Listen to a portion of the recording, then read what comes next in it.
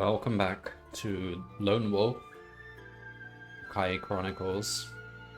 We are on book 9, The Cauldron of Fear, having just completed book 8, so we go up a rank just for this one run.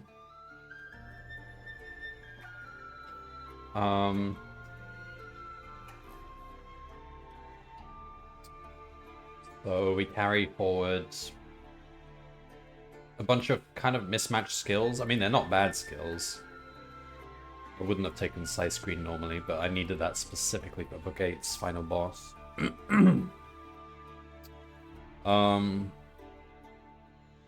Take a broadsword, so we might as well take skill in broadsword. Lantern, elixir, quiver, fire seed. Pass. Alright. And we have pretty good combat skill.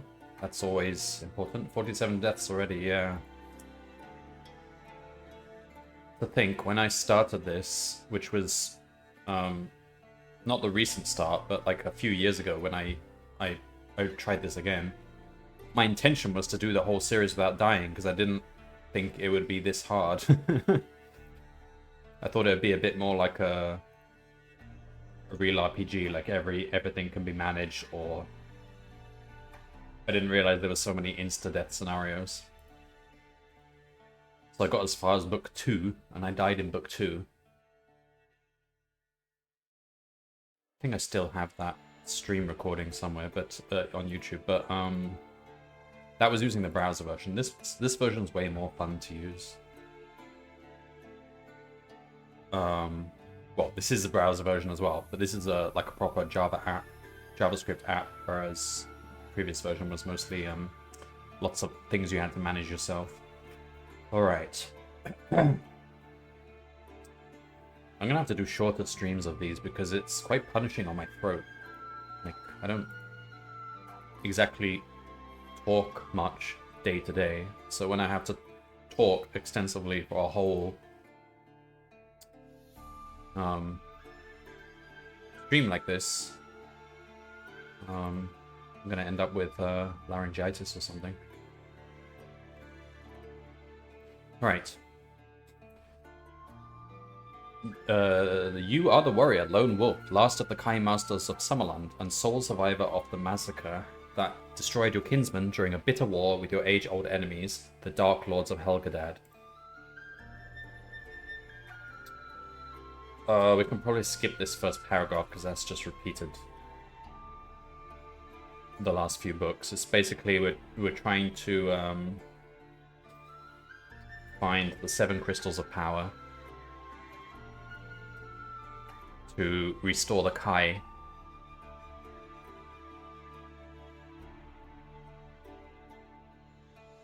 And then it's just telling us what we did recently. Kazan Oud, yeah, blah blah blah.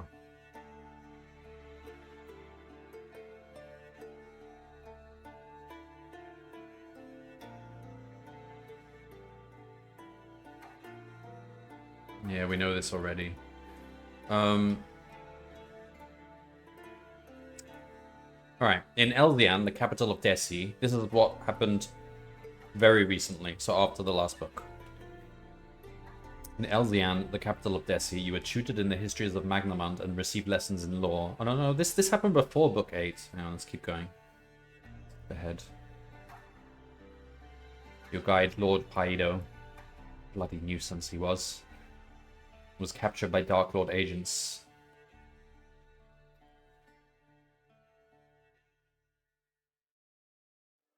Alright, here's what's relevant. Several lands, after brief but futile resistance, had been overrun completely by Darkland armies. Others had surrendered without fighting in the face of their determined might, and sadly there were others who chose to betray former friends and allies by joining a Dark Lord cause, in the misguided hope that they would share in the spoils of victory, following the triumph of Dark Lord Gnag. Is it really misguided hope? I think they probably made the right decision. One such land was Vasagonia, a powerful desert realm to the north of Desi. Already her armies had invaded the neighboring territories of Kashion and Cloesia, were preparing to march through the Republic of Anari in order to join Gnag's horde now advancing across the plain of Slovia. The thought of such an eventuality filled the elder Magi with dread, for the Lawstone you must find next lies deep below the streets of Tahu, the capital of Anari, in an ancient city built during the dawn of Magnamund. If Tahu were to fall before your arrival, the chances of you completing your quest successfully would be slim indeed, even for a warrior of your renowned skill and daring. Great. I'm just getting a coffee.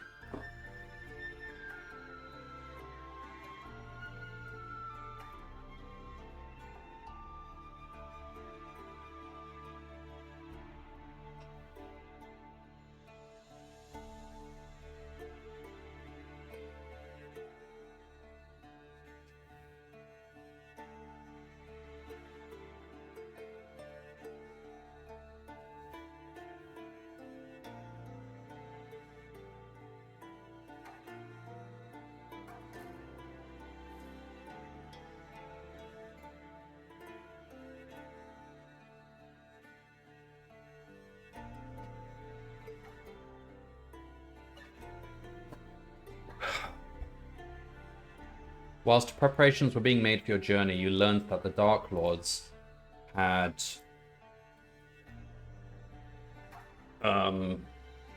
attacked and captured Rannon, the southernmost province of your homeland of Summerland. The news of this calamity shook your resolve and filled you with the desire to forego the journey to Hu and return home without delay. The Elder Magi implored you not to abandon your quest, and you faced a difficult and crucial decision. Which should you honor, your vow to complete the Magna Kai quest or your oath of loyalty to your king? I mean, we're still keeping our oath of loyalty to the king by, like, saving the world. That's the point of doing the Magna Kai quest, so we can save the world, right? An oath which pledged your service in the defense of the Sun Realm. Stop making oaths to everyone. You're supposed to be a lone wolf.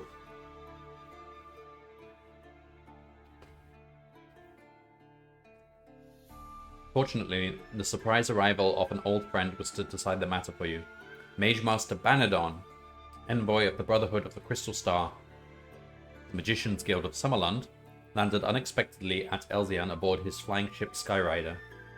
He and his dwarven crew were warmly greeted, for Banadon, a frequent and favored visitor to Desi, was highly respected by the Elder Magi for his mastery of new magic.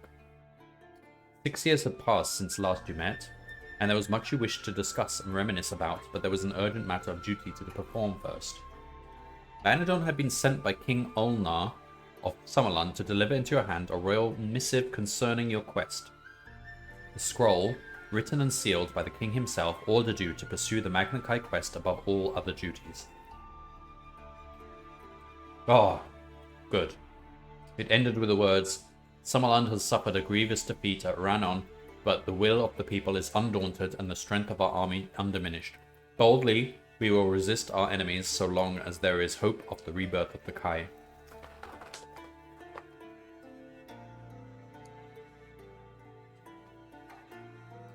If you want to help me get the Lawstone, send an entire army to the next Lawstone. I'm having to do this by myself. And don't send Lord Paido. I need an entire army. Or is it like a Frodo Baggins situation? Only like a lone wolf could really get behind the defenses. Yeah, but Frodo went with Samwise. He wouldn't have done it without Samwise. But we were given Lord Paido, and he screwed us up at every turn.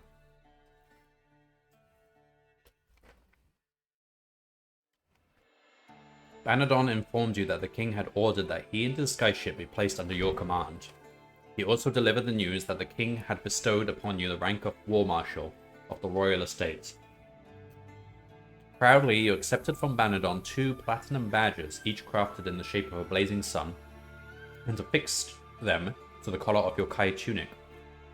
They signified that you were now a general of the Somlending army, the youngest general there had ever been. The honor bestowed upon you lifted your spirits, and the news that Banadon would be joining your quest helped greatly to allay your fear of the dangers that lay ahead. For 2 years, Banadon had lived in Tahu as journeymaster to his guild. His knowledge of the city and of the Tahu Cauldron, the entrance to the ancient metropolis, which lies buried deep beneath the city's streets, would be especially useful. On the eve of your journey to Tahu, the Elder Magi convened a meeting of the High Council. A golden torch was lit and placed in the center of the great cylindrical council chamber as a symbol of their hopes and prayers for your success. This torch shall burn so long as you, Lone Wolf, pursue your destiny along the path of the Magna Kai, said Lord Ramoa, Speaker for the High Council.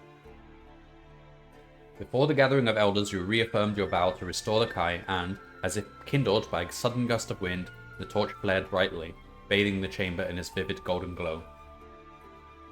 As one, the elders rose from their seats and intoned their blessing. May the gods Ishia and Kai protect you on your journey into darkness, Korskan. When have the gods ever helped me at all?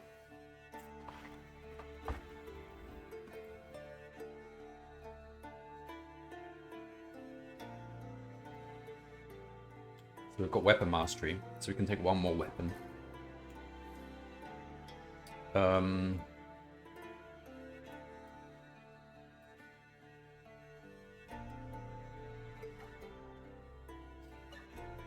I don't know, just like spear or something. Alright, so we can take one more. Alright, it's got to be hunt mastery, because we need that +1 combat.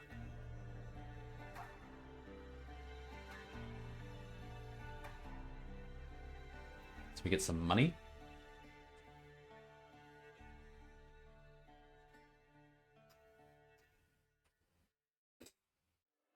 You can take up to 5 of the following.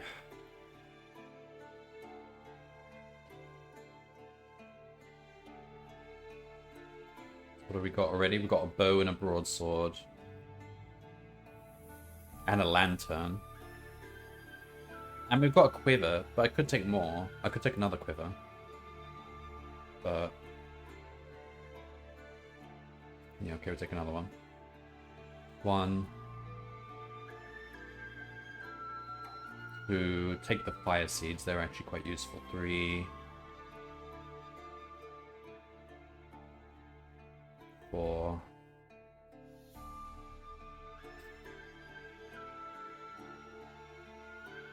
We don't need meals, but...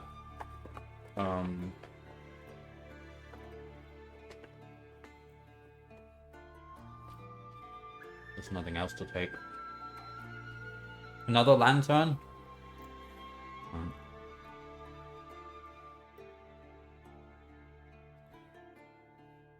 You never know when you might lose one.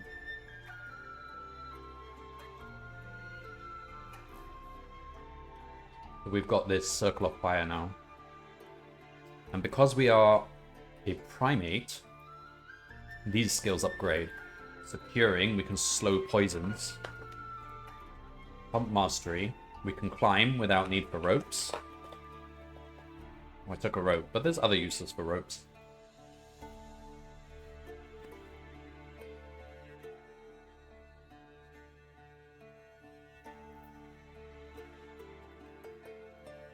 Alright. Ready to go. Let's take a look at the map first. So we're going to Tahu.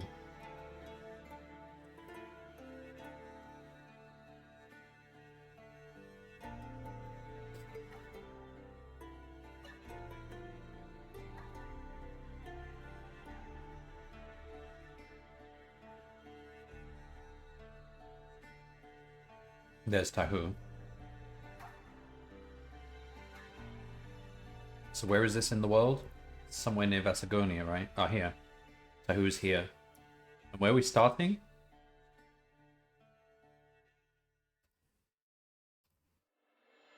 Oh, we're starting from Eldian, so we're like...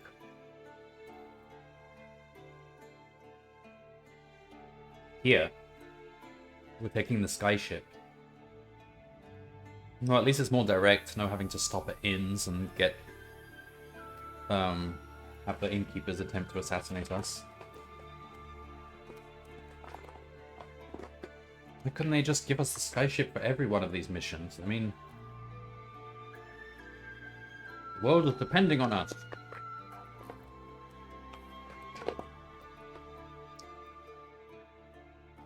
Alright, I'll just get my coffee.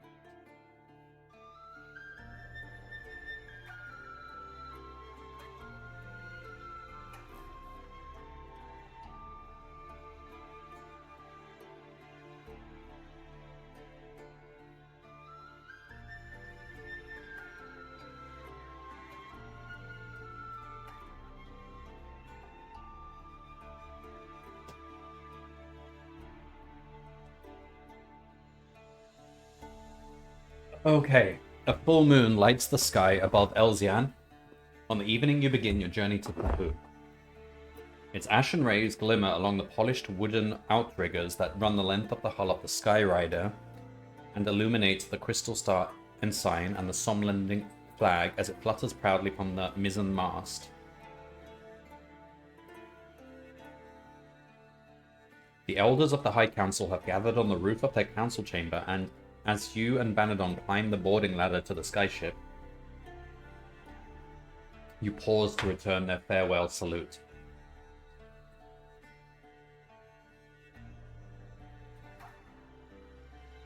This should be like the Final Fantasy like part of the game where you get the airship and now you can go everywhere in the world. We can turn to whichever book we want to do next.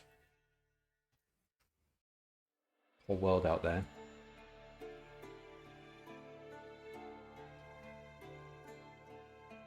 That would be a cool way to do it. I mean, these books were published like one by one, so... The Elders... whatever. Bosun Nolrim, senior member of Banadon's crew of dwarves, welcomes you and his captain aboard.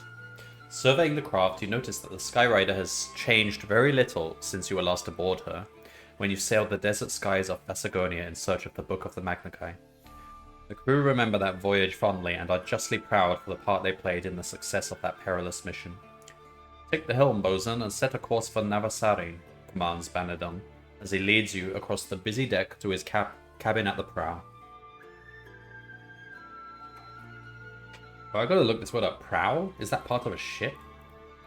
I've seen it multiple times now.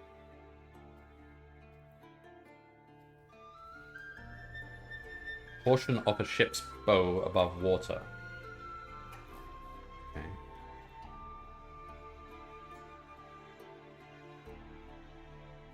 Swiftly the lights of Elzian vanish as the Skyrider speeds into the night. A mile below, the jungle of Desi and the barren peaks of the Zulun Mountains race past beneath the keel, but in the comforting warmth of Banadon's cabin you feel no sensation of movement. Only the hum of the powerful engine indicates how rapidly you are traveling.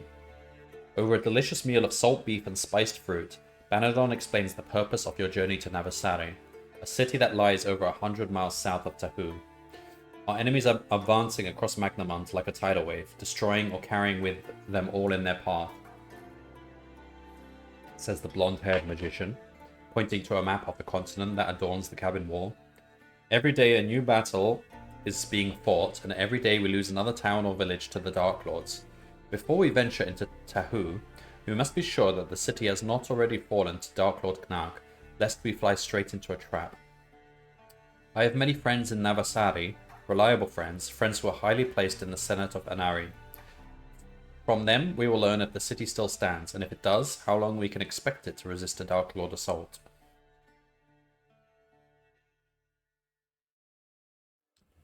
Mid-morning of the following day, the lookout catches a glimpse of Navasari as the Skyrider emerges from the Yajo Pass.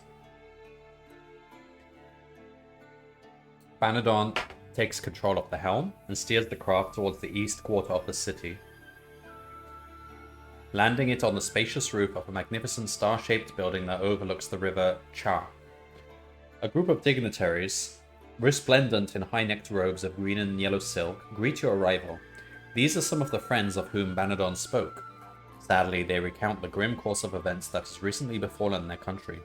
In the far north, the town of Ressa was destroyed, and its people massacred by an army of Jaks. 2 days later, a similar attack was launched by a Vasagonian army against the town of Gila. They swept along the Anari Pass, burning and looting every village through which they rode, and giving no quarter to those who dared resist them. 3 days ago, on the western border, a fierce battle was fought at the Slovian town of Lovka, control of the bridge across the river Churdas. Shortly before midnight, the might of Dark Lord Knarg's horde fell upon the beleaguered garrison. They fought bravely, but by the dawn of the following day, all that remained of the town and its defenders were an acre of scorched earth and a cart full of charred bones. The 3 enemy armies are now advancing towards Tahu. President Poltuda, the head of state, has ordered the evacuation of all women and children from the capital and has begun strengthening the city's defenses to increase its chances of withstanding the impending siege. When Banadon tells of your intention to go to Tahu, one of his friends offers a few words of caution. It would be unwise to attempt a landing at the capital, he warns. Heavy bolt throwers have been positioned on every rooftop and tower in case the city is attacked from the air. Well, they must have a system for friendly ships to land. The Dark Lords captured Swentina in such a fashion, and the Tahuese have learnt from their neighbours' misfortune. Skyships rarely visit Tahu, which makes it all the more likely that your craft would be mistaken for a hostile attacker. I mean, there's got to be a system. Whatever. After long deliberation, you and Banadon decide to leave the Skyrider in Navasari and journey to Tahu by horse. Nolrim is left in charge of the craft and crew with instructions to wait here for your return. If Tahu is besieged, and he has not received word from you after 2 weeks, he is to return to Desi and report that your quest has failed. Alright.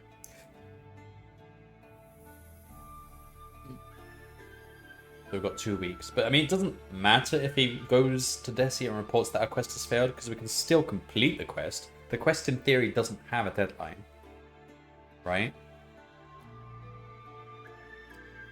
Early next morning, you and Banadon climb into the saddles of 2 white Anarian steeds provided by his friends and set off on your 2-day ride to Tahu. Less than an hour after leaving Navasari, you see a long line of wagons approaching.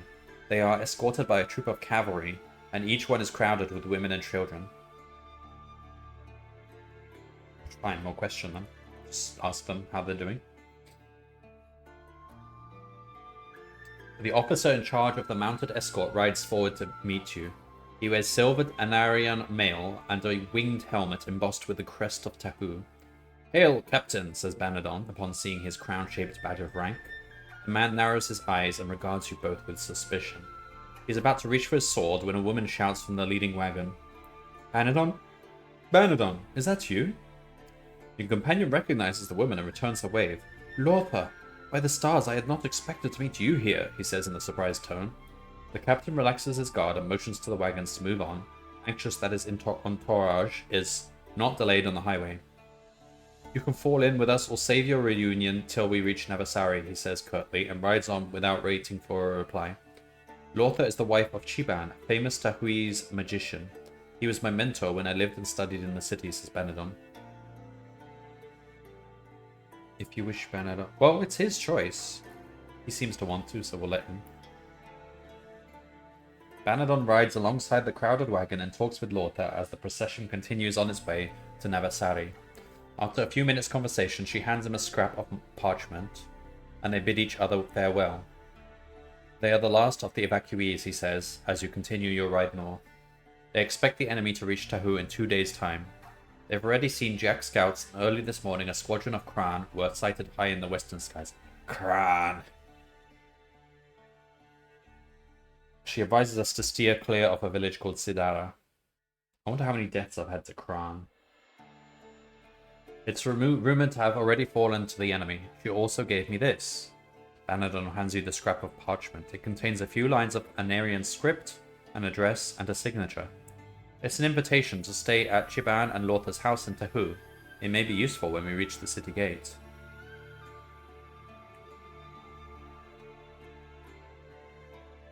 Wait, there's a maximum number of special items? I've never hit it. I don't think we're anywhere close to it.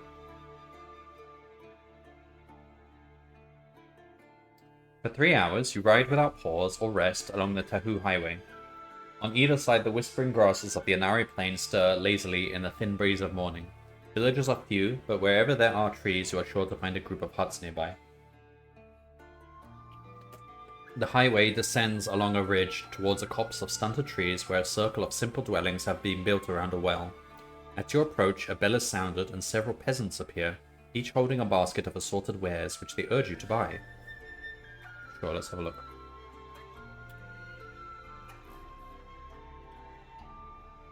The villagers swarm around you like hungry locusts, pleading with you to buy their humble goods. Most of the baskets contain food with a greasy, off-putting smell, and small earthenware flasks full of boza, a pale yellow wine with a bouquet like sour milk. Those villagers that are too poor to offer any goods at all simply cup their hands and beg for money. Let's get a flask of boza, why not? Try the local drinks.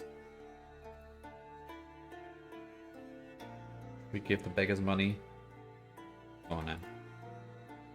Drop the money you wish to give to the villagers. If you give them 3 gold crowns or more...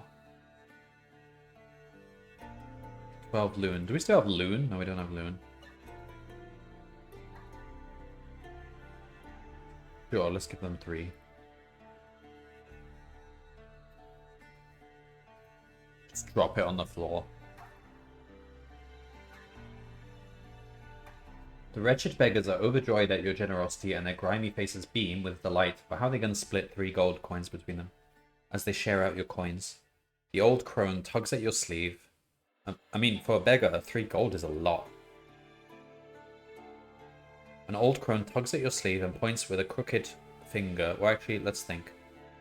They were probably overcharging us anyway, but they were offering, like, what, 2 meals for 1 gold coin?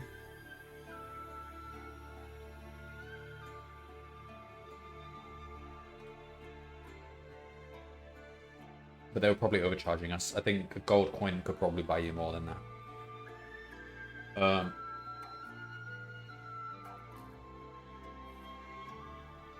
The old crone tugs at your sleeve and points with a crooked finger towards a small wooden hut set apart from the rest. She says it is the home of their shaman, the village holy man. She offers to take you to him to receive a blessing.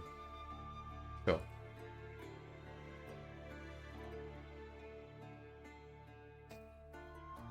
With a bony fist, she raps loudly on the door of the hut. Inside, a croaky voice bids you enter, and she tugs at your sleeve impatiently, urging you into the foul-smelling hovel.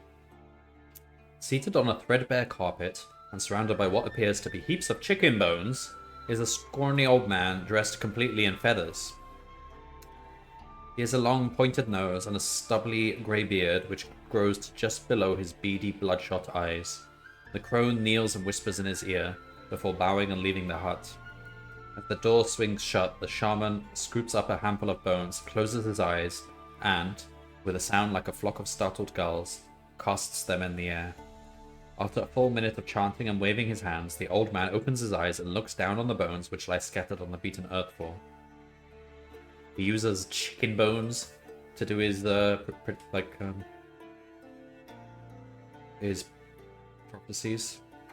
You have many enemies, Northlander, he says, his hook-like fingers tracing patterns around the bones. Powerful enemies. They plot to prevent you from walking your chosen path, for that path will lead to their destruction.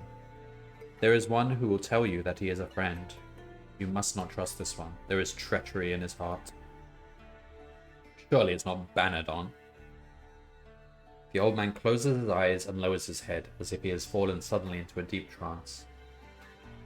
He said, like, future tense, so it's probably not Banadon. You try to awaken him, but he does not respond, and eventually you decide to take your leave.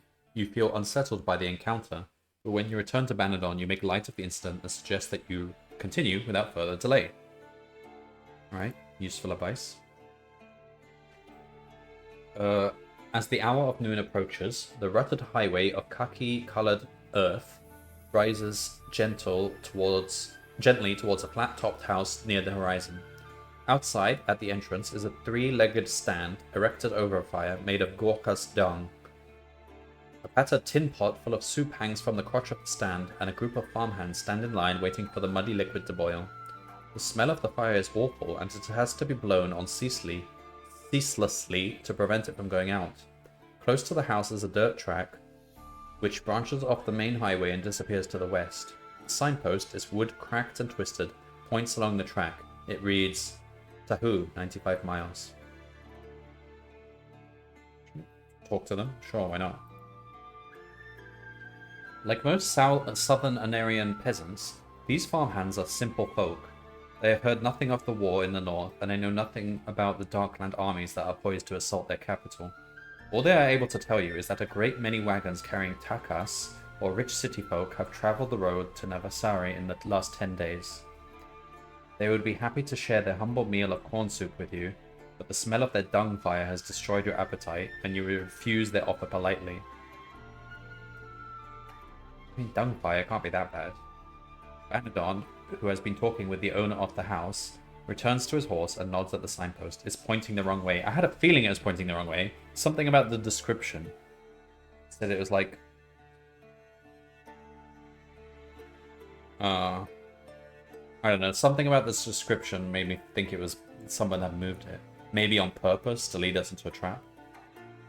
A few days ago, one of the Takas wagons ran into it and nobody has bothered to fix it yet. With a wave, the farmhands bid you farewell as you urge your horses back onto the highway.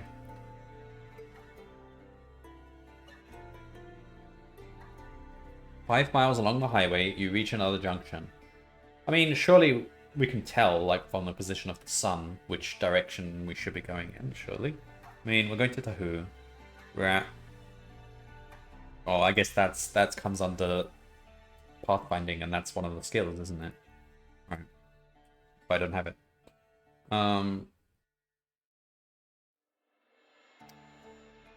Hidara, 5 miles. Let's have a look at the map.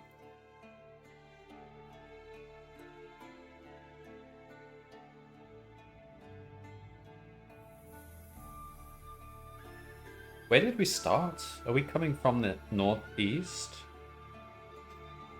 I think we're coming along the Inari Pass, or... There's no Sidara. These maps are not big enough. Alright, we have to use the big map, don't we?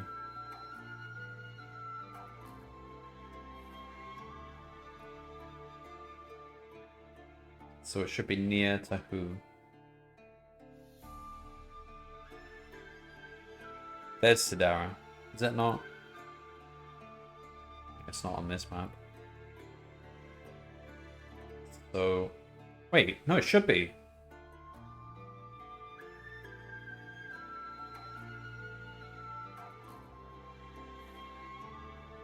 Wait, Sidara is in this location, but it's not on this map. What crappy map? Sidara is north of Navasari. That's Navasari. Sidara is here. They don't even have, like, the most basic, like, symbol or something. And it's literally a place on your map. Oh, well, okay, to be fair, somebody gave us this map. So they may not have been the best map maker. And they didn't have Google Maps back in those days. And even Google Maps gets things wrong. I've had to file corrections to Google Maps sometimes when I find roads that don't exist or buildings that don't exist. Okay, fine. I know where we are. Let's check out Sidara then. The track takes you to the outskirts of a small river village. It looks deserted, but as though the inhabitants have left in a hurry, taking nothing with them. A window shutter slams repeatedly in the distance, and you feel the chill of premonition as you ride along the empty cobbled street. As you approach the river wharf, you suddenly hear new sounds Sounds that make you stop your horse dead in its tracks. You can hear the harsh voices of Jack's soldiers. Oh boy.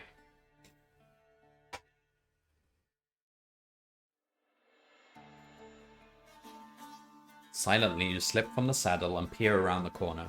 In the middle of the street beyond, a company of Jack's scouts are sifting through items they have looted from the village.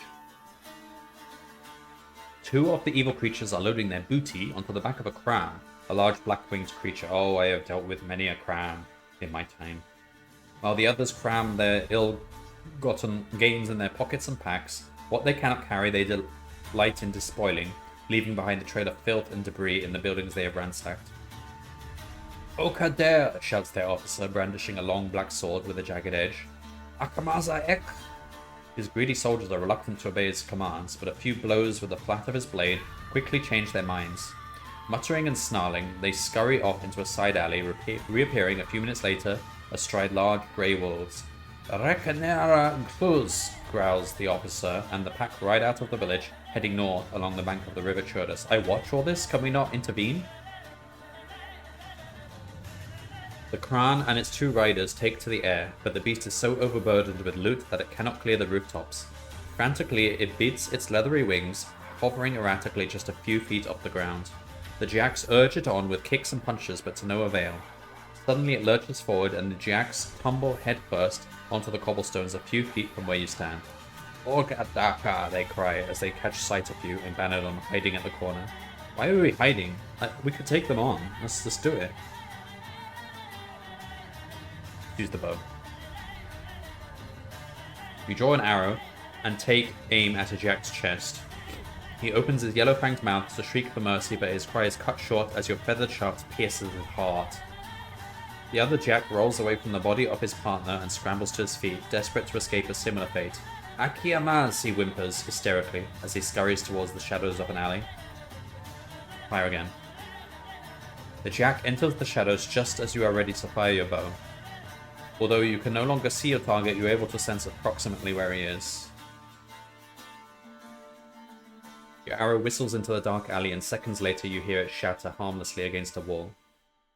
As the rapid footfalls of the Jack fade into the distance, you curse his escape, for you feel sure he recognized you. When he catches up with his unit and tells them what has happened here, they are likely to return with an entire army. Uh-oh. How could he recognize me? From where? 6 years ago? Has he ever met me? Wisely, you decide to leave. You remount your horse and follow the track that leads out of the village. The track descends into a shallow valley, passes over a wooden bridge across a stagnant stream, and climbs towards the ridge of the hill. Passing over the crest, you come to a junction where the track joins a main highway. A whitewashed stone marker points to the left. Tahu, 90 miles. Okay.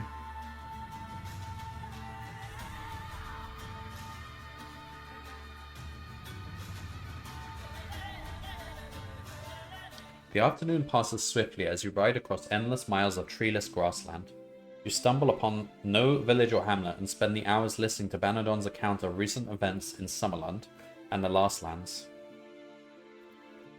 3 years have passed since you were last in the land of your birth, and you are hungry to hear all that has transpired since then.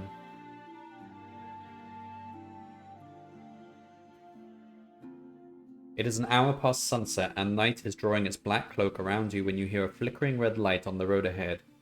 It is the village of Chadi. A great fire roars in the heart of Goyuk's tavern in Chadi, inviting the travel sore to stop and warm their weary bones. You decide to stay overnight, and as soon as you have stabled your horses, you enter the tavern to ask the price of a room. The tap room is surprisingly quiet.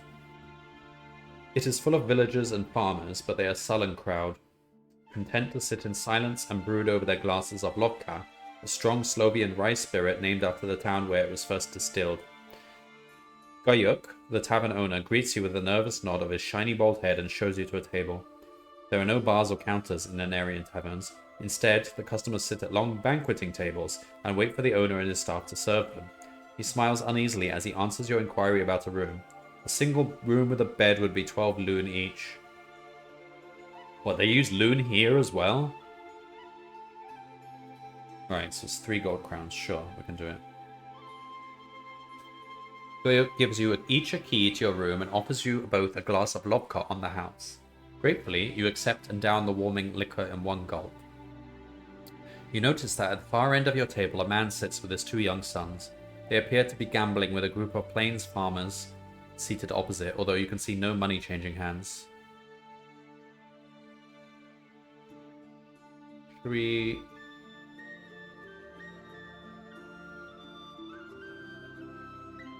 They're playing a game or something? Yeah, let's join them. The father and the farmers are taking it in turns to ask each other riddles. Oh, they love their riddles, don't they? In Inari, it is forbidden to gamble for money on games of chance, but the Wylianarians get around the law by devious means. They gamble on being able to answer riddles correctly, which demands exercising skill rather than chance, and they wager goods, and sometimes their services in place of money. By the time you join them, the father and his sons have amassed quite an assortment of valuable items, and the plains farmers are clearly anxious to win back some of their lost possessions. Yeah, let's do a riddle. It is the father's turn to ask a riddle, but firstly you must decide on your stake. You can choose to gamble either 1 special item or 3 backpack items. I can give away my pass. If you should fail to answer the riddle correctly, you will forfeit the item you have staked. If you answer the riddle correctly, you will win the chance to pick any 2 items from the father's hoard of valuables. A hush descends as you wait for the riddle patiently. The father, whose name is Khmar, draws his dagger from its scabbard and lays it on the table. Then he rests his hand on the shoulder of his eldest son and says, "This dagger is now half as old as my son Lowen was when the dagger was new. Lowen is now 15 years old. How old is the dagger?"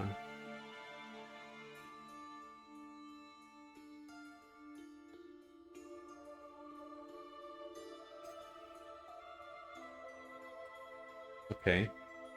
So the dagger's age is now half of what? So let's say the dagger is X. So when the dagger was new, that was X years ago. And Lowen was 15 minus X years old.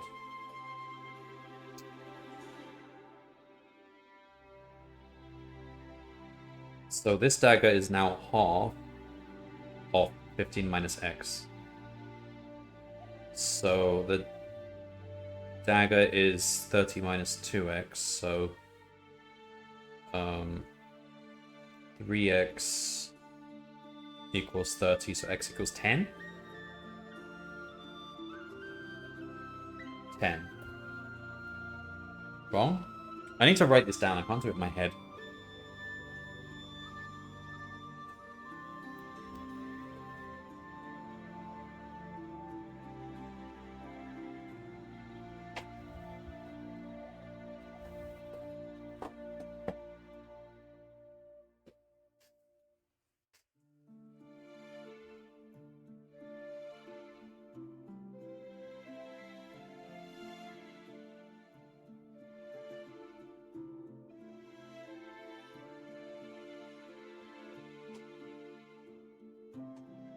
Alright, so let's do this again. So the dagger is X years old right now.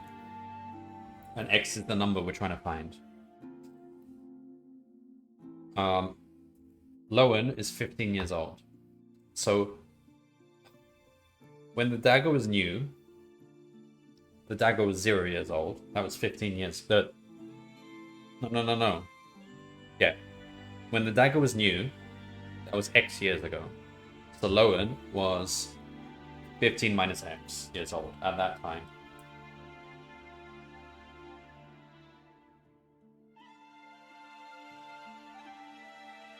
So this dagger is now half as old as 15 minus X. So X equals... yeah, half of 15 minus X. Ah, okay. So 2X equals 15 minus X. So 3X equals 15. There's 5. I doubled it by accident. There we go. You have answered the riddle correctly. And Command displays its collection of valuables from which you may choose your winnings.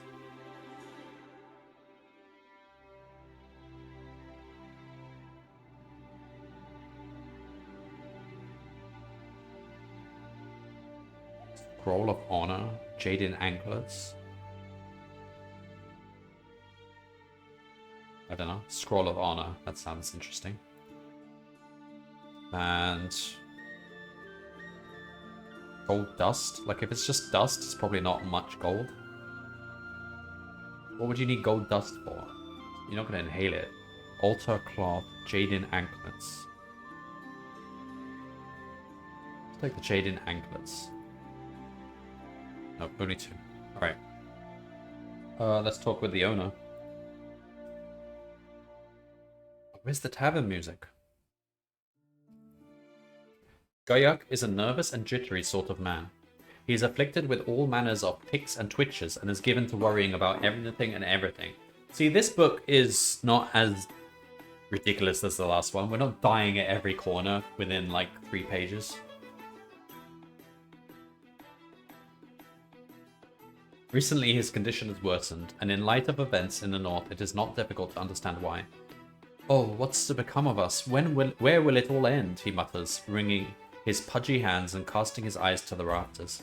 Every day for the last 2 weeks, wagons filled with women and children have been leaving Tahu for the south, yet the Senate tell us nothing is wrong, that we should go about our business and not concern ourselves with city affairs. Well, I, for one, am not fooled. I tell you, they're keeping us in the dark about what's really happening, and I'm not going to wait around to suffer the consequences. I'm closing up and moving out at the end of the week. And if you 2 gentlemen would take some friendly advice, you'd be wise to do the same. Someone in the tavern is calling for more love. Before you can question Guyuk further, he snatches up a bottle and scurries away to serve his thirsty customer. Should we order some food? Do we have much money left? Yeah, go on.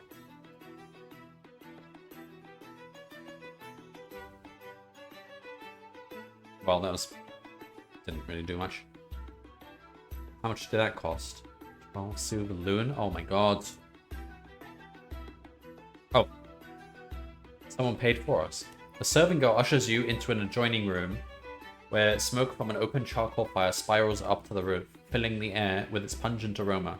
You seat yourselves at a round oak table, and the girl brings 2 plates loaded with broiled gorka steak and roasted parsnips. Oh, that sounds good. I haven't had parsnips.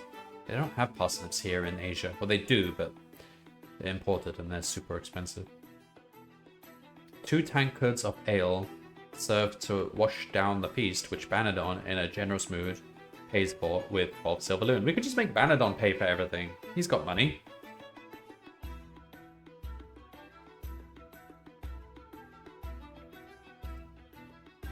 Principalin? Alright, stop reading ahead. The room, which overlooks the courtyard and stables, is small, yet surprisingly clean and comfortable.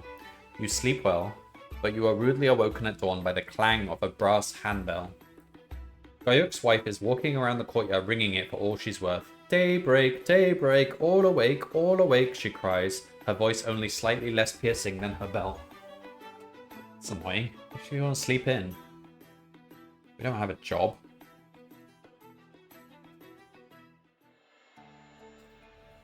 Quickly, you wash and dress before gathering together your equipment and heading for the stables. Banadon is already there, having risen before dawn to prepare the horses. The sky is cloudless and the air is warm and still as you ride out of Chadi. Open grasslands stretch before you, broken occasionally by the low, whitewashed farm buildings and peasant dwellings. It is noon when you arrive at a mass of standing stones that line the highway approaches to the village of Thea. Banadon recalls a local legend that the Black Zakan of Vasagonia once came to wage war on the defenseless inhabitants of Thea who had no army. The besieged people offered up prayers to the goddess Ishir, who was sufficiently moved by their plight to cause the wicked Vasagonians to become petrified right where they stood, clad in full armor and grasping their weapons. It strikes you that the Theans may very soon have cause to pray for Ishir's help a second time. A mile beyond the village, you see a cloud of dust on the highway.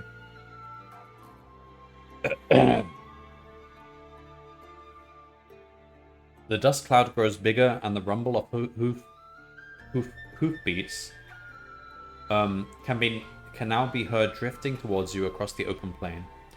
20 lightly armored riders approach, their lances bearing blue pennants embroidered with the arms of Tahu, their faces stern and unsmiling beneath the peaks of their winged helmets.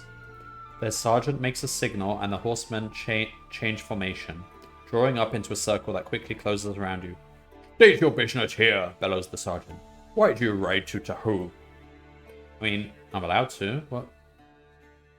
At first you are suspicious of their identities, but your basic Kai sixth sense confirms that these men are genuine Anarian rangers.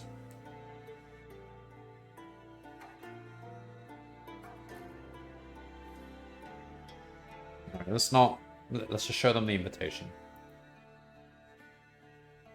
The burly sergeant snatches the parchment from your hand and studies it carefully. Without raising his head, he asks how two Northlanders came to possess a personal invitation to one of Tahu's most respected households. "Because I was invited. That's how an invitation works." When Banadon explains your meeting with Lortha and how he was once a student of Chiban, her husband, why do we have to explain all this stuff? The sergeant somewhat reluctantly accepts your story and returns the invitation.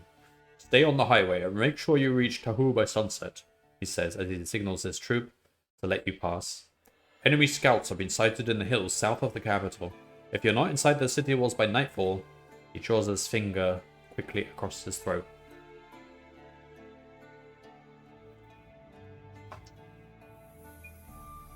Finger to the throat means death. You thank him for his advice and watch as he and his troop wheel away and ride south. You pocket the invitation and glance apprehensively at Banadon before pressing on with your own journey north. It is late afternoon when you see the Tahu Hills. They appear like a mirage on the horizon, shimmering beyond the haze that rises from the sun-baked plain. Without stopping for food or rest, you hurry across the hot grasslands and follow the highway as it descends towards the mouth of the pass. A stone watchtower guards the entrance to the hills, and a cluster of whitewashed huts lie huddled around its base. Tutelary, come on, we're not going to have that. Your suspicions are aroused as you ride towards the watchtower. No flag flutters from its battlements, and no guards appear to challenge your approach. You pass along a roadway littered with clothes and belongings, and the settlement looks deserted. It is as if the inhabitants have left in a great hurry. You're about to spur your horse to a canter when your Kai instincts warn you that danger lies ahead. Like demons from a nightmare, a host of snarling jack wolf riders burst into view, streaming out from their shadowy hiding places behind the empty huts. They thunder towards you on every side, shrieking and thrusting their spears at the darkening sky. Sure, let's use the bow.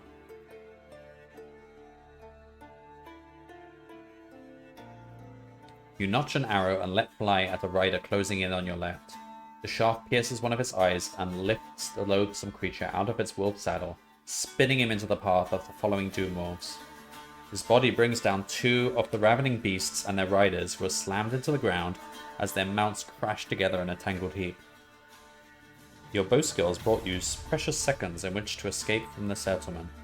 Banadon gallops past, his loose robe streaming out behind him like a pair of blue wings. You dig in your heels and urge your horse after him, with the shrill clangor of Jack war cries ringing ever louder in your ears.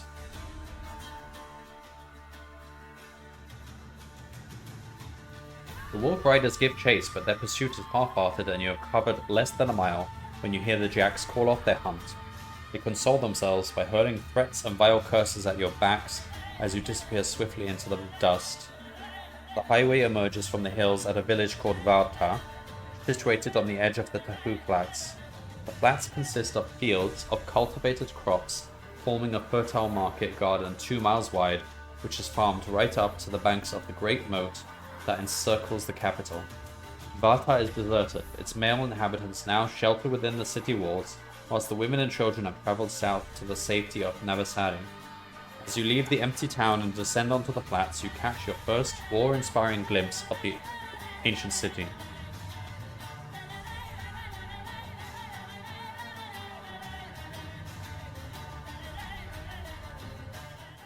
Tahu, an ancient stronghold containing a vast city, is a formidable and wondrous sight in the moonlight. The imposing walls and towers of red stone and grey rock assume the softening sheen of velvet, and the city is often referred to as the Velvet Fortress. Beyond the towers and high curtain wall, you can see 1,000 spires and minarets grouped as thickly as the trees of a forest. Tiny lights twinkle in countless windows and portals, adding to the splendor of the mighty capital. Near to the city's south gate, the highway is flanked by beacons which illuminate those who approach the gatehouse. A drawbridge spans a moat of black water, and as you ride across, a bell tolls from the portcullis archway ahead. 2 civilian riders at the south gate, yells a soldierly voice. Raise the postern, shouts another. There is a clatter of chains and a scraping of stone. You watch the portcullis, expecting it to rise, but it does not move. Instead, a narrow portal appears at the base of the wall, and an armored guard steps from the shadows. He motions you to enter, and you follow Bernardon along a corridor of stone, leading to a secure enclosure. You glance upwards to see the faces of a dozen soldiers, peering down at you from behind a parapet that encircles the high enclosure walls. All of them grasp loaded crossbows, which they train on you as you move. Then a small gates creaks open, and 2 guards appear, armed with broad-bladed spears. Who are you? One demands in a gruff tone. Why do you seek entry to Tahu? Sure, let's show them the invitation. Guards inspect the invitation, their expressions conveying their doubt that the signature it bears is genuine. They order you to dismount, and one of them hurries off to summon the gatehouse commander. Fortunately, when he arrives, he recognizes Lortha's mark and allows you to leave the enclosure, although he impounds both your horses. You protest and demand that they be returned, but to no avail. Orders of the Senate, says the commander offhandedly, an emergency decree. All horses belonging to the civil population must be delivered into the care of the garrison stables until the state of emergency is lifted. Fine, whatever. Reluctantly, you allow the guards to take your steeds, and as they are being led away, the commander hands you each a piece of vellum stamped with a date and a number. Receipts, he explains, his tone noticeably more friendly. You pocket your receipt. And are about to walk away when he calls out, report to the citadel first thing in the morning. You will be allocated your battle positions for when the enemy attack. Yeah, whatever. Leaving your horses and Southgate Tower behind, you enter a wide avenue flanked by workshops and houses, all built of red stone or rock sheathed in red plaster. The buildings themselves are small and densely packed, yet each one, no matter how humble, has a spire or tower that soars into the sky. The large, sleepy-eyed heads of stone dragons gaze down from the balconies of minarets, crowned, either with bulbous, onion-shaped domes of copper or with platforms housing engines of war recently installed. Vanadon points to an eating house and suggests that you stop there for some refreshment. Cuban's house is more than an hour's walk from here, and you're ravenous after your long ride. Sure. The eating house is crowded with soldiers. They sit at benches drawn up to long oak tables or sprawl around a log fire that crackles in a broad stone grate. Your entrance causes them to pause in their noisy conversations as they look you up and down. However, their curiosity is soon satisfied and they return to their feasting and boasting. This way, gentlemen, beckons the owner and leads you through the crowd to a table in the corner of the high-ceilinged room. Vanadon hands him a clutch of silver loon, and the jolly red-cheeked man waddles away to fetch you food and ale. The soldiers are dressed in a variety of uniforms, many of which you recognize to be the tunics of mercenary regiments from the Stormlands. 2 of these soldiers of fortune share your table. They talk in hushed tones and cast nervous glances at another group of men sitting near the fire. Sure, let's talk.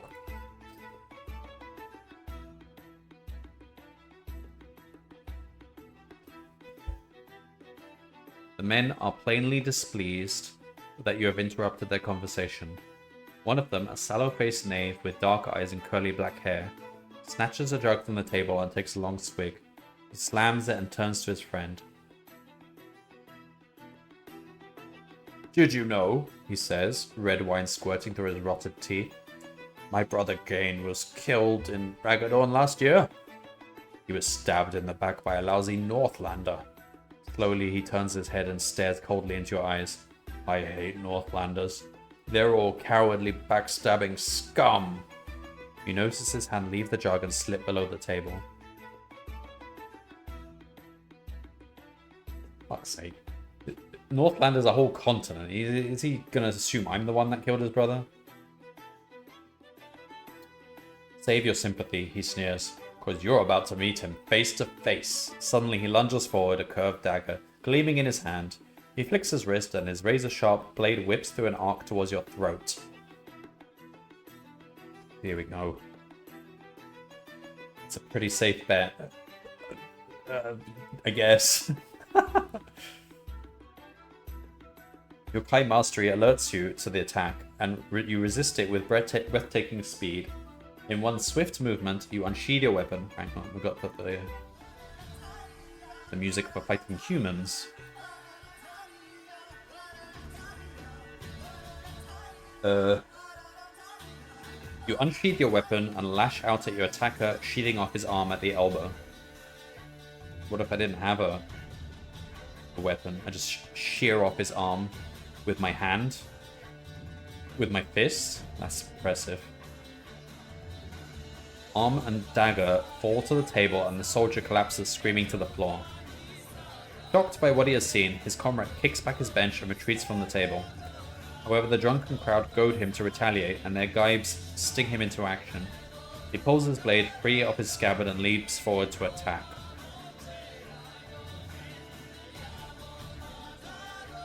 Alright. Should be easy enough. What are we using? Broadsword.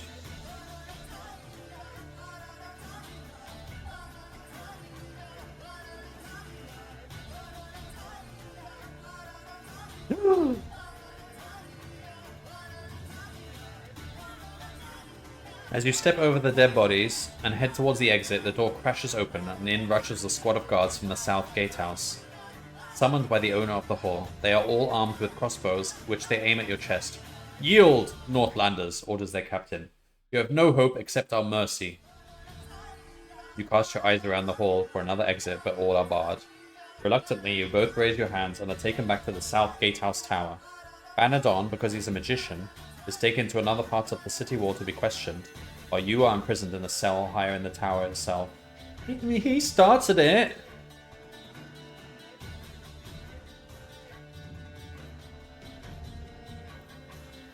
We got nothing. Oh, we kept our fire seeds. Interesting. That's gotta be a bug.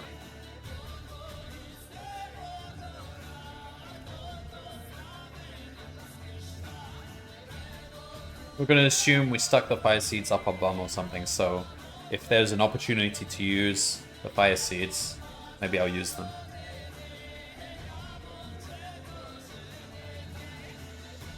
Don't let them explode. Ah, that would be cheating. We're not going to use the fire seeds. Oh, at least we keep our gold, I suppose.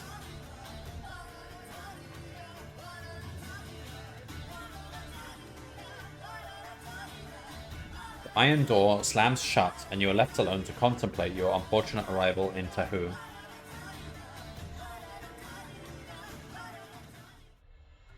The cell is narrow and damp, with patches of mold that discolor the red stone walls. The uneven floor is strewn with filthy, moldy straw, and the stale air is heavy with the stench of rotting food and sewage. The solitary window is crisscrossed with bronze bars, green with age, and below it 1,000 scratches record the passing days of another visitor that fell foul of the gatehouse guard. Anxiously, you cast your eyes around this filthy prison, searching for a chink in its armor that could lead to escape.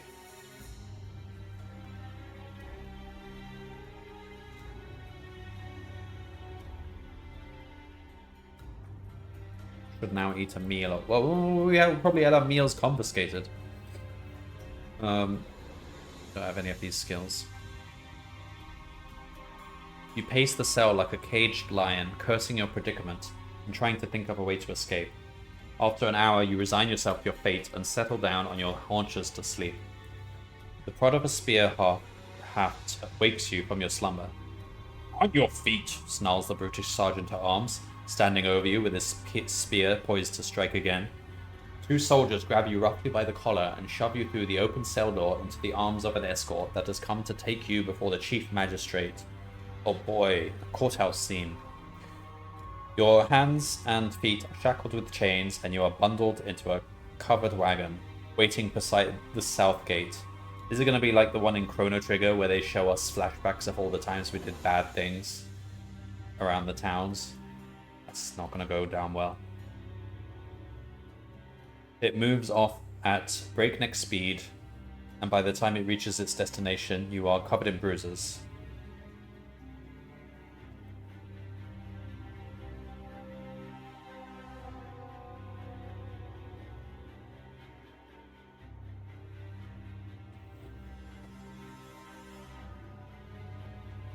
The courthouse of the chief magistrate is a grim, grey building.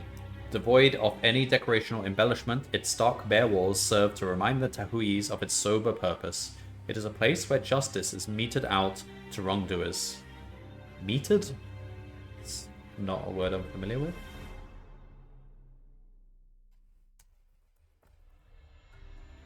Meet, dispense, or allot justice. Okay.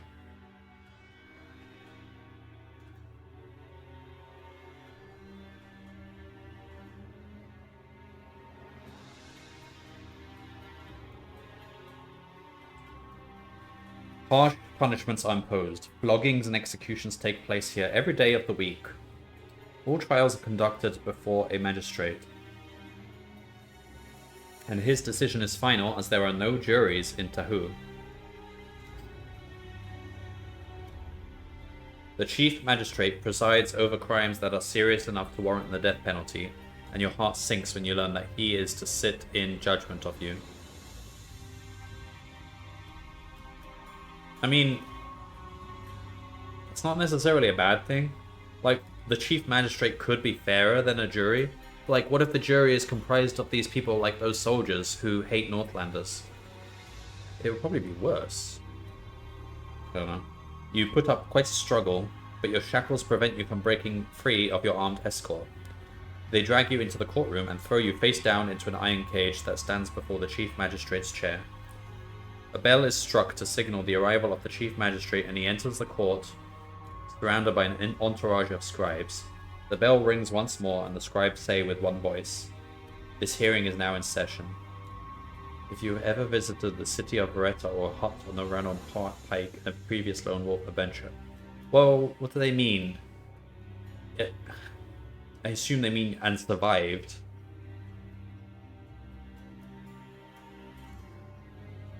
But that's so long ago, like, you're not really going to survive all that time. I mean, we have, but it hasn't recorded that. But it depends how you use this thing. Like, if you restart a book from scratch, then you won't have that recorded. Alright, we'll assume you have to have survived. Arrogantly, the Sergeant-at-Arms presents the case against you, but Chief Magistrate Gwinian is unimpressed with his account of your crimes. "Do you not know who it is that you have brought before this court?" he asks. The sergeant looks puzzled, and a thin film of sweat breaks out on his reddening face as his confidence begins to crumble. After a long and embarrassing silence, he replies, "No, sir. This is Lone Wolf, the last Kai Master of Summerland. Have you not heard of this man?" "Yes, sir," he replies hoarsely, scarcely able to believe what he is hearing. "I order his possessions to be restored to him forthwith, and all charges against him to be dropped." The bell is rung to signify the end of the hearing, and the courtroom is cleared. Well, that was easy. We didn't even have to testify or anything. See, if it was a jury, we would have been screwed.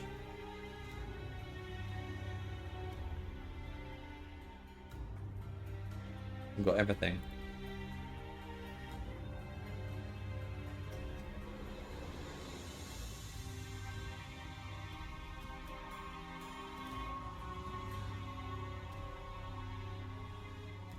Nice.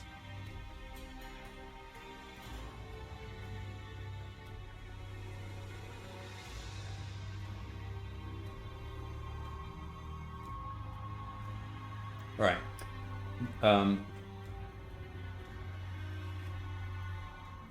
The Elder Magi sent word of your coming, Lone Wolf, says Quinian. They knew of my appointment, and we get to cut someone's arm off. Yay. They knew of my appointment to the city judiciary when I came to live here 2 years ago. My home, the halls of learning in Veretta, was destroyed by a fire set by agents of the Dark Lords. Like yourself, I am a sole survivor, the last of my order.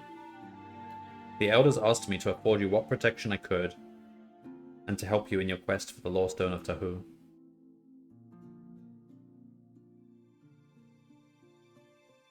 They knew I was going to end up in jail at some point. That's why they appointed him.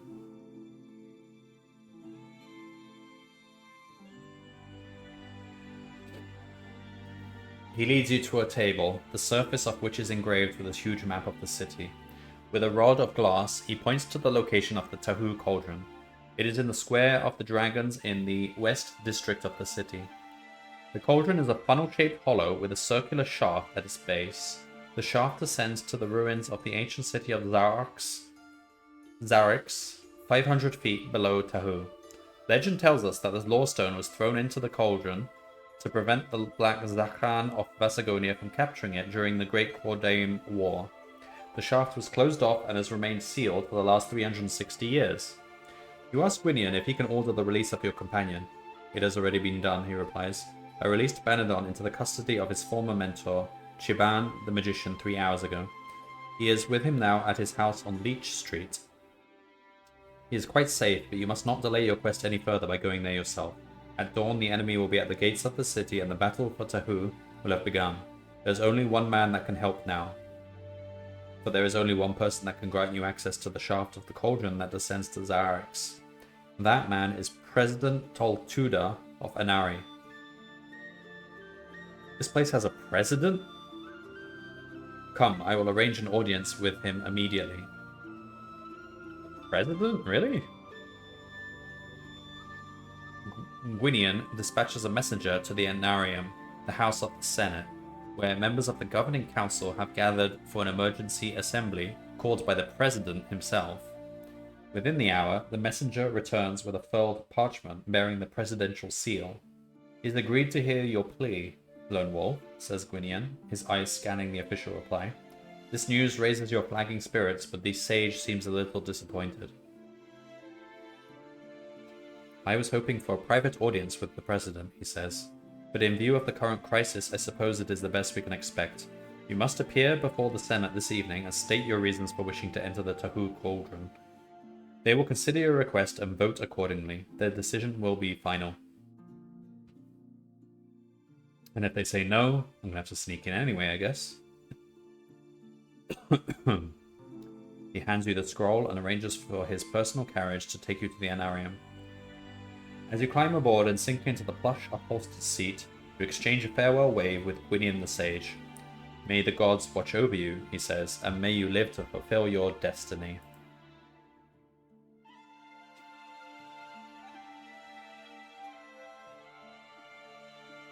The great flagstone precinct at the entrance to the Anarium is packed with hundreds of people. Senate officials, soldiers, and citizens crowd the steps that give access to the grand foyer and outer chambers of the hall. You notice that a side entrance is being used exclusively by armed army scouts who arrive with dispatches and leave with orders for the lookouts hidden in the surrounding hills. You take a calculated gamble and order the carriage driver to draw up at the side entrance. This bold move pays off. Upon seeing your presidential scroll, not only do the guards allow you into the Anarium, but you are escorted to the appellant's gallery inside the assembly hall itself.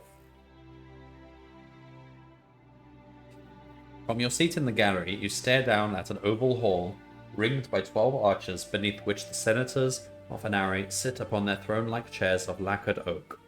President Toltuda occupies a seat in the center of the hall and presides over a heated discussion that is raging back and forth. Having heard all sides of the argument, he calls for a vote, and the issue is decided by a show of hands. We now come to a quite extraordinary matter which has been raised by one of our most eminent citizens, says President Toltuda, introducing your appeal to the Senate. He turns to the gallery and calls out, Some lending lord, Lone Wolf, please make yourself known to the assembly.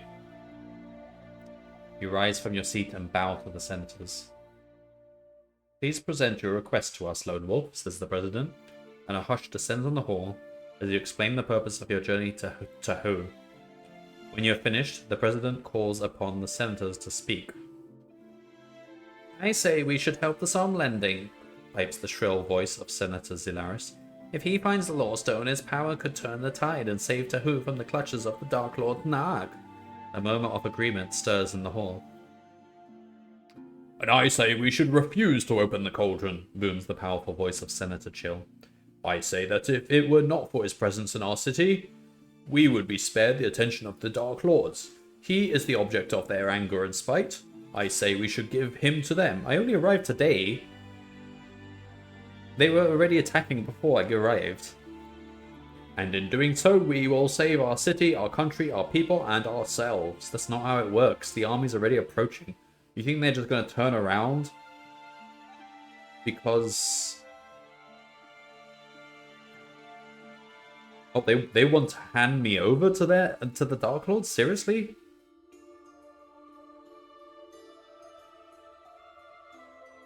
You really think they're just going to cancel their attack on the city after you hand me over? After they've wiped out Ranon and all those other cities nearby for no real reason? A surge of support echoes from the archers, and your skin prickles at the thought of what could happen. President Holtuda calls for a vote to decide whether the Senate should allow you to enter the cauldron or use you to bargain for peace with the Dark Lords. Really? Tensely, you await the result. The votes are cast and counted, and the Senate is split evenly. 6 votes for you and 6 votes against. The decision now rests with the president himself. It should be a clear majority. He must cast the deciding vote. Oh no. It's a random pick. It's exactly 50-50.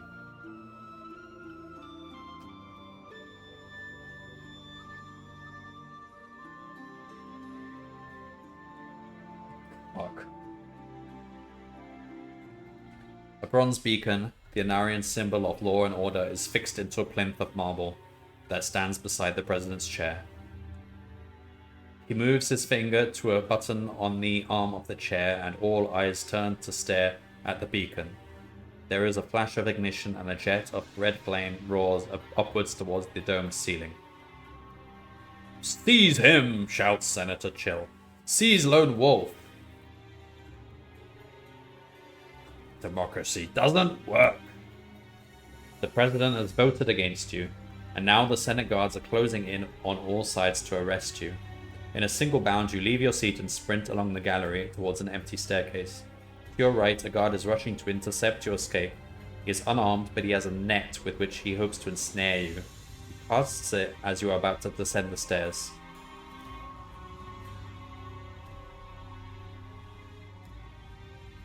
Oh, we got a good chance here because we got both these things.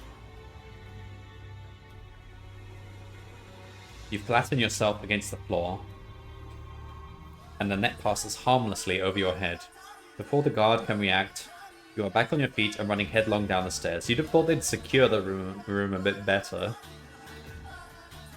3 soldiers await you at the bottom of the staircase. They clutch wooden staves in their sweaty hands, ready to beat you senseless the moment you appear. "Get him!" they shout and run forward, clumsy and flat-footed compared with your cat-like strides. Before they can land a blow, you leap among them, striking left and right too quickly for their eyes to follow. They scream and clutch at their wounds as you make your getaway unharmed. You run from the staircase as quickly as you can and follow a corridor that heads towards the front of the anarium.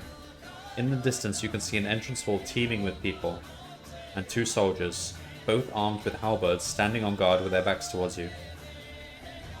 To your left, there is a window, and you look through to see your carriage parked close to the side of the building. But how high is it? We're not just going to fall to our death, are we? Well, the window seems most promising. The window is bolted shut. If you are determined to escape this way, you will have to take the risk of jumping through a pane of thick glass. I mean, it will probably hurt me, but I can take it. 1 damage. You raise your hood and wrap yourself in your Kai cloak to minimize the risk of being cut by broken glass. Leaping feet first, you escape through the window with only a few minor scratches. But the glass shatters with such a terrific crash that it alerts the soldiers on guard at the side door. They surround the carriage and arrest the driver, forcing you to abandon your hopes of escaping that way. So we didn't jump out? No, we jumped out, but we didn't get into the carriage. Using the cover afforded by the crowds, you escape across the precinct that surrounds the Senate House and enter a labyrinth of passages that disappear into a neighborhood known as the Parish of Thieves. However, your escape has not gone completely unnoticed. From a tower of the Anarium, the captain of the Senate Guard has been watching your getaway through his telescope, and he has dispatched a troop of his best men to track you down.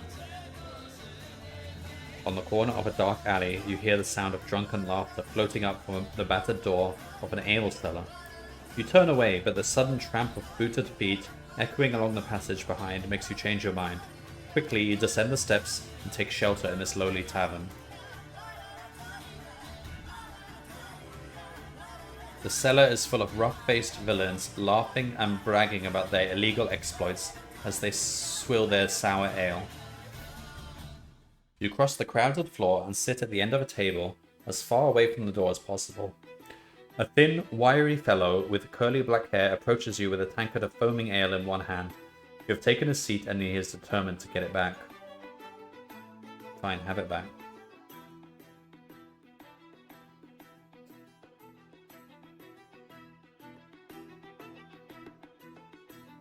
Find somewhere else to sit, stranger. That place is mine, he demands, grasping the hilt of his dagger with his free hand. You sense movement outside in the street and you glance nervously at the cellar door. Get up, growls the man impatiently. Fine, you can have your chair, I don't care, drawing his dagger slowly from its sheath. If you dare cross so of Swentina, you'll not live long enough to regret it. Okay. At that instant, the door bursts open and in rush 6 heavily armed Senate House guards. Thinking that the ale cellar is being raided, something of a routine event here at the Purple Purse, the shady patrons drop their drinks and flee towards the open door in an attempt to escape arrest. So, the thief who threatened you heads towards a shadowy arch.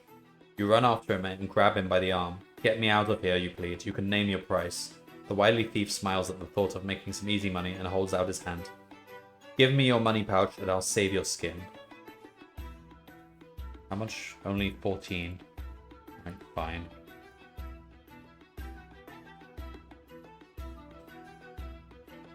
Amid chaos and confusion, you leave the ale cellar through a concealed door in the wall of the arch. It opens onto a sloping passage that descends to a tunnel lit by oil-soaked torches fixed at random along the tiled walls. Foul smell assails your nostrils, the unmistakable stench of an underground sewer. You follow... Oh yeah, we're in the sewer level again. You follow So across a narrow ledge that runs parallel to a sluggish sewage channel, taking care not to slip on the slime-encrusted tiles. After a few minutes, he halts beneath one of the sputtering torches and presses its rusty iron bracket. There is a grating rumble and a section of the tunnel wall opens to reveal an amazing sight.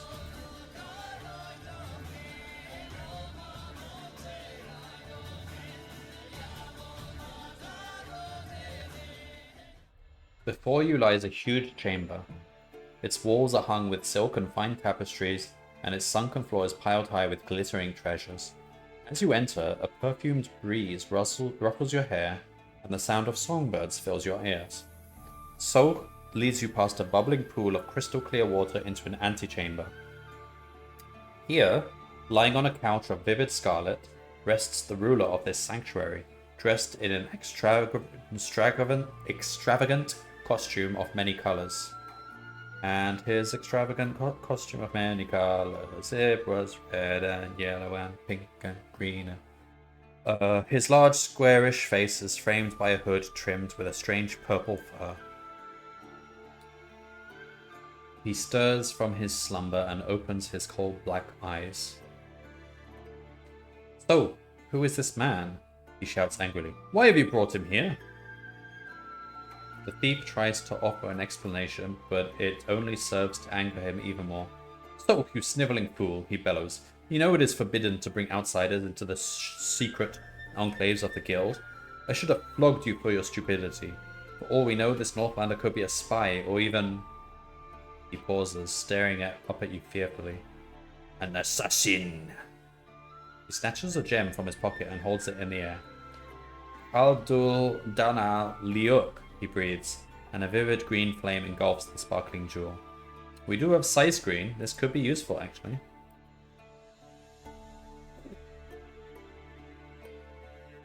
Pulses of psychic energy leap from the gem, washing over you in waves that leave you shaking and breathless. Your sight screen protects your nervous system, but you are unable to stop the pulses from penetrating deep into your mind. The man commands you to reveal the real reason you are here. I mean, we could just tell him we escaped from the Senate and want to hide from the guards. Steadily, he increases the force of his mind gem until you can no longer resist. Some sight screen we have. It's supposed to protect us against these sorts of things. The man smiles smugly as you recount everything about yourself, your quest for the Lawstone, and your ordeal at the Senate House. When finally you reach the end of your account, he gives vent to a long, sardonic laugh. I, Mahana, the Guildmaster of Thieves, in all the years I have dwelt beneath the Velvet Fortress, I have dispatched many men to the Tahu Cauldron to seek out ancient treasures, though few have gone willingly, and fewer still have returned alive. Know you this, Somlending. The Cauldron is but one way to enter the main shaft to Zarix. There are other routes, other shafts, and all of them are known to me. I will show you one such shaft, but you must do something in return. Is it agreed? Cautiously, you ask his terms. My son, Ibeck, entered the shaft 3 moons ago, drawn by the stories of Dragon Gold. He has not returned. All I ask is that if you find his body, you bring me the ring he wears upon his right hand. Without hesitation, you agree to this terms, for they seem most reasonable. And if I don't find his body, is it okay if I don't bring the ring? He smiles, but this time his eyes glow with a strange intensity, as if he were a man on the brink of madness. Do not fail me, he says softly, holding aloft the sparkling mind gem. I shall know if you lie. Well, okay.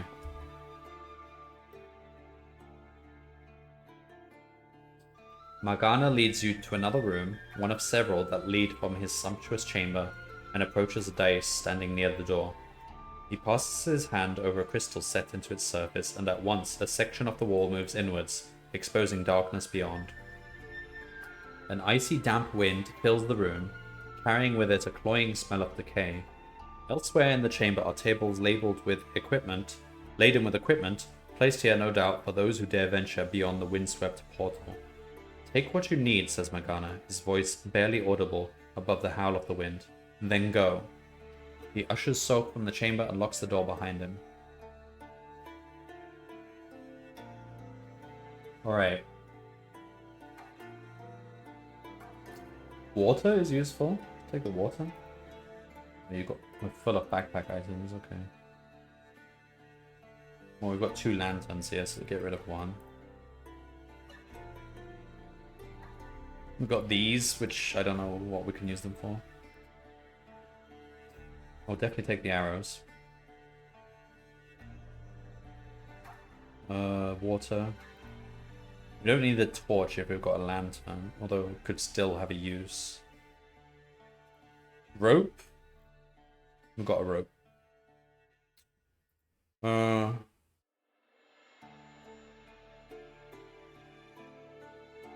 blanket? Pick the blanket instead of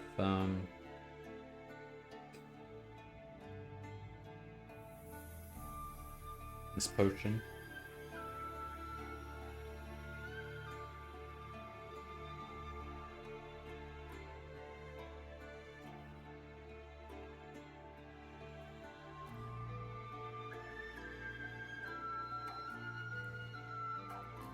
Your pulse quickens as you look into the black abyss beyond the portal. You could make out no walls or roof, and the hollow wind that whistles in the darkness make it easy to imagine that you are staring into a limitless void. There is a rope ladder fixed to the threshold of the portal. It descends into darkness below. Well, they said to descend it, so we'll just descend it, I guess. The descent is slow and arduous and fraught with hazards. The wind becomes stronger and colder the further you go, numbing your fingers and sapping your strength. A sudden gust swings you into an outcrop of black rock, invisible in the gloom, and the impact forces you to lose your grip. Really? We're protected with this, I think.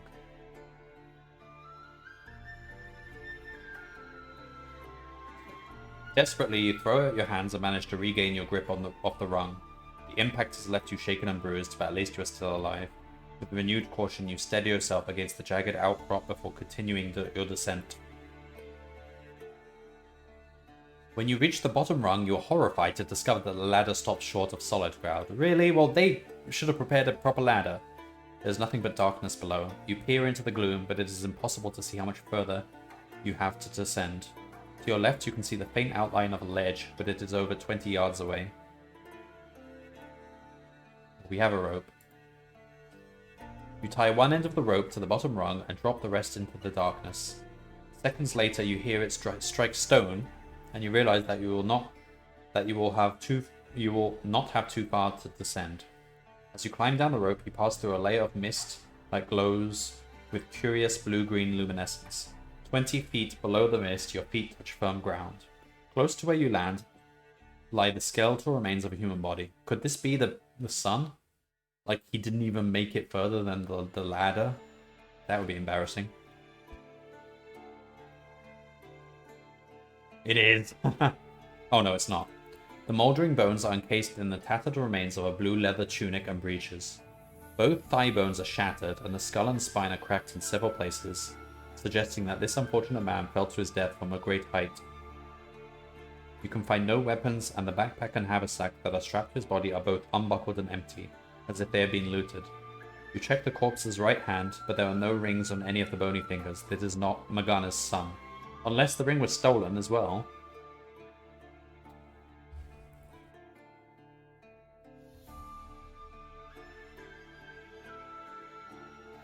The rigid walls of the stone chamber narrow to a point where the mouth of a tunnel disappears steeply into the solid black rock.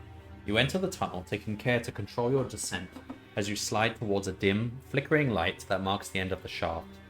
Halfway along the shaft, you hear a rumble like the sound of a distant earthquake. Then cracks appear in the roof, and a deluge of dust and rubble pours down, choking and blinding you as it clogs your throat and eyes.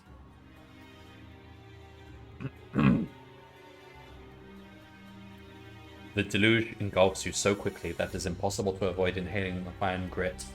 As you do so, a terrible pain stabs at your chest. The dust contains the spores of a deadly fungus that is now poisoning your lungs. Oh no. The circular walls shake violently, and you slip and tumble headlong down the shaft, landing with a jolt on a slab of flat, spongy rock at the edge of a huge subterranean lake.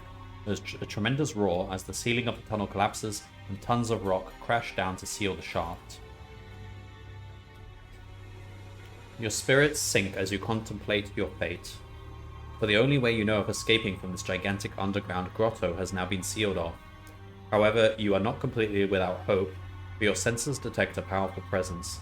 It is a feeling you have known before when you have been close to discovering a lore stone, but never has the sensation been as strong as it is here in this dark subterranean world. As your eyes become accustomed to the half-light, you look across the lake to see tiers of grey stone rising out of the water. They are the steps of a gigantic staircase which ascends to an arch of rock veined with glittering minerals. You skirt the edge of the lake and arrive at the foot of these steps to discover a cave-like hollow chiseled from the stone. You are exhausted. Blah blah blah. Rather than attempt to go on, you climb into the empty hollow and settle down to sleep.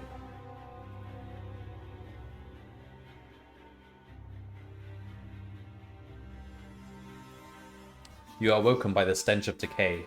A grey-skinned being, squatting on its haunches, stares down at you with grim, inhuman eyes.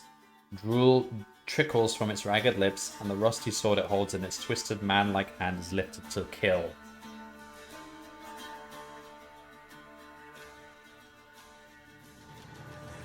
Summer sword.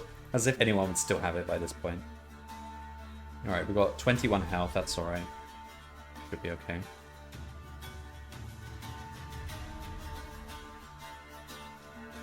Nice. Your killing blow knocks the ghoul out of the hollow, sending it tumbling into the lake. More of the corpse-like creatures can be seen creeping along the shore, and the sound of their snuffling whispers and curse makes your blood run cold. They move with unnatural speed, eager to feast on your flesh. Let's use the bow. You draw an arrow and let fire at the leading creature. The shaft finds its grisly heart and the creature drops to the ground, its spindly arms thrashing fitfully. The others halt in their tracks and look down at their slain companion. You see a flicker of fear pass across their black, lifeless eyes. Let's climb the stairs. As you step from the hollow, a weight drops onto your back and drags you to your knees. Long, sharp fingers, as hard as steel, clamp around your throat, and the sound of gnashing fangs fills your ears. You twist and roll, hoping to break from the creature's grip, but its hold is unnaturally strong. Should still be okay.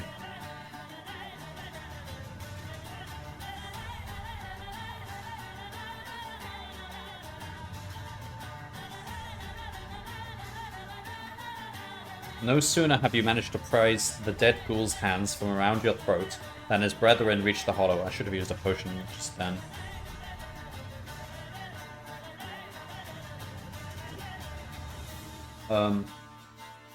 Your skin crawls at the touch of their slick, clammy flesh, but you struggle against your rising nausea and counter their attack. Oof, this is a bit...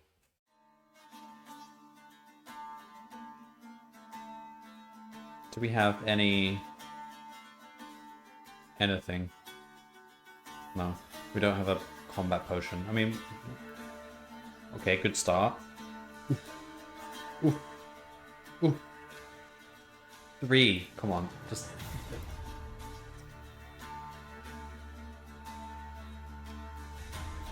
Fuck! 1 health, we were on 1 HP. Man, we went on for a long time that time.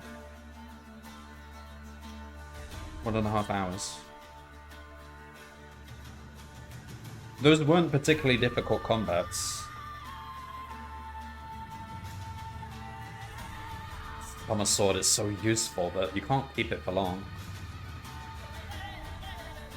Alright. We got pretty far. I think I want to stop there. It was a good attempt.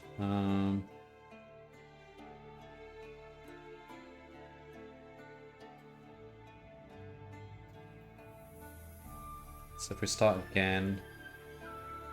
Yep. Oh, it's this bug again.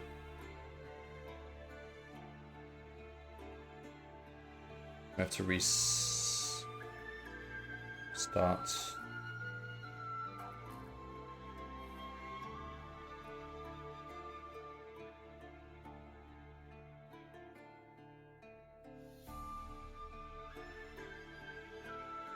We have to restart the book properly.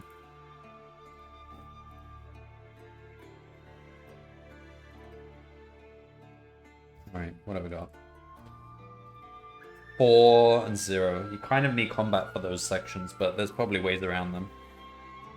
Alright, well that's not great. But we'll still go with combat-oriented skills.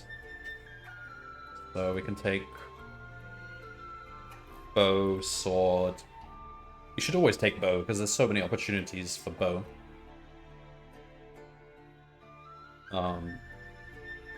Did any weapons pop up during that? I think I saw a spear. Let's take spear.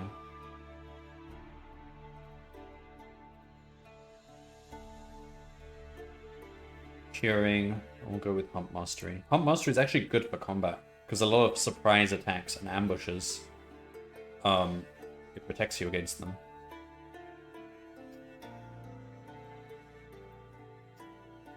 Alright, we'll take sword, bow, quiver,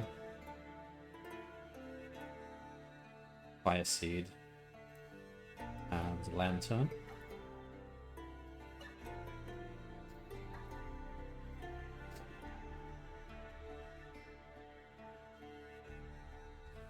And I will stop there.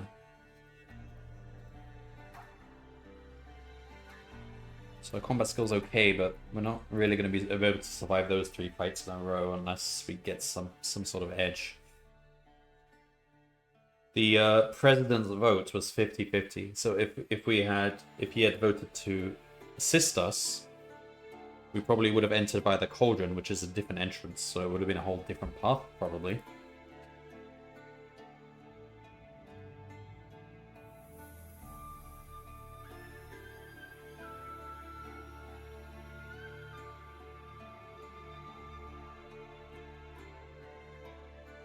Okay, then.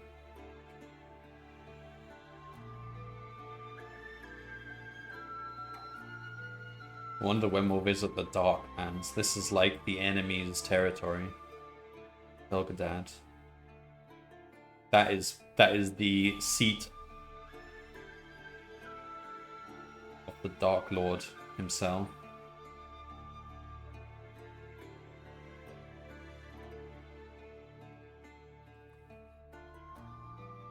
One day could be the final book.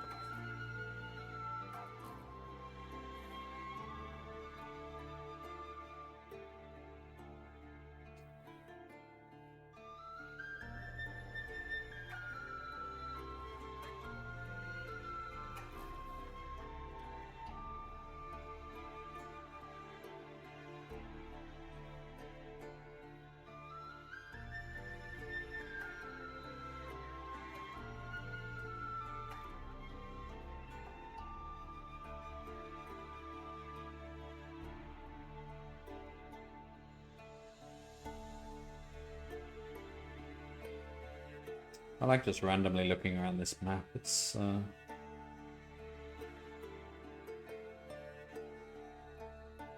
this is a bigger map than you get in most video games.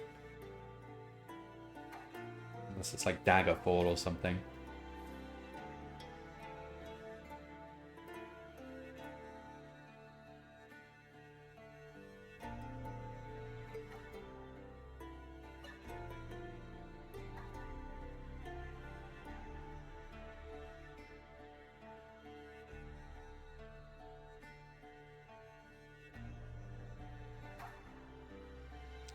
Alright, well anyway, we are almost a third of the way through the game, through the series.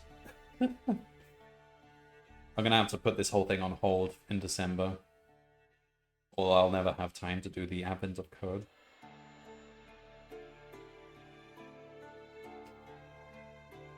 Oh, make sure I save it.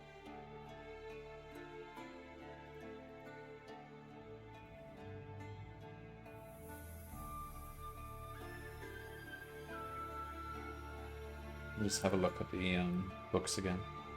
So Magna Chi, 1, 2, 3, 4, 5, 6, 7. So it looks like it's going to be 1 Lore Stone per book, and then we'll have the 7 Lore Stones and become Grandmaster. And then after that, we've got New Order. I wonder, will we be a different character? No, I think you're the same character.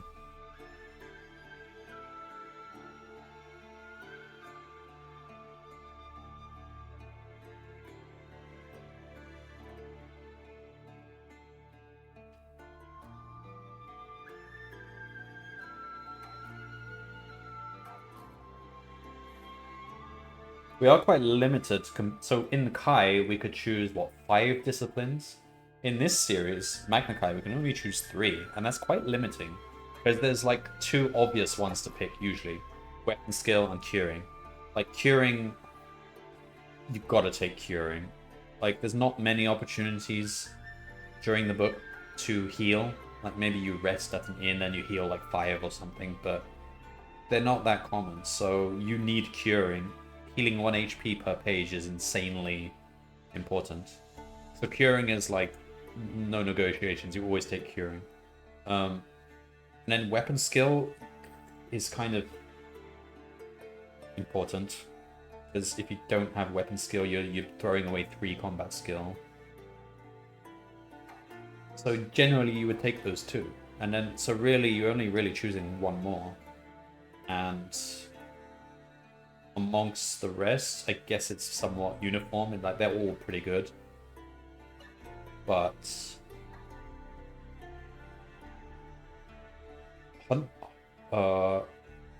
like in the Kai series, the hunting one was not very good, because the main purpose of it was to avoid needing food. But starving is not a big deal in the game. All that happens is you lose 3 HP. That that page, and then you'll recover it in 3 pages time anyway, because if you've got curing.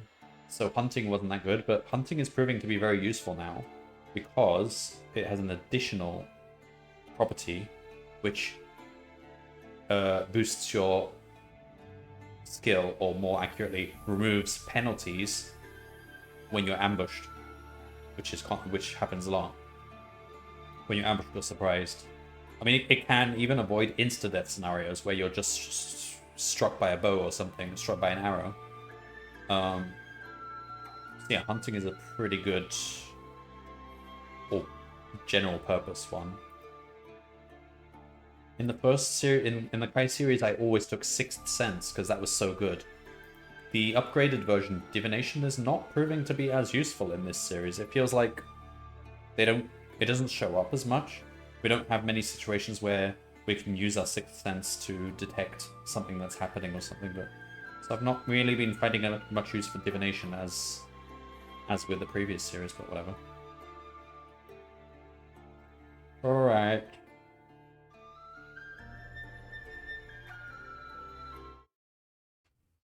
See you next time, Lone Wolf. Welcome back to Lone Wolf, Book 9, The Cauldron of Fear. We're on 48 deaths. Almost half of them in the last book. And we died once on this book. It wasn't too bad though, it was a bit fairer.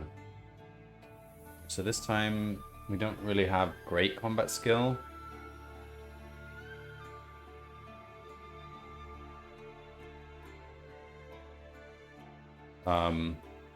So last time we got quite far into the book. We got into the underground cavern where you're supposed to go.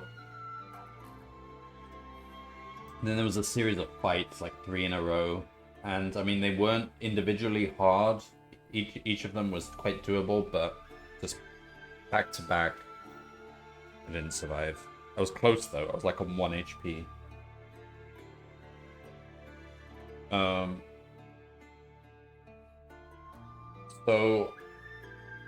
But it seems like there might be ways to avoid those fights, which we'll try to do this time because my combat sucks. Well, combat is alright, it's average. Alright, so as before, we question these people because that gets us the pass.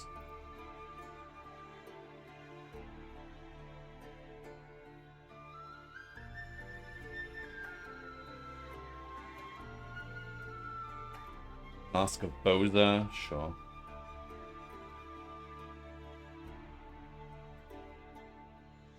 Oh, and if we give them money, what happens again? They take us to...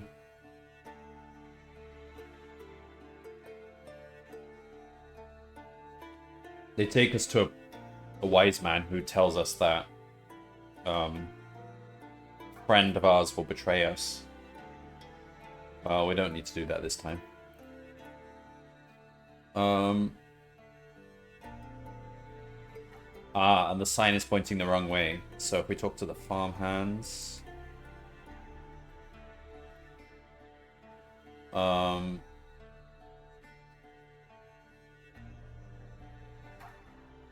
Sidara?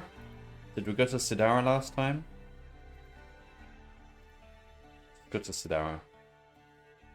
Oh yeah. Oh yeah, the Jacks. Well, we can try and fight them.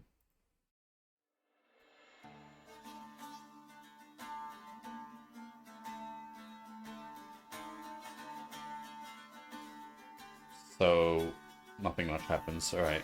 Continue. Alright. And then we stay at the inn.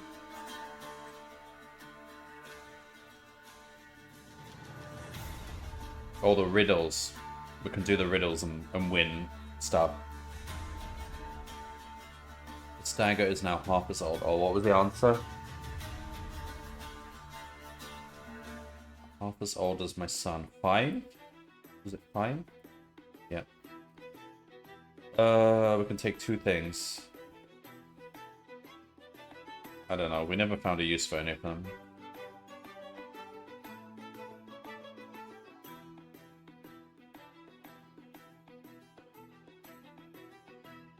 Order some food. And troops turn up and ask us why we're going to Tahu. We show them the invitation.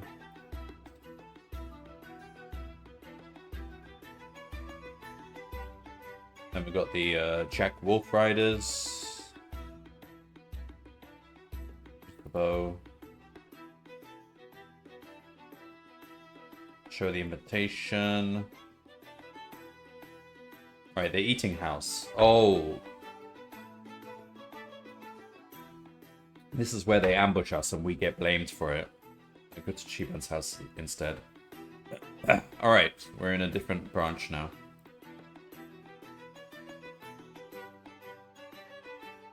Soon you arrive at a part of the city that Banadon remembers well. It borders a large public garden called the Rainbow Park, so named because of the vast number of rare and colorful flowers that grow there. The park is now an encampment for those who have answered the president's desperate call for defenders. Survivors from the towns of Reza and Zila have joined forces with green-clad Daroga woodsmen, tough hill dwellers from the Char mountain valley, and riverfolk from the Churdas, forming regiments to reinforce the Tahu garrison. Their battle-stained banners, lit by the flickering glow of 100 campfires, flutter above the tents that fill the great park. Opposite the entrance stands the Guild Hall of Tailors. You turn into an avenue running beside this imposing hall, and then cross into the North District by means of alleys and side streets, and finally emerge at Leech Street, just opposite the house of Chiban the Magician. His is a grand building of polished red stone set with small diamond-paned windows that twinkle like cat's eyes in the moonlight. You pass beneath its arched gateway and climb the magnificent tiled steps that lead to a black oak door.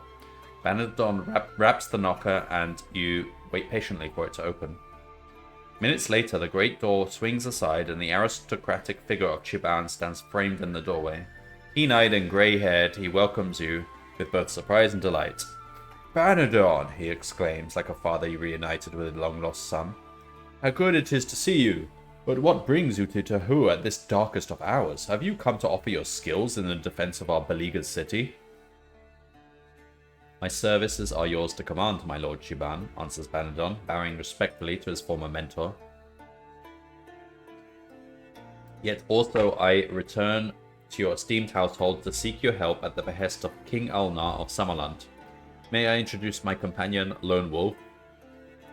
Chiban turns his kindly gaze on you and smiles knowingly. "I am honored to meet you, Kai Lord," he says. "I have knowledge of that which you seek, and I shall aid you all I can in your search for it." He beckons you to enter, and the door closes behind you, seemingly of its own accord. You follow Chiban to his study. The musty room is lined with massive wooden racks full of books and papers. At its center, a large circular table is completely covered with the implements of his magical researches. He clears a space amid the clutter and motions you to sit. "You must both be famished after your journey here. Come, eat and enjoy." For a few seconds, a shimmering pool of light fills the space and then fades, leaving a sumptuous meal of grilled trout, baked potatoes, hake root, and sparkling Anarian wine. When you have finished your meal, you talk at length about your journey from Desi and your quest for the Lawstone of Tahu. Chiban produces a map of the city, which he unfurls on the floor of his study, and the only surface not cluttered with magical equipment. With his toe, he points to the location of the Tahu Cauldron. It is in the Square of the Dragons in the West District of the city. The cauldron is a funnel-shaped hollow with a circular shaft at its base. The shaft descends to the ruins of the ancient city of Zarix, 500 feet below the streets of Tahu. Legend tells us that the Lawstone was thrown into the cauldron to prevent the Black Zakhan of Vasagonia from capturing it during the Great Cordain War. The shaft was closing off and has remained sealed for the past 360 years. He looks up from the map, and you notice that his smiling features are now sad and composed. At dawn, the armies of Dark Lord Knarg will be at the gates of the city, and the Battle of Tahu will have begun. My duty is here in the defense of my beloved city. Otherwise, I would willingly accompany you on our search. There is only one man who can help you now, for he is the only one that can grant you access to the shaft that descends to Zarix. He is President Toltuda of Anaria. Oh no. Come, I will arrange an audience with him immediately. This is a bloody coin flip. With a casual wave of his hand, Shiban conjures up a quill and sheet of parchment. He begins to dictate the request for an audience, and the quill moves of its own accord, as if guided by an invisible hand. The request, once completed, is then dispatched by messenger to the Anarium, the House of the Senate, where members of the Governing Council have gathered for an emergency assembly called for by the President himself. Within the hour, the messenger returns with a scroll bearing the presidential seal. He has agreed to hear your plea, Lone Wolf, says the aged magician, his ice blue eyes scanning the official reply. Anadon congratulates you and feel your spirits rise, but Shiban seems a little disappointed. I was expecting a private audience, he says, but in view of the current situation, I suppose it is the best we can hope for. You must appear before the Senate this evening and state your reasons for wishing to enter the Tahu Cauldron. They will consider your request and vote accordingly. If they grant their approval, only you may enter.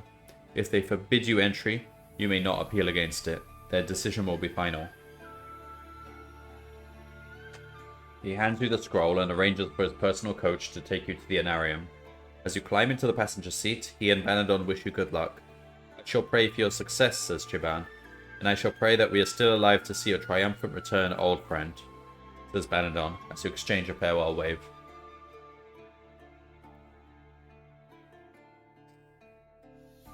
And then we're at the, we do all this again. And it's 50-50. Again,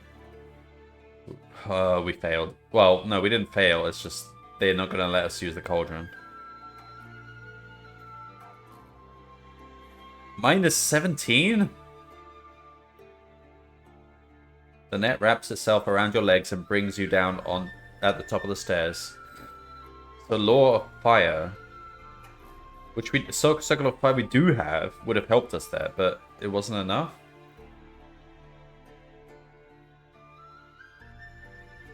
You cannot prevent yourself from rolling forwards, and with a cry of fear and frustration, you tumble headlong down the hard stone staircase to land in a crumpled heap at the bottom.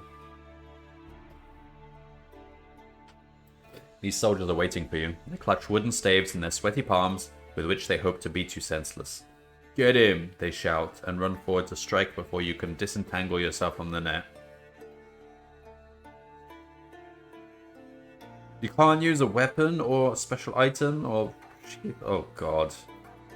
No, it's over.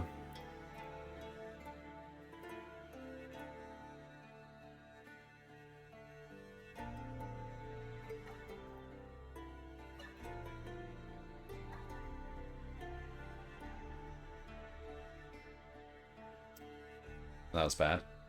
What have we got now? 6, not bad. We'll take sword, bow, spear. Right, same again, curing and hunt mastery.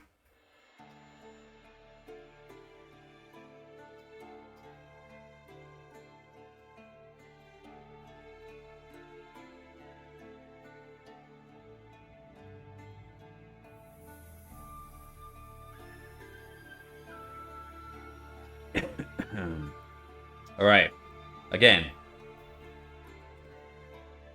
question the people. I mean, it's only good, and it gets us the invitation.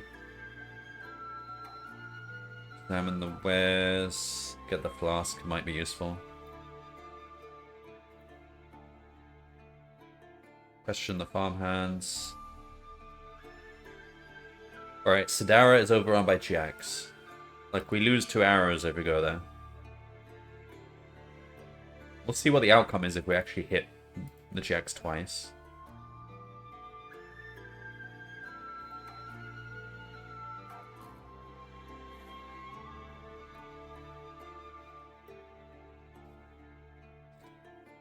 Nice, we actually killed the Jax this time. A gurgling scream echoes from the alleyway. Your arrow has found its mark. Seconds later, the Jax staggers into view, its arms thrashing wildly. as it tries to grab hold of the shaft buried deep in the middle of its back. In desperation, it draws a dagger from its boot and attempts to throw it at you. But a wave of pain engulfs the creature at that moment, and the vicious blade slips harmlessly from its grasp. With one last curse, it swoons and drops lifelessly to the ground.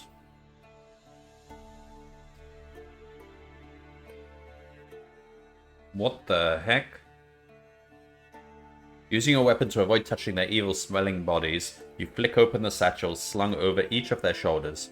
They are filled with all manner of items looted from the village. You tip out the contents and discover. Oh my god. Alright, we'll take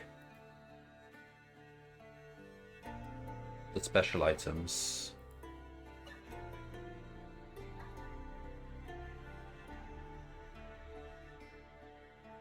Are they special items? No, they're all backpack items. We've got a full backpack now. So we've got lantern and rope. Got brass whistle. We don't need food.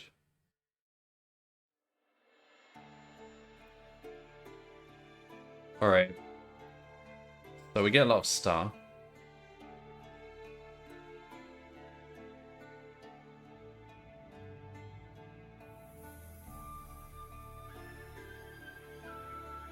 We can take 2 of these things. Oh my god, we've got so much treasure. We don't actually need the rope because we have the hunt mastery. No, that's not to do with rope. We should keep the rope.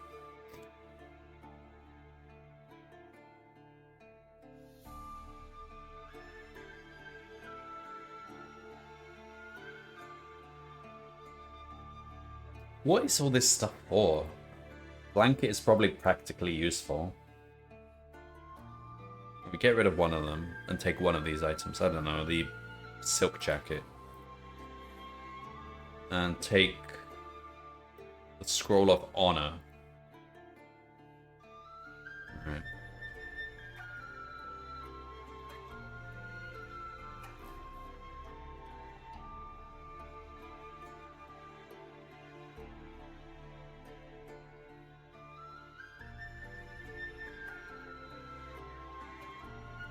And then we've got the jacks. And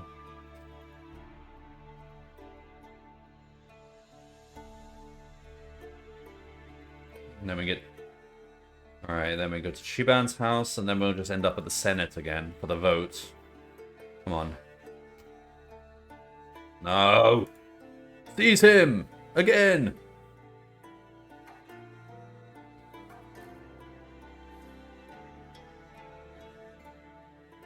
Wow, so last time I got 0 here. Alright, so there's a very low chance of actually getting captured by the net. It's like a 1 in 10. Alright, and then we run. So we're on the run. Let's get through the window. And then we end up in...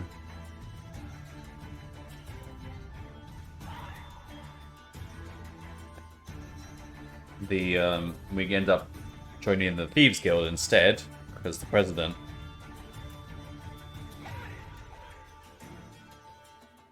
has voted against us. And we tell him what we're up to, and he'll assist us. We can take any of this stuff, take the arrows. So we can get a spear here. So... canteen of water. See, we should take the water. It's more practical. Alright, get rid of the crystal decanter.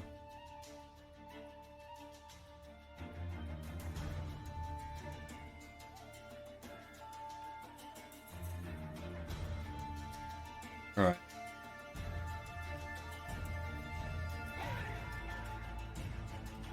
We descend. We use the rope. Yeah, you do need the rope.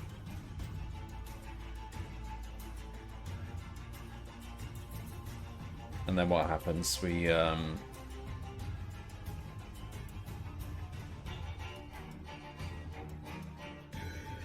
end up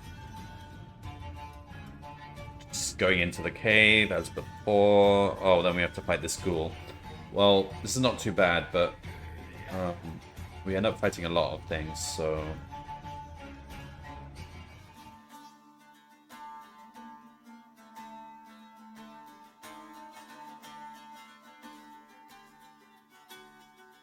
Okay. So...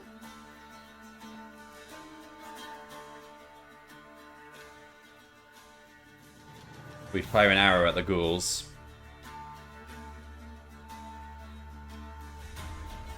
So last time we ran up the stairs, but then we were kind of we had to fight something else, and then there was just too many things to fight. Maybe we fight them right now before climbing the stairs. Slowly the ghouls slink away until their forms merge with the shadows at the far side of the lake. One of their number has been crouching above the entrance to the hollow, waiting to drop on you at the first opportunity. Ah, so that's what happened last time. But on seeing its kin disperse, it decides not to remain any longer. As it jumps down from the step above, an odd-looking token falls from the pocket of its tattered jacket. It tries to retrieve it, but you step forward and strike a blow that lays open its stringy grey hand, and the accursed creature scurries away, hissing ghoulish obscenities. Let's have a look at the token. It is hexagonal in shape and made of a thin, cream-coloured metal, which is engraved with the number 6. Alright. Make a note of 6. The metal begins to get hot, and soon you can bend it with your fingers. Suddenly it bursts into flames, forcing you to fling it aside before it burns your hand. The flaming token hits the lake and explodes in a cloud of white powdery smoke. The echo of the explosion reverberates across the water, and you turn to leave straight away in case it attracts more ghoulish inhabitants.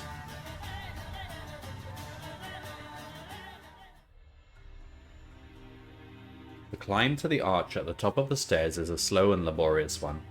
Each step is as tall as a young tree, and the smooth black stone offers few handholds.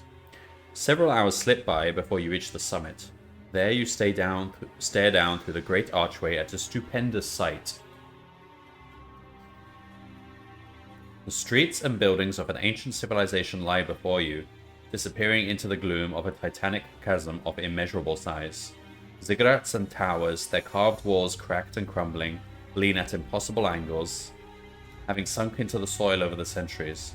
This is Zarix, the legendary metropolis that was once home to a race fathered by Nixator, the greatest of all dragons. It is the only city to have survived the age of chaos that followed the demise of their race.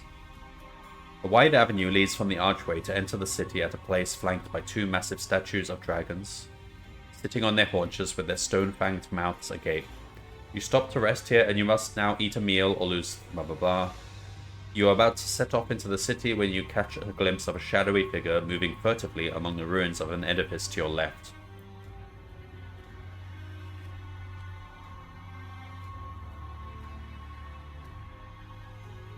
Let's investigate. Carefully, you approach the shadow until you can discern its gruesome features. It is a ghoul, similar to those you encountered in the Hollow, but this creature looks even less human. Its swollen skull is set lopsided on its withered frame, and the long black tongue that hangs from its jagged mouth drips with a sticky black venom that bubbles like boiling acid as it hits the ground. It raises a wasted hand, and a cone of mist whirls towards your chest. Oh, bollocks. This is... Oh, no. Really? -4? You try to dodge aside, but the mist whirls around you like a snake. The intense heat burns your body. It is as if you are surrounded by coils of white-hot metal, and your mind is filled with terrifying images of the supernatural. Confident that it has ensnared another victim, the Grey Ghoul stalks forward. You fight to clear your mind of the swirling visions as the creature raises its hand and prepares to strike you down with a pitted iron spike. Oh, hope. Dead. That's not too hard, but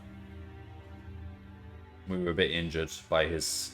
I don't want to take side screen though, because hunting is more useful for ambushes.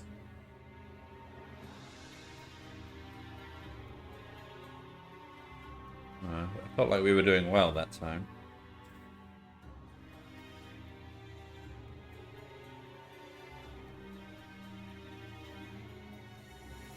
Alright. 4. Come on, give me good combat skill. That's really frustrating when they just... when they put so many fights in, but... we could avoid them, though. Alright, same again. We definitely take the fire seed, the quiver, and the bow.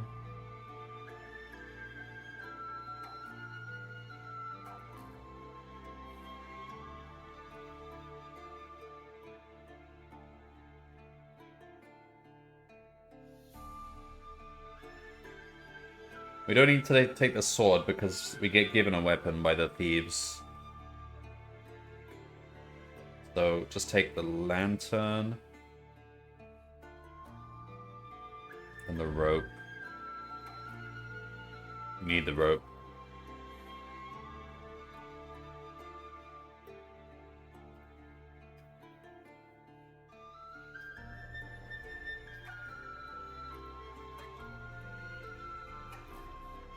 Alright, starting again. So I can question the people. How much money do we have? 13. We lose it all to the thieves anyway.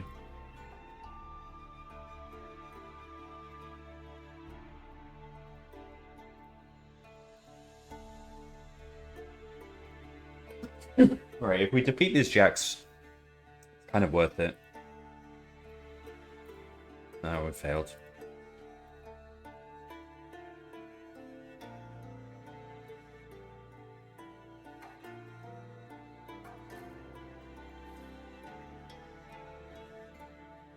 Okay, we can take 2 things. Just take these 2.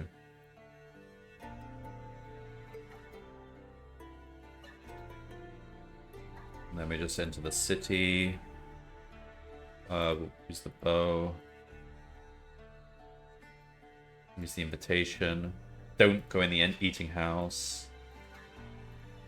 Now we're in the Senate. And we get seized again 4 times in a row.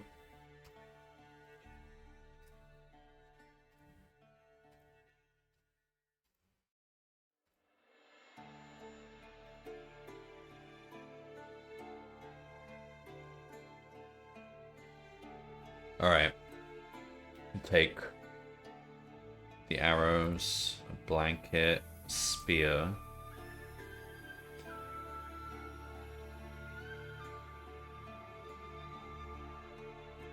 Water.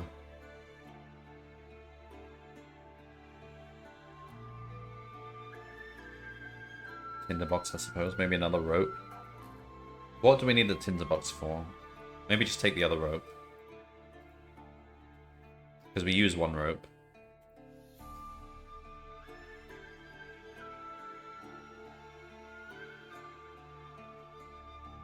Alright. So, send the rope ladder. Try this option. What does this do? Gets us 1 more endurance point, essentially.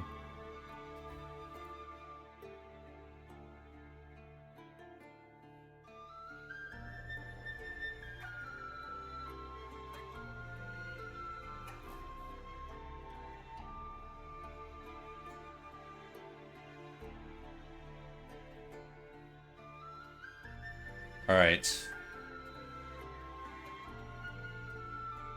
So, oh, we're really quite hurt. Really quite hurt. Ooh, almost dead. Use the bow.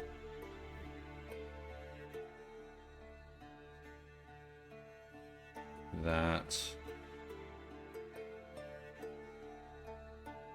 Okay, we know the token says 6. Don't pick it up this time. I probably should have done it. I should have picked it up because it just spends more time and that heals you more. Alright, ignore the shadow.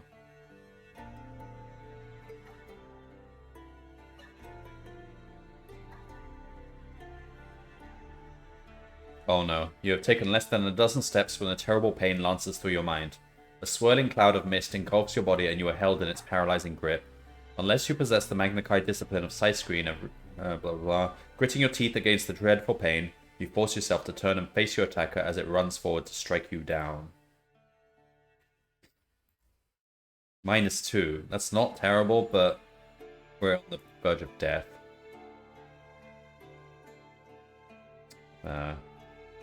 Dead.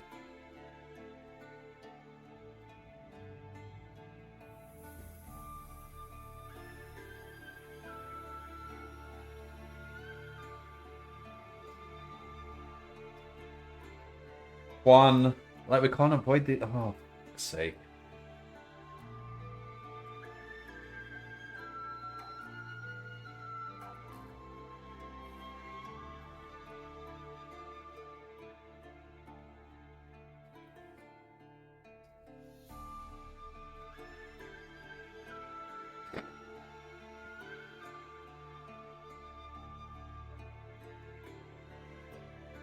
The potion would help, but it's only 4.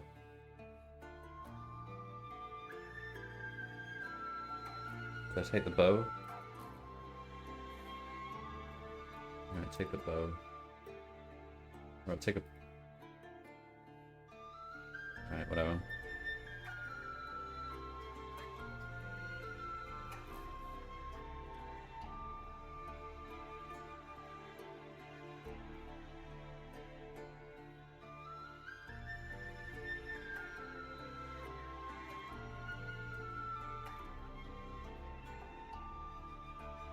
Should we do the Sidara thing? Yeah, because you only use the bow for it.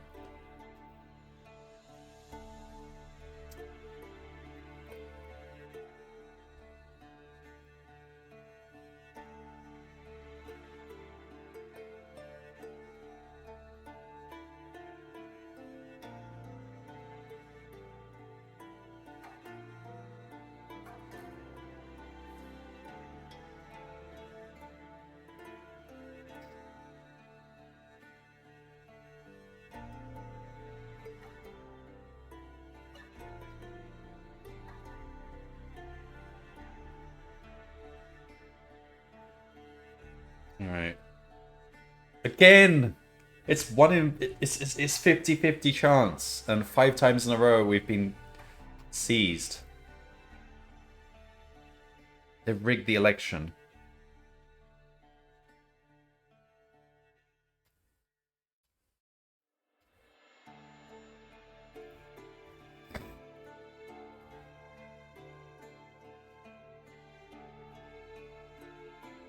Alright. Take the water. The arrows, the blanket, the spear. Another rope.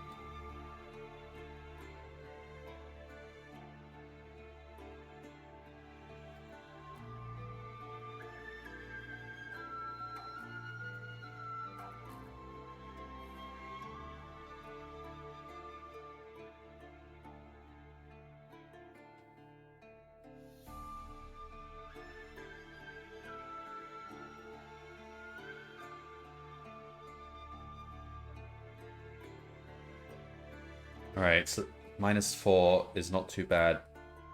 We get injured from the thing. Right.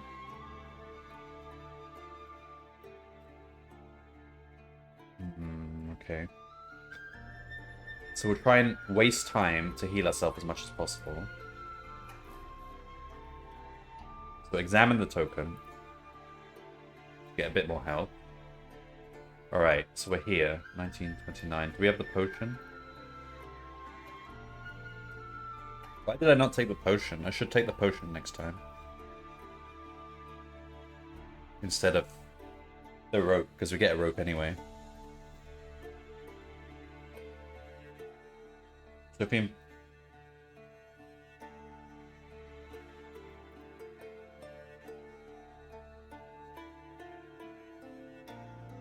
We ignore the shadow, but then we have to fight something else.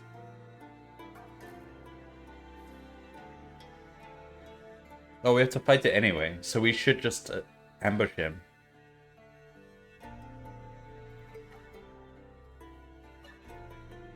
Fuck.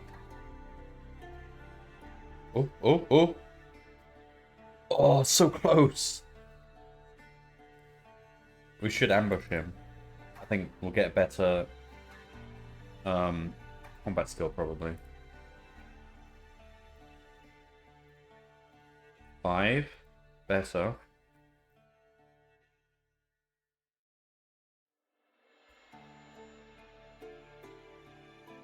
You must take curing for this. There's no way you'd succeed without curing.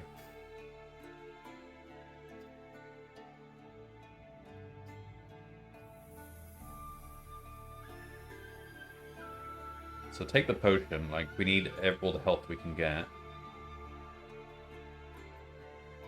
You don't need the rope, because we'll get a rope. Lantern is good, though.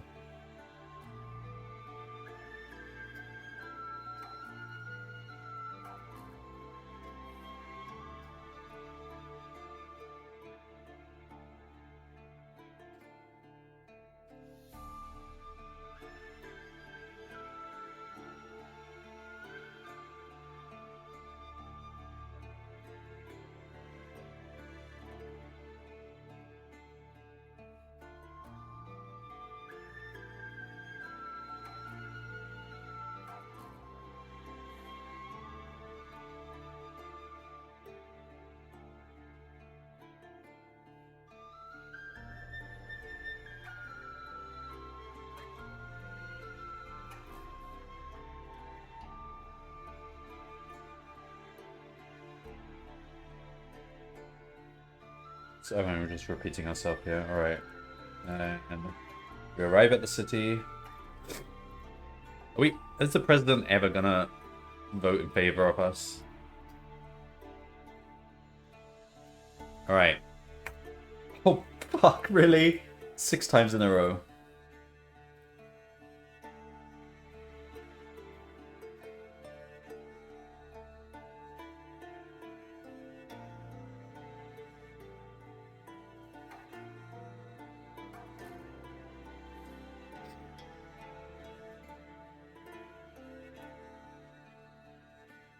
I know the bow, we want the spear.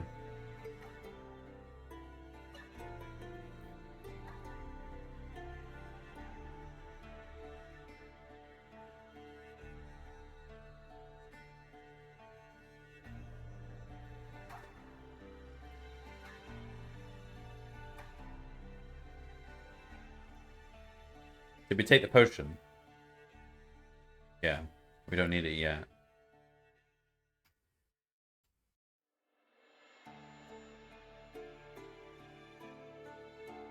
Damn, I got hurt quite a bit there.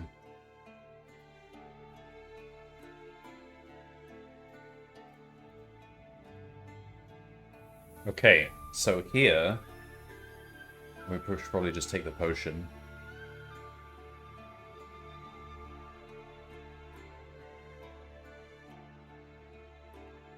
So I take the potion.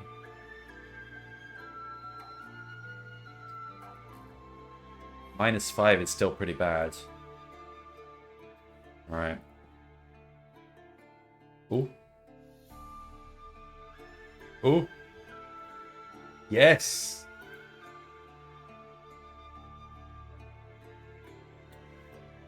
At last, the grisly creature surrenders to death and collapses at your feet. You sheathe your weapon and kneel over its torn body, drawn by the sight of a ring on a finger of its right hand. Oh, it's the brother. The sun, I mean. It gleams incredibly, as though only minutes old, and the deep yellow stone that is set in the silvery metal glows with an eldritch light.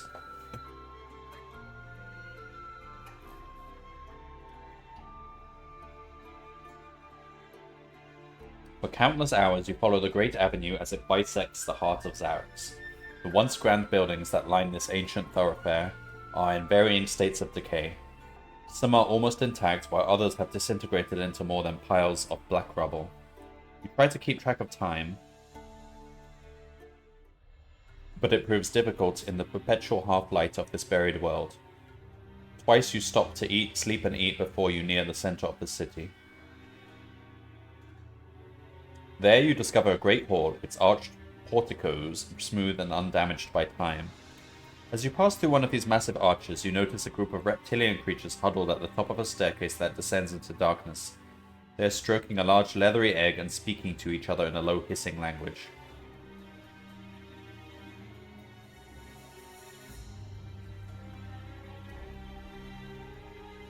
They're forcing us to approach them. I'd rather just turn around. Let's approach them. Maybe they can actually speak. Like we're... Oh, God.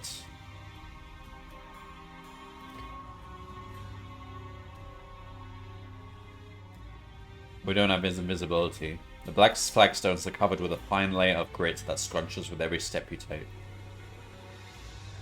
The reptilians hear you and fix you with frightened stares. They wrap their webbed hands around the leathery egg protectively and slink quickly down the stairs. You run to the top of the staircase and peer down in the gloom, but you can see nothing in the darkness. We do have a lantern.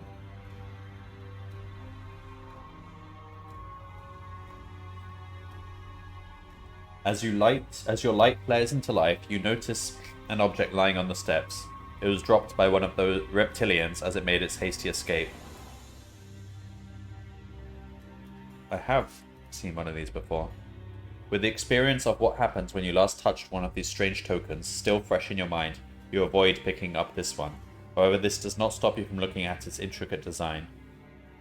This token is engraved with a mathematical equation and you calculate the answer to be 320. Okay, we've got 6, 320.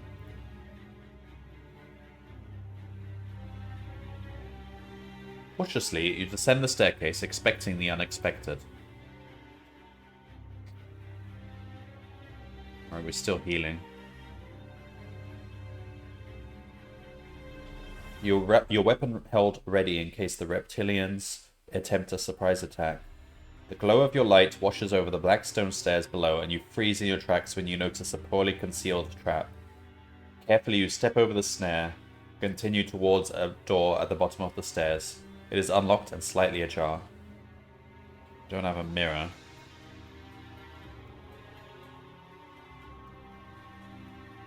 And yes, let's try that. Your caution is well placed.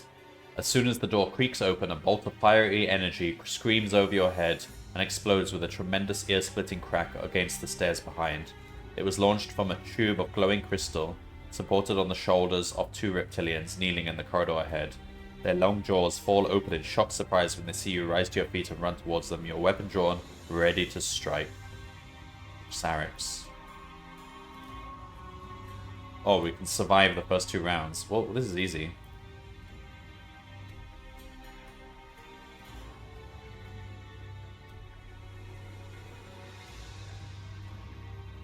You follow the corridor to a curved flight of alabaster stairs and descend them to a massive chamber. The floor is constructed of steely blue metal flecked with silver, and 100 darkened archways line the walls. Directly ahead stand 2 gigantic doors of sheeted platinum, engraved with patterns breathtaking in their intricacy. The chamber is deserted, but as you cross the floor and approach the doors, you are acutely aware that any one of the archers could be hiding a legion of reptilians. In the center of the door, there is a lock that consists of 4 hexagonal buttons arranged in the shape of a pyramid, with 1 button at the top and 3 buttons in the line below it.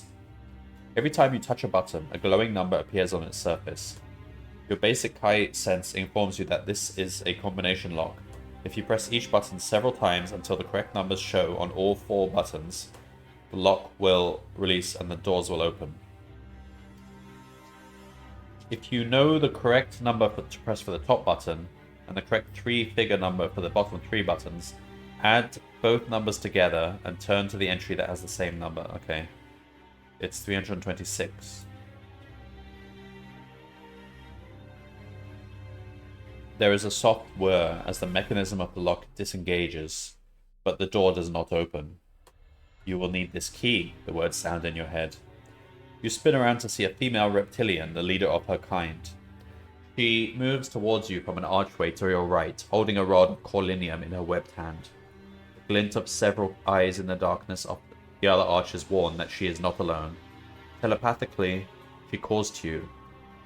You are unlike the other man-things that have dared to enter Zarix. What is it that you seek? Hello, DJ. How goes the books? Well, this book we've died a few times too. Last book, book 8, that was the worst. Probably half our deaths are owed to that book. This book's alright. I think it's a bit better, a bit fairer. We'll tell her the truth. I seek the Lawstone of Tahu, you reply boldly. I am the Kai Lord Lone Wolf, and I quest for the wisdom of Nixator, that I may vanquish the spawn of his enemies and save my people from destruction.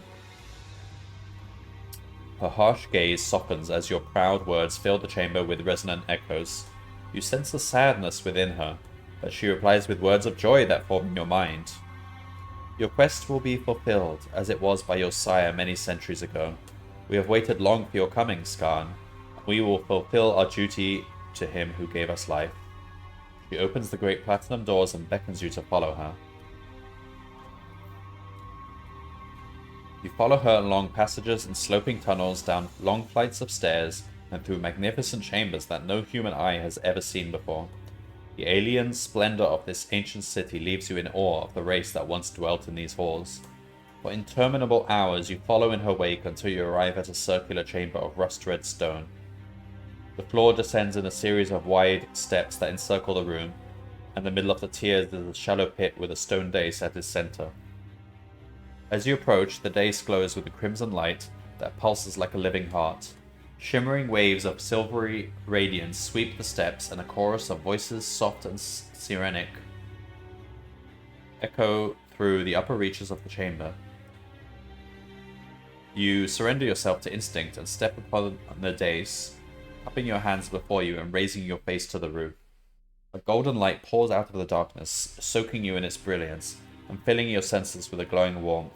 A gasp of awe arises from the tiers, now crowded with reptilians. They are the Krokariks, the guardians of this city, the stewards of the Lawstone, who were placed here by the great god Kai. With joy and sorrow, they have gathered to witness the fulfillment of their purpose, for your coming marks the end of their stewardship and the beginning of their demise. High above you is a shadow is taking form at the core of the golden light. It is dark and leathery and shaped like an egg. Slowly it breaks and peels open to reveal a sparkling crystal sphere. It is the Lawstone of Tahu, the object of your quest. A warm tingling runs through your body as the Lawstone descends into your hands, and as you touch the crystal, your senses become charged with a new vitality that obliterates the fatigue of your ordeal and fills you with newfound wisdom and strength. Then a swirl of color engulfs your body and you feel yourself fall into the throat of a spinning vortex. The chamber dissolves and you begin to rise at an ever-increasing speed as if you are falling upwards. A surge of light makes you close your eyes, but it passes in an instant and you find yourself staring down at an incredible and terrible sight.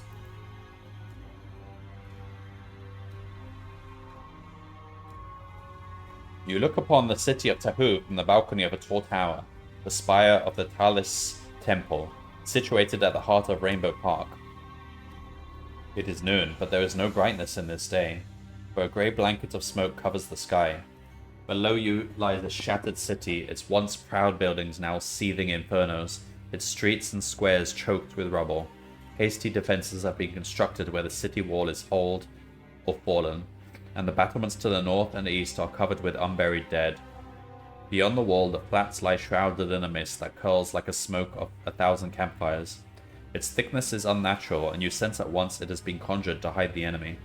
You leave the tower and make your own way through the burning streets towards the West District, where the fighting at the wall is fiercest.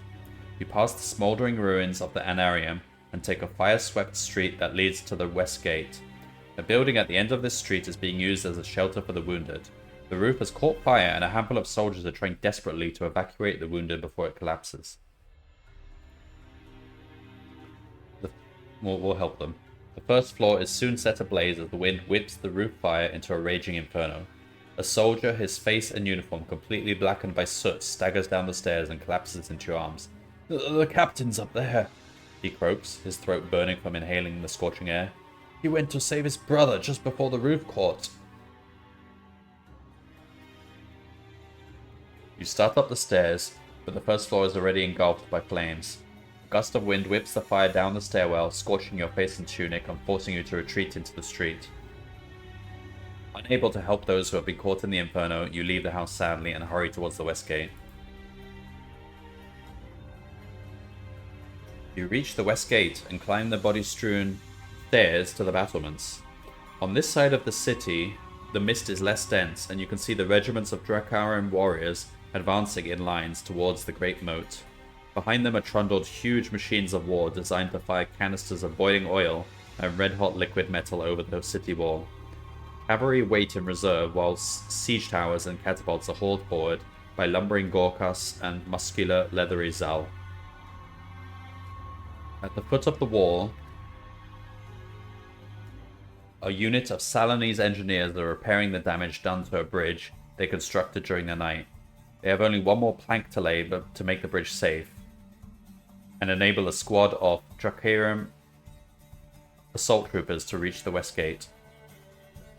You see a soldier creep to the edge of the bridge and raise a large screen to protect the engineer who is laying this final plank. Let's use the bow. The Dracaran assault troopers crouch behind their oblong shields, waiting for their chance to storm the gate. You draw your arrow and take aim at the engineer's screen. You will have only a second in which to fire as he steps forward to slip the final plank in place.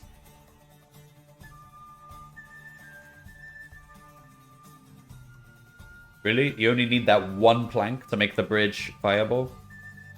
Alright. Yeah! Your shaft pierces the engineer's throat, sending him toppling into the moat. In panic, the soldier drops his screen and runs back across the bridge towards the Dracaran. They view this as an act of cowardice and kill him out of hand as a warning to the Salanese.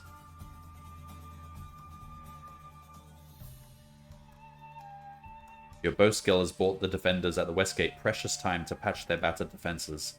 You're about to help them when a new threat looms to the north. Oh. Okay, we got full health, so we should win this. Further along the battlements, a group of determined Jack soldiers have climbed the wall using a scaling ladder.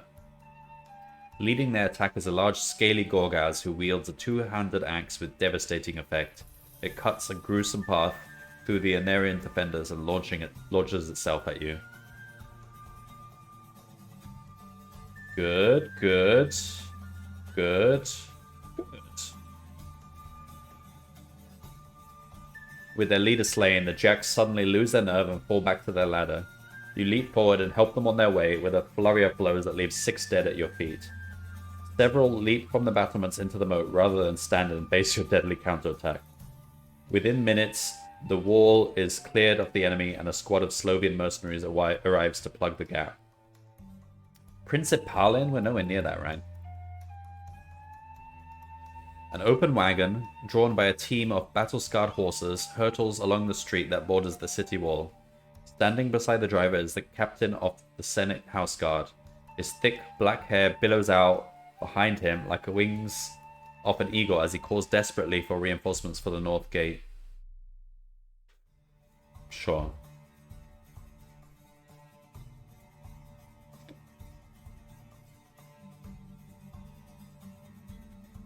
The wagon races along the rubble-strewn street towards a tower, one of many that reinforce the city wall.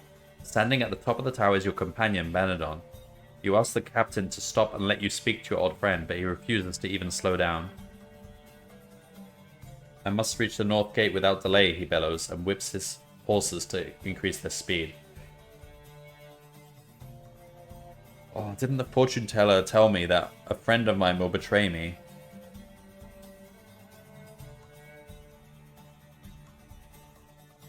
Could it be Banadon?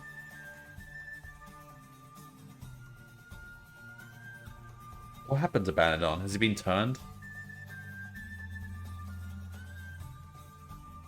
No, because the fortune teller said we'll meet a friend. We already knew Banadon, didn't we? I don't know. We'll go meet Banadon.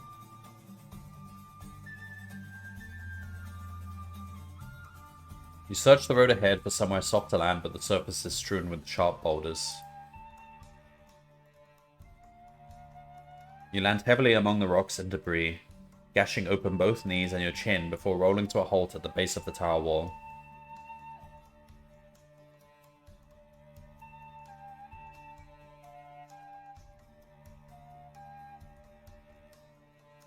The iron door to the tower is unlocked and you enter unopposed.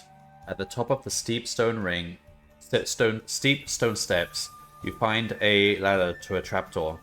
Quickly, you climb the ladder and emerge onto the roof. By the gods, exclaims Banadon when you appear. My prayers have been answered. You are alive, Lone Wolf. You are alive. Tears of joy fill his eyes as he welcomes your return warmly. He and his mentor, Chiban, have been viewing the siege from this vantage point for the last 3 days. From this position, they control the movement of the few reserves allocated to the north and west city walls, using them to fill in the gaps where the enemy's attacks have weakened the defenses. Banadon recounts how the siege has progressed, how twice the enemy has broken into the city and been repelled by their determined defenders. Attacks from the air have set the city ablaze, but the enemy has lost great numbers of their flying crown, and now they are too weak to dare to use the few that remain. The Anarium was destroyed in the first few hours of the siege, and many senators lost their lives, including Senator Chill and President Toltuda. Well, he voted against me, and so did the Senate, so whatever. Then he asks of your quest, and is overjoyed to hear of its success. The gods smile on you, Lone Wolf. So long as you live, there is hope for us all.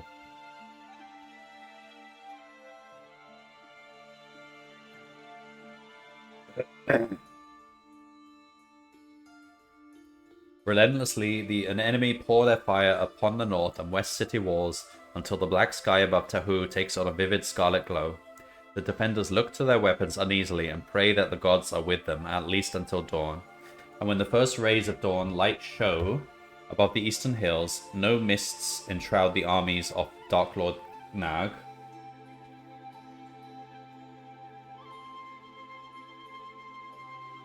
They are all massed in all their glory, awaiting the order to attack.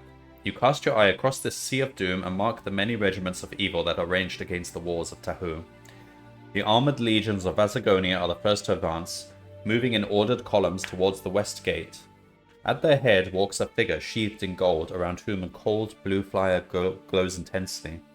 He strides within range of the city archers, and they send a cloud of arrows to greet him, but these shatter and crackle when they encounter his impregnable glowing shield. He crosses the siege bridge and halts before the west gate. In his hand is an orb of black metal. He holds it before him and mouths an incantation. Instantly, a bolt of scarlet flame lances from the orb, destroying the great doors with a thunderous boom. Proudly, he strides into the city, and the defenders melt before him. One summons enough courage to attack him with a spear. There is a crackling flash, and in an instant, the soldier is transformed into a pile of glowing ash. He advances, unchecked and undaunted by all attacks, for they cannot penetrate his magical shield. Only when he comes face to face with you does he stop. I have come for you, Lone Wolf, he says, a cruel smile on his lips. You gaze into the ice-cold eyes of Zakhan Kima, ruler of Vasagonia. As he raises his orb of black metal, you steel yourself for the battle that is about to commence. Oh no. We don't have the Summer Sword, because who still has the Summer Sword by this book?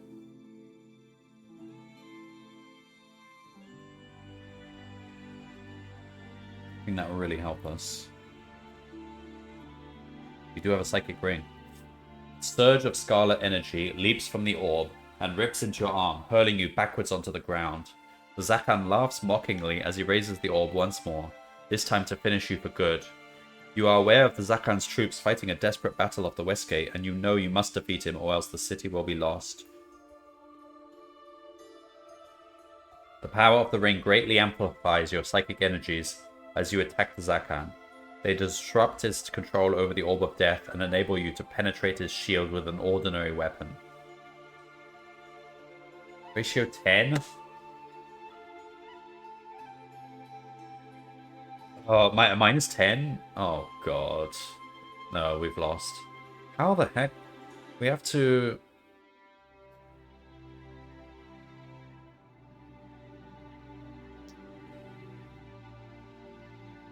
He's not a monster, though. He's a regular guy, so with magic, so we can use Size Surge next time, maybe. We're not going to survive this.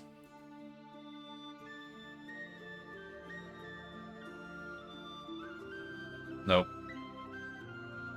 Minus 10, that's ridiculous. We need better combat skill, and... we should probably pick...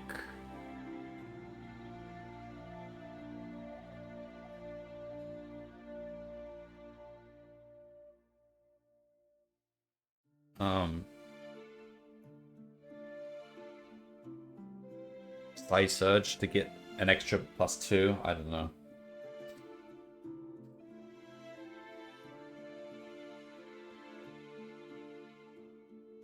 Alright, well that's a death. Come on.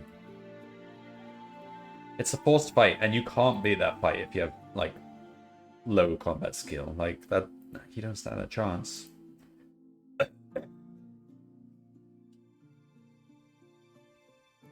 Four, 1.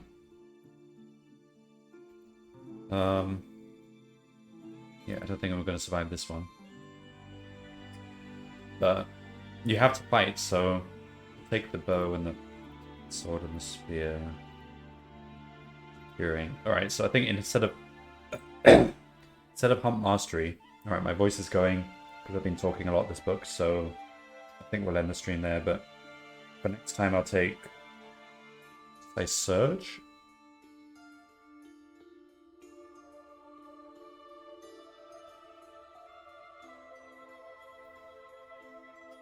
Yeah. Got lots of money, but what do you need money for?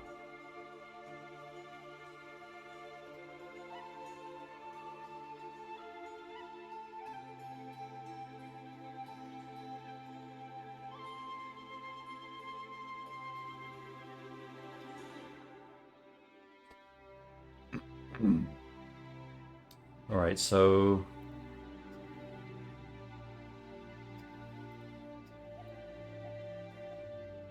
we can have another stab at it, but... we don't really stand a chance with this slow combat skill, unless there's a way of avoiding him. It says something about a dagger. I don't know where you get the dagger. But we'll leave this till next time.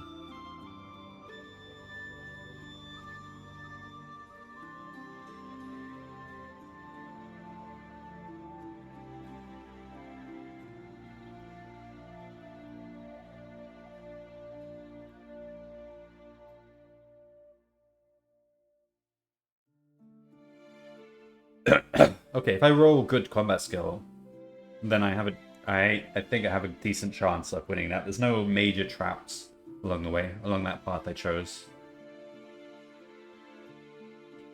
But if we've got low combat skill, then we should really just try to find the dagger.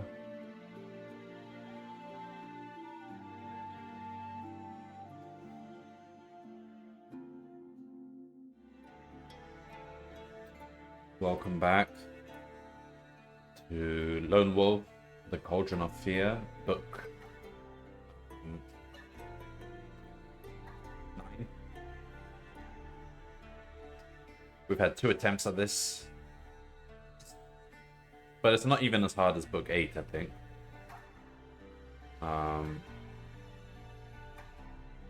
So I've been able to get to what I think is probably the last page, the boss fight. Well, not the last page, but the almost last page. And it's kind of a forced fight, but it seems like there's an option if you have a dagger. I don't know what happens if you have the dagger, but that takes you to a different page, so maybe that's a way to make it much easier. Alright, so starting a new run, but we have really bad skill. So we'll try to find a way to avoid the combats. Alright, so we start. We question the people.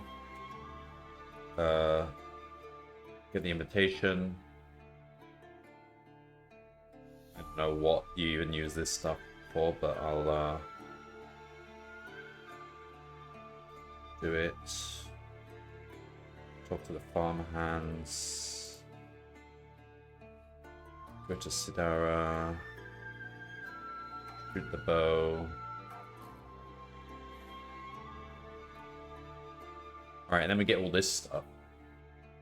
We can take a sword and a candlestick. Sure. We got a lantern already? Okay. Brass whistle. I don't want the torch. Take the torch out.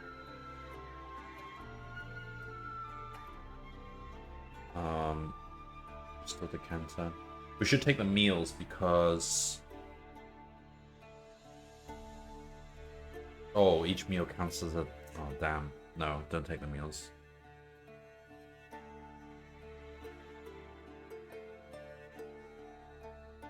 Fine, we'll take the crystal decanter. We haven't found out what any of this stuff is used for.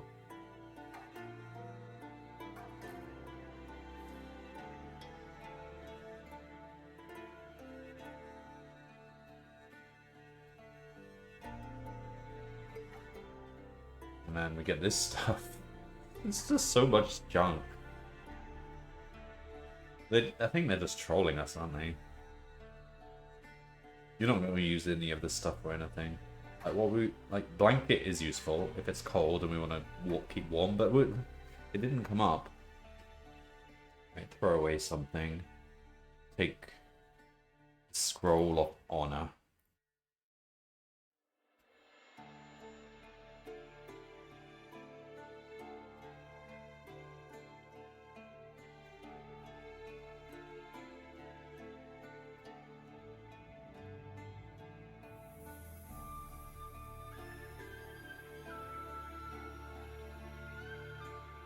Oh my god.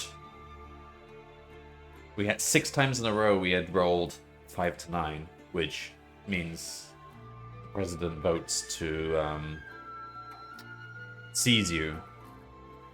But this time we've actually got his favor. Alright, let me just get my coffee and we'll be on a new page.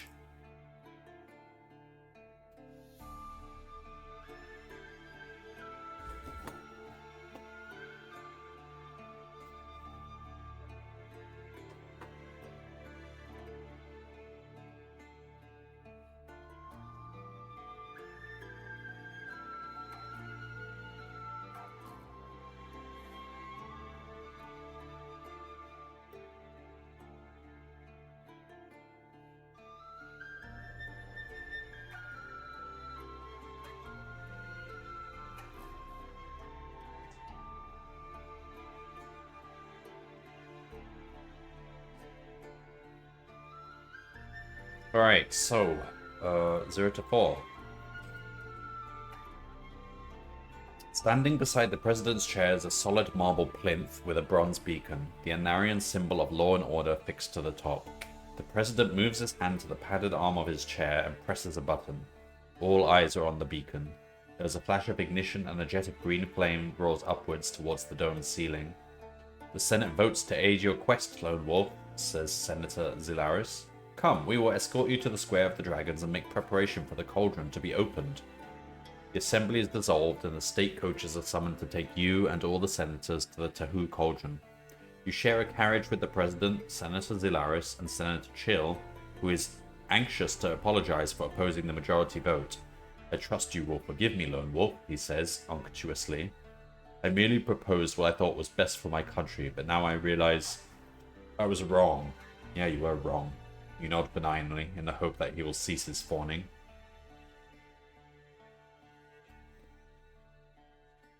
He smiles and turns to the president. Sir, I feel I must make amends for my misguided action in the Senate. If Lone Wolf is to enter the Cauldron tonight, surely it is our duty to ensure that he is adequately equipped. I propose that we visit one of my warehouses, where he is free to take anything he requires. The president agrees and the carriage is redirected to a warehouse near the Square of the Dragons. Senator Chill has many business interests in the city, and he supplies much of the weaponry and armor that equips the army. His warehouse is full of supplies, and you are encouraged to take whatever you need. Alright,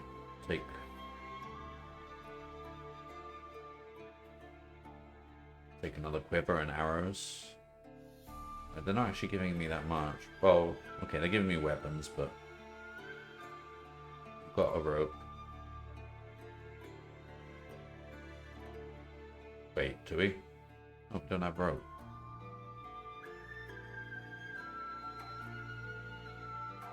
We're gonna need a rope, so chuck away this stuff.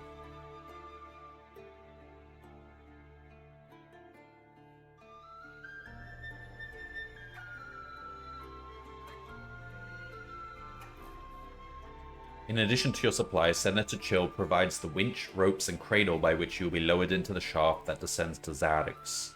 Upon your arrival at the Square of the Dragons, he supervises the assembly of these vital components while you stand with Senator Zilaris and stare in awe at the cauldron itself.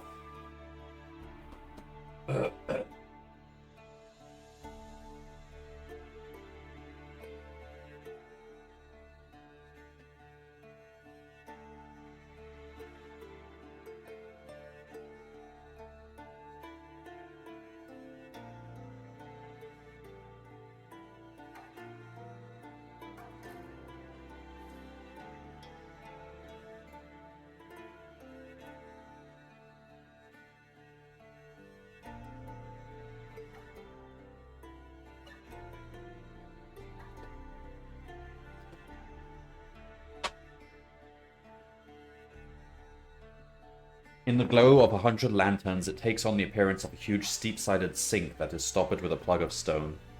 The key to this plug is a rod of corlinium that, until this evening, was kept locked in the vaults of the Anarium. Now it rests in the hands of the President. Senator Chill signals that his work is complete, and the President inserts the crystal rod into the plug of ancient stone. At first, nothing happens. Then you sense a vibration beneath your feet. Crackling tongues of pale blue fire lap the rim of the plug, and the hiss of escaping air breaks the seal of the 3 centuries grime that holds the plug in place. Levers and ropes are brought into action, and slowly the great block is lifted and the shaft to Zarix are covered.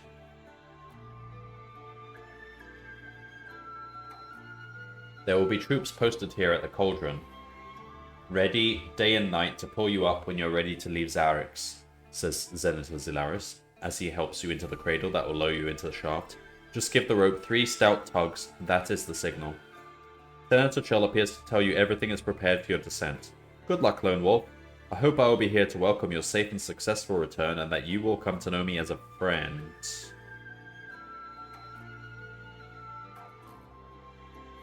Ah. What did the mysterious man in the hut say? He says we will find a friend, and that he will betray us.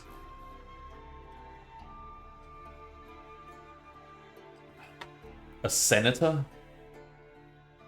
A senator betraying us? Unthinkable.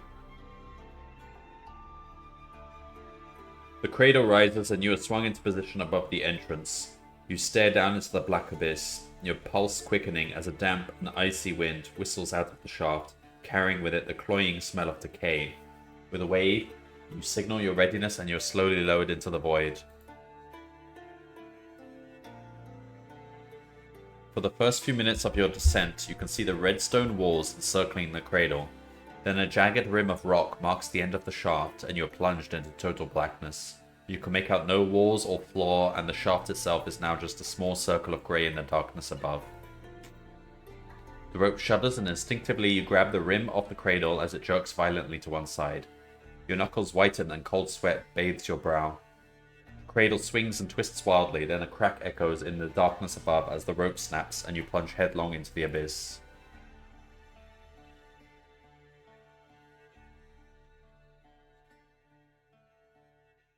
You fall like a stone into the whirling blackness. In desperation, you thrust out your arms, hoping to seize an outcrop or ledge, but there is nothing in the void for you to grasp. The freezing wind screams past your face, and your senses are overwhelmed by the horror of your impending doom. Suddenly, an icy shock engulfs you as you strike the surface of a lake and plunge into its lightless depths. Stunned by the sudden impact and numbed by the icy water, you sink several fathoms before you can muster your strength and strike out for the surface. Oh dear. The icy water clogs your nose and throat and numbs you to the bone. Desperately, you fight to control the panic gnawing at your insides as your air-starved lungs fill your chest with an agonizing pain. Sabito? What is that? Although you cannot gauge how deep you are, you know that your strength is fading fast. If you are to avoid a watery death, you must shed some of your equipment. We'll go with half.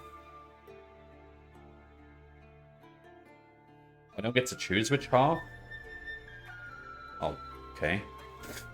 There is no time to choose which equipment to keep and which to throw away.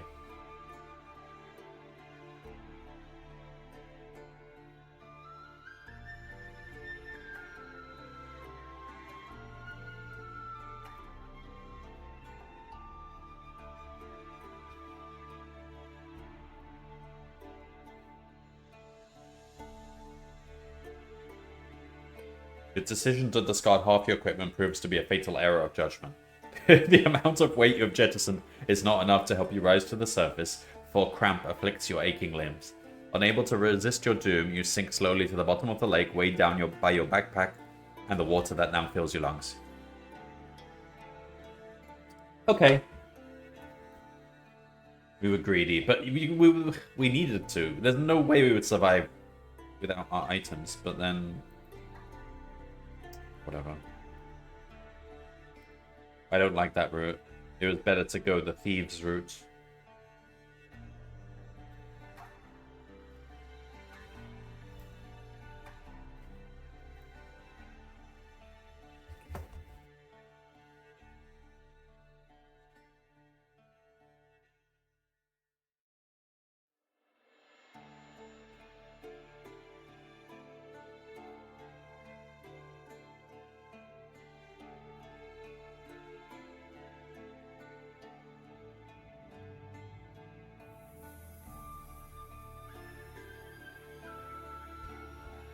Alright, we'll start again then.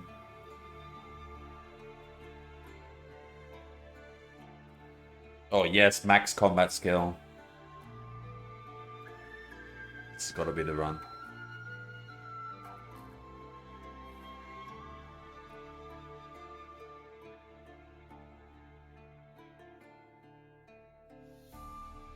Ooh, shall I take...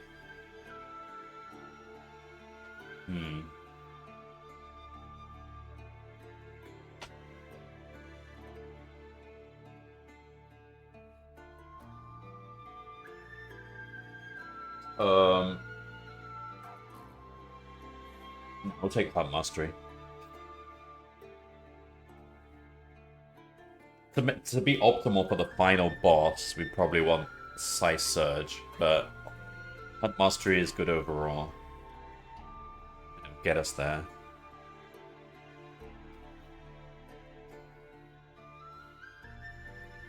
Alright, so we want bow and quiver, a potion, lantern, fire seed. Okay.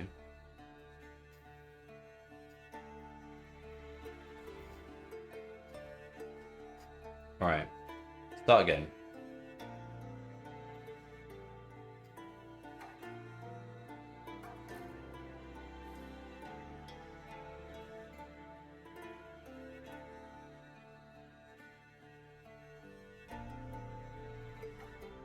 Alright, so we're just running through this again.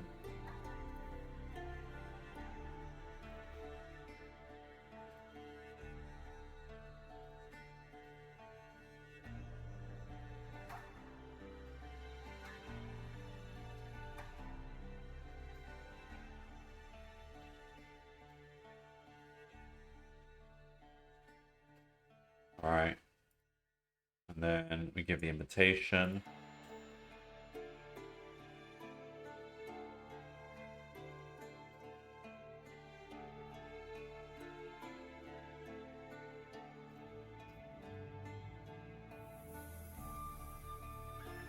Oh no. See, I don't like this route.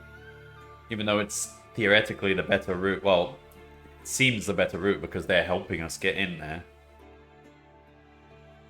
But... oh god.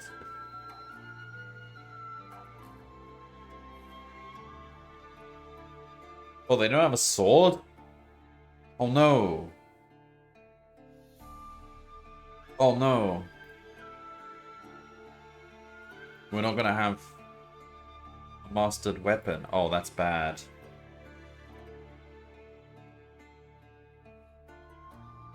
Oh, bollocks. So he gives a broadsword.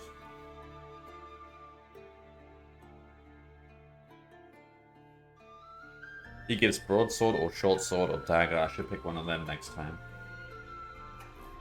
Maybe short sword.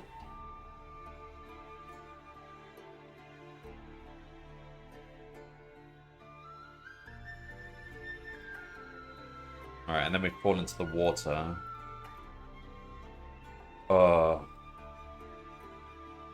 It seems like it was a... We'll do this again. Discard half the stuff. Because it's a coin flip, basically. Okay. With half your equipment discarded, you are able to claw your way up through the black water. Finally, you reach the surface, coughing and gasping for air.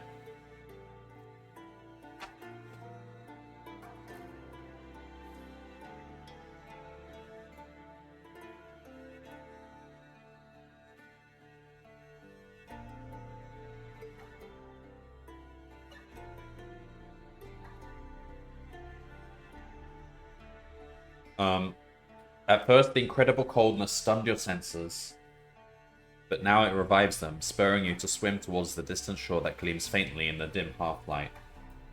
Aching and numb to the bone, you heave yourself out of the lake and collapse on the flat, spongy rocks that line the shore.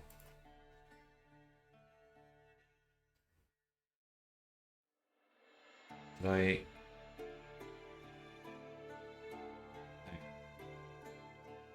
I increase the death count?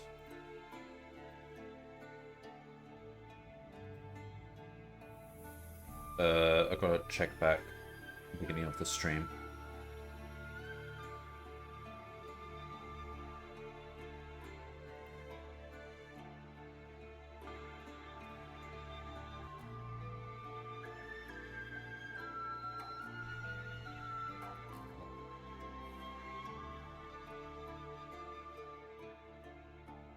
Yeah, I did, okay.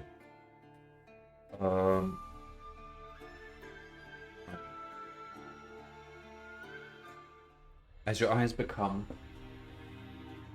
accustomed to the strange blue-green half-light, you notice something unusual lying on the shore 100 yards away. You approach cautiously and discover that it is the rope that once supported the cradle. The cradle itself now lies at the bottom of the lake, but a section of the rope fell to the shore. You examine it and discover that the end has been cut through with a sharp blade. The shock of this discovery sets your heart racing and you rack your brain, trying to think who would commit this act of deliberate sabotage. You know of only one who could have done such a ruthless deed. Gradually, as the feeling returns to your frozen limbs and your heart ceases to hammer in your chest, you feel bitterness and resentment welling up inside. You lift your face and give vent to an angry shout, cursing Senator Chill for his act of callous treachery that so nearly sealed your doom. Like, why would Senator even do that? Like, there's no point killing us, because he wanted to hand us over to the enemy. If he kills us, then he can't do that. So, like, why would he actually want to kill me? That's not in his interest at all.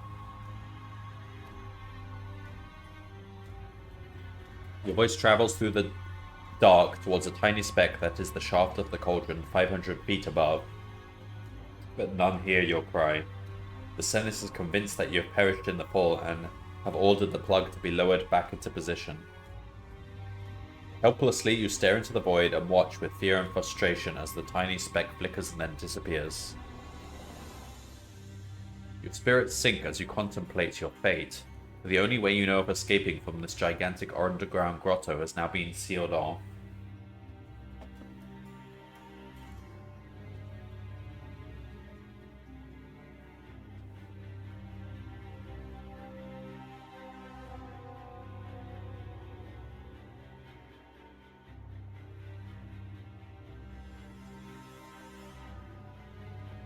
Hang on, just need to check something.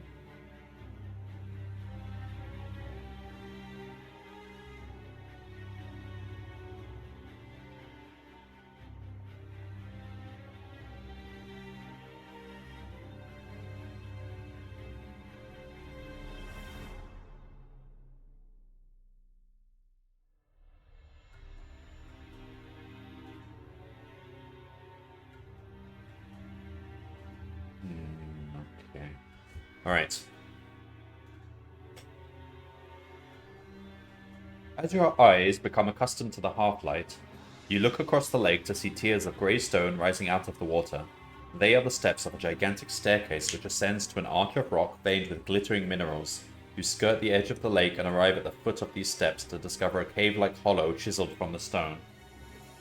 You are exhausted and must now eat. Oh, now we're here? We don't have the... we don't have a weapon that we've mastered. Oh, that's so annoying. So we're not going to be able to beat the final boss.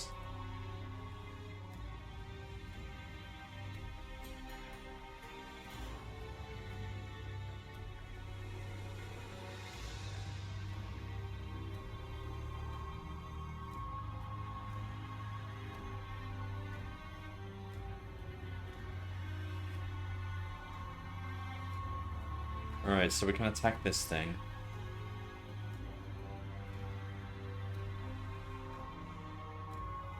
-4. Bollocks. Alright. Next time we'll have to take a weapon.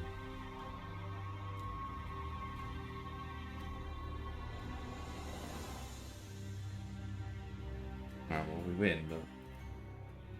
we get the psychic ring.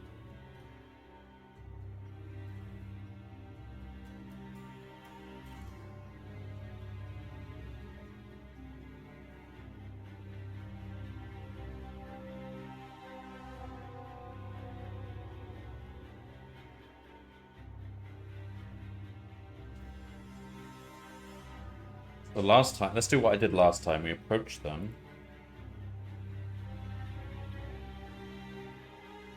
And then we have the lantern.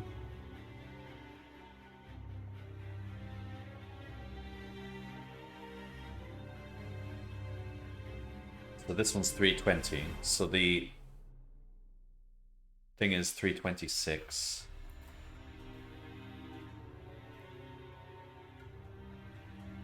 $326. And we tell her why we're here. Does she give us a weapon? Come on, we can beat this if she just gives us a weapon.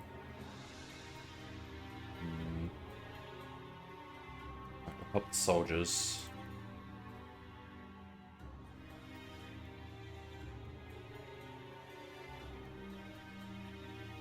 Now we have this whole assault. Use the bow.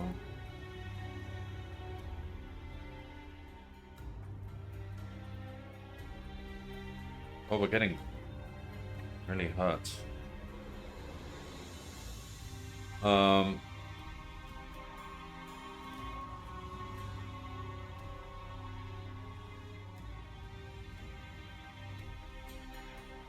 And then Captain of the Senate House Guard is asking for help. Alright, fine.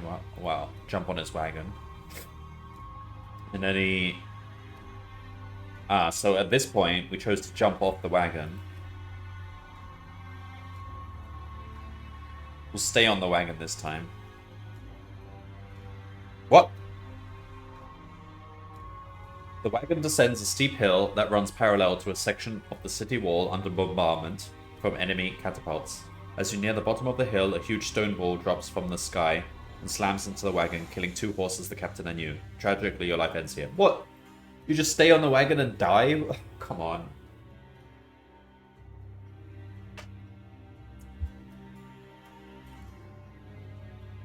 Oh, I had good combat skill that time.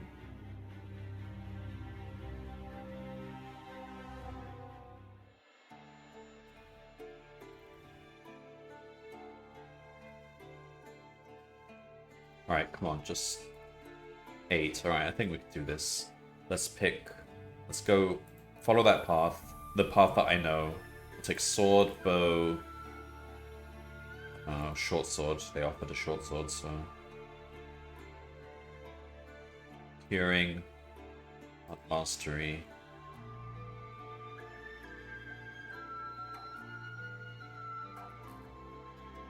Alright, make sure we take...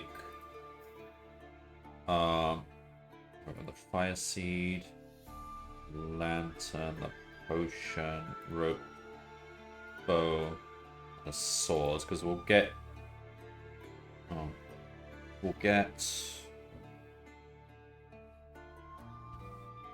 put the lantern away. We'll get a lantern.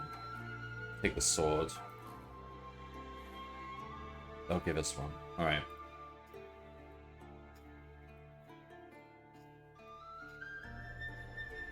Alright, let's go through all this again. Did I get the invitation? Yep, alright.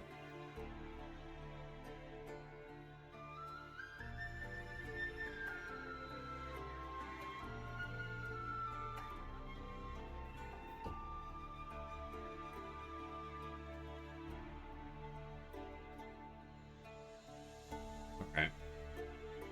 Take a lantern and a whistle and then this crap. Blanket, I suppose.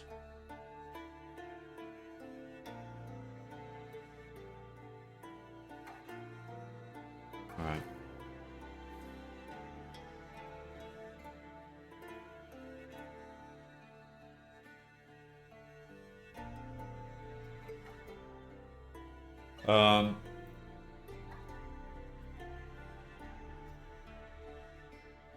Why do they have so many things to give you that don't seem to be used?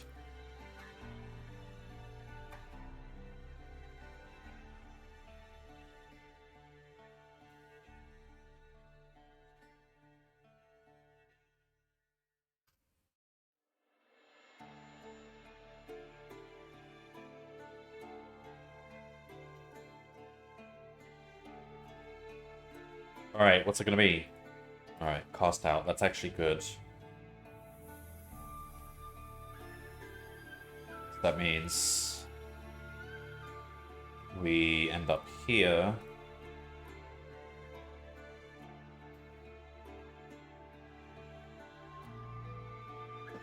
Get more arrows.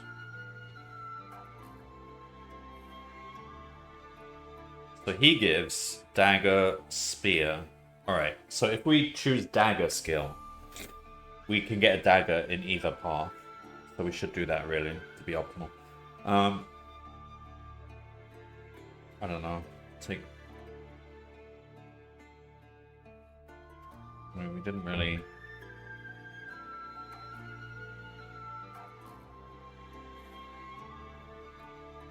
Take... Canteen of water. Oh, definitely need the rope. Absolutely need the rope. Alright, drop the candlestick.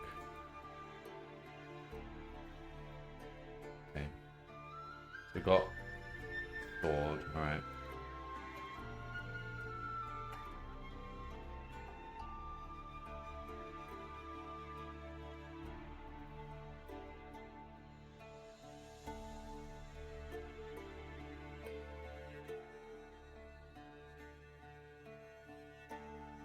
Alright. And then we're gonna fight a ghoul. Yeah. Got hurt a bit. Okay, so we get the token.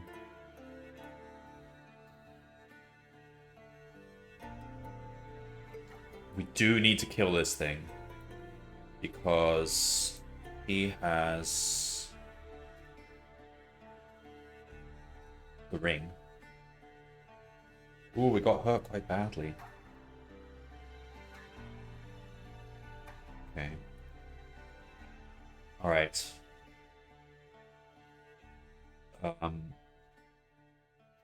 Approach.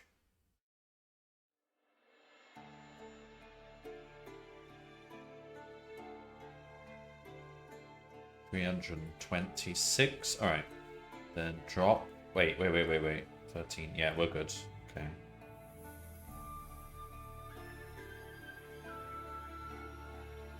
Okay, that's easy. 326. Tell her why we are here.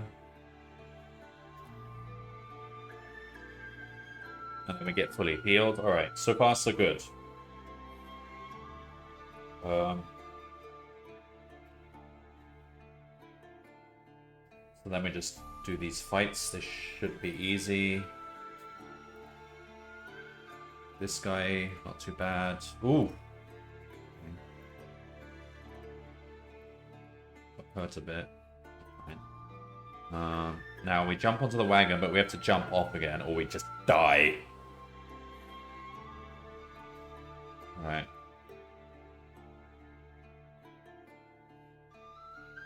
So we enter the tower. Alright. This is where we get the big fight. We should heal.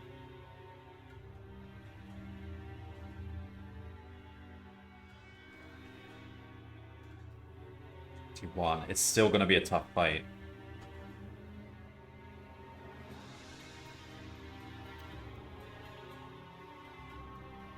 We do have the psychic... Oh, he hurt us for 5 immediately. We do have the psychic brain. -7. Jesus, we can't win this. What? And that's with almost top combat skill. Where do we get the dagger?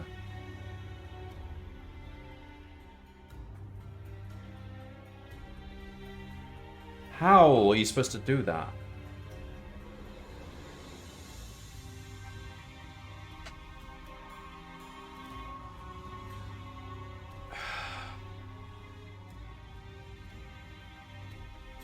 Alright, we've definitely got to take Psy... We've got to have 9 combat. And we've got to take these Psy... Blast, just to get that 1 extra combat skill.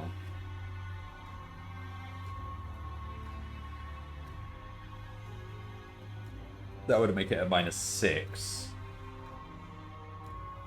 Which would be just a bit better.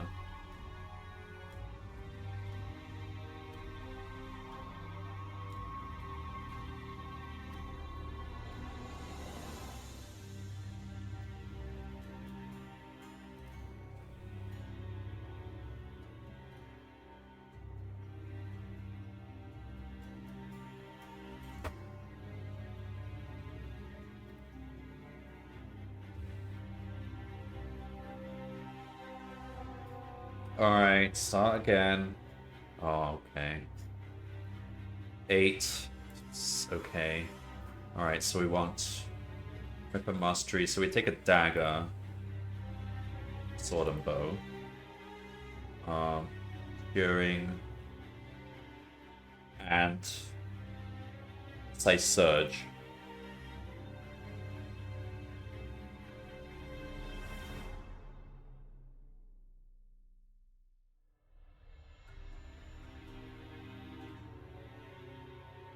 That will make the... That'll be better for the final fight. Alright, and then we take bow, quiver, potion, fire seed, and turn. We get given a rope. Right. Not much money, doesn't matter, the thieves steal it all anyway.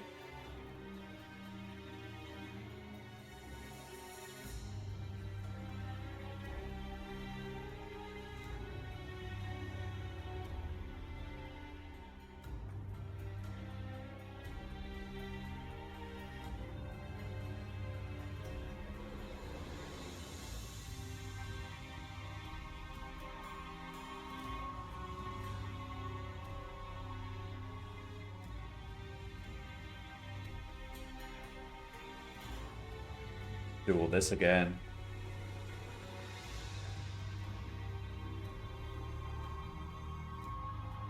Gotta find that dagger. But that means I gotta try different things and...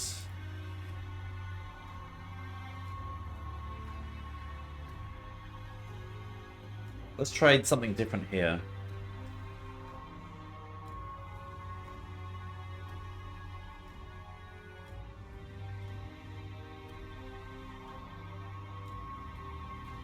Like, just fight them straight up.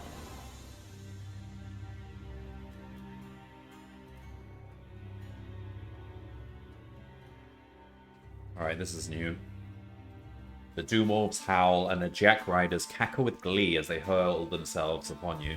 You lash out at a grey-skinned rider, cleaving his grinning head in two, and swinging your arm back just in time to dispatch a Doomorph that is leaping towards your face.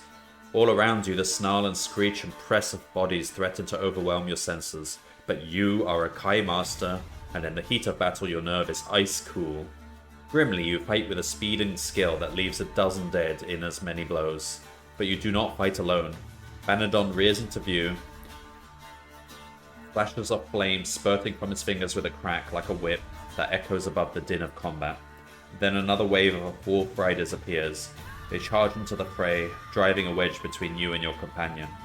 A black sword cuts the air less than an inch from your scalp, but you deal its wielder a fatal blow before he can strike a second time. He falls. Yet his Doomorph mount leaps up and clings to your horse, its claws buried in the saddle leather, its foaming jaws snapping at your throat. You must dispatch this beast quickly before it drags you to the ground.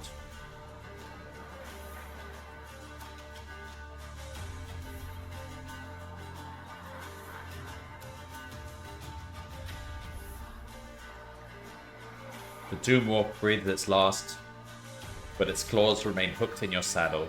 You strive to cut it away, but your horse can no longer bear its weight. With a neigh of terror, his legs buckle and you are thrown to the blood-soaked ground.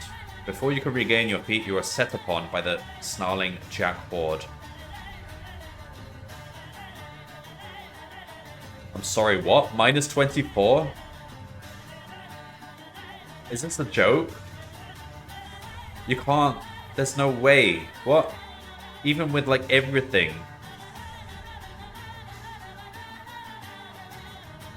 How is that possible? They're just trolling us at this point. You can't win this fight. Minus 24. That's off the chart. Like, if it was minus 11, you're basically insta-killed anyway. How could you possibly... 8. Wait, where's my weapon? Oh. I don't have a weapon. But even so, that doesn't make a difference. Alright, well, they're just trolling. Dead in one hit. Alright, definitely don't fight them. There's no way you can beat that. They've got 56 health as well.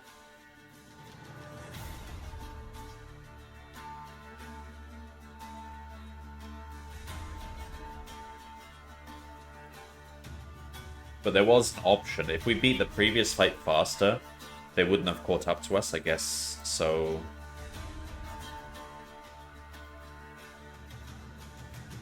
Damn it, we got no combat skill.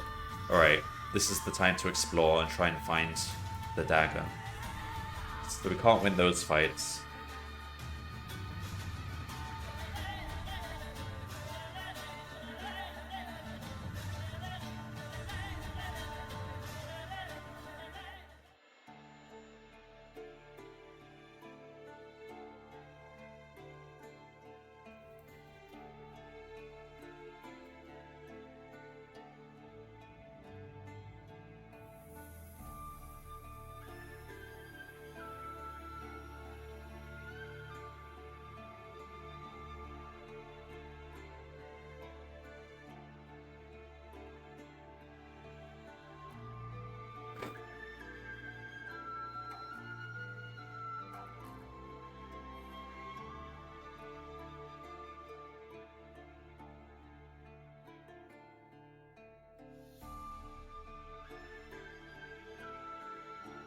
Where could we possibly find the dagger? Are there any other options I should try?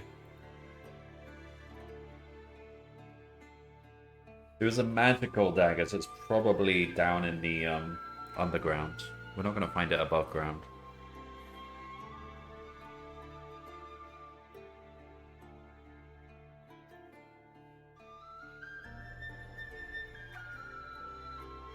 Alright, we'll try different things. For example, let's ignore these people. Ignore them. Okay, this time we're going to follow the track because it's leading the wrong way.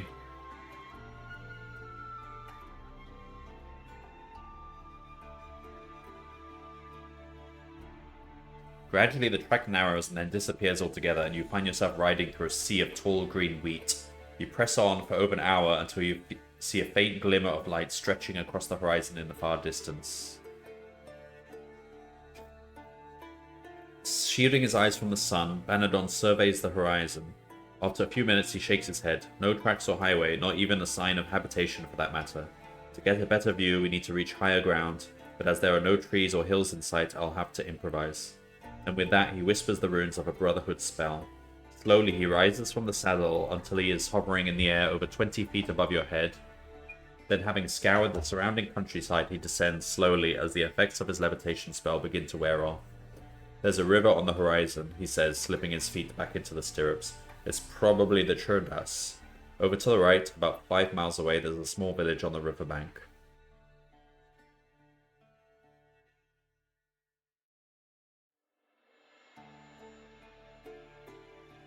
Let's go to the village.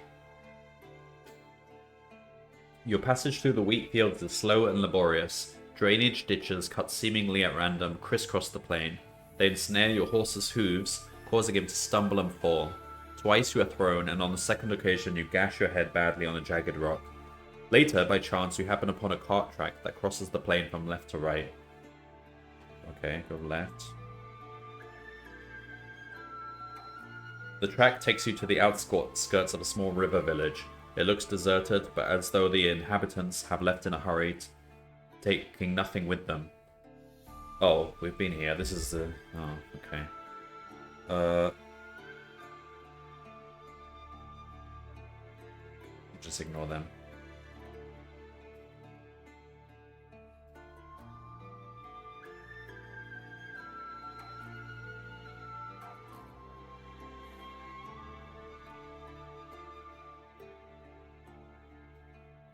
Okay, so we do all this stuff now.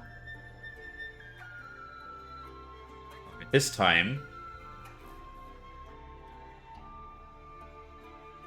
let's try a different option. Let's demand to know what right they have. The sergeant draws his curved cavalry sword and levels it menacingly at your chest. By the right of the Senate of Tahu, government of Inari, he snarls in reply to your demand. And by the right of majority, 20 rangers against 2 outlanders. Both of you drop your weapons at once. Fine. You are unsheathing your weapon when you hear Banadon whisper, "Follow me." No, Banadon, what are you doing? The rangers hear nothing, and as you drop the weapon, their eyes follow it to the ground. At that instant, Banadon quickly recites the runes of a Brotherhood spell, and a flood of sticky fibers gush from his outstretched hand. The sergeant and a dozen of his men are caught in a net of gluey strands that hold them, and their horses rooted firmly to the ground. Banadon spurs his horse at the startled few that have escaped his spell, and you follow closely on his heels. A handful of rangers pursue you along the highway, but your mounts are much faster, and they soon give up the chase and return to their helpless comrades. Only when the rangers and the standing stones finally disappear from sight do you rein in your horses and slacken the pace. So we drop a weapon. Alright.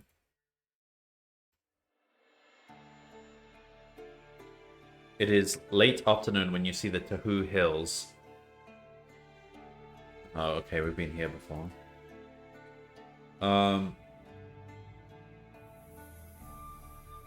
Let's try and escape the ambush.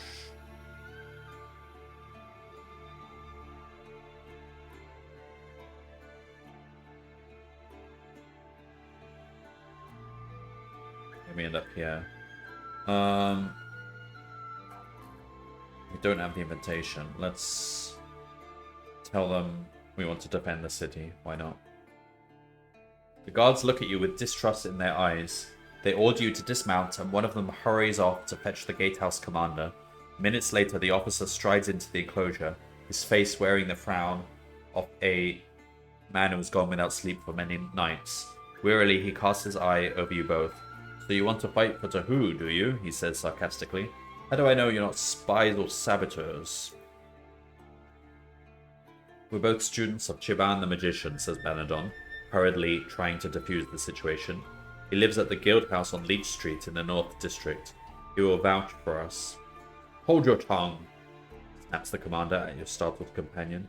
I want your friend to tell me something about this city, the city that he is prepared to lay down his life for. He moves nearer and stares at you icily. In which district of Tahu is the Cauldron to be found? Wait, why would I know this? We're coming to the city to help them to defend it. So why are they testing if I know about the city? What? You know that the city's... okay. We might know this. We've probably seen it in a previous... I don't remember. Maybe the West District? The commander narrows his eyes. Bah, let them enter. We need all the men we can get. Their blood's as good as any that will be spilled in the defense of this city. You cast a glance at Banadon and smile as he wipes a bead of sweat from his brow. Alright, and then we're here.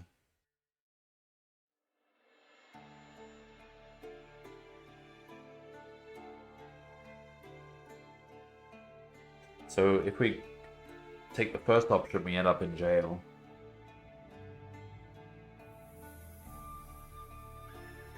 We've got to try different things. And then the...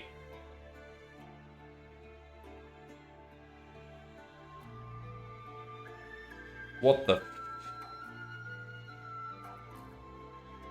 Hold there, booms the mercenary leader. We have a debt to settle. He flips his cloak aside to show his sword in its scabbard, and motions two of his men to the door to cut off your escape. The protests of the hall owner go unheeded as the leader draws his sword and signals his men to attack. Whatever.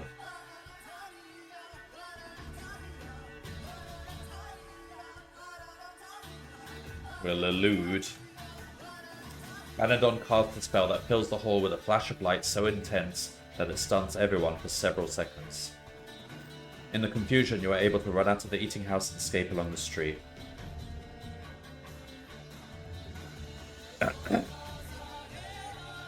And then we end up here. Alright.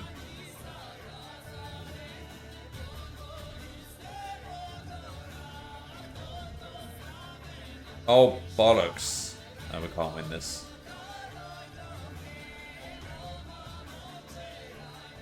Huh. Oh, it's because we didn't have the... If we get caught in the net, we're dead.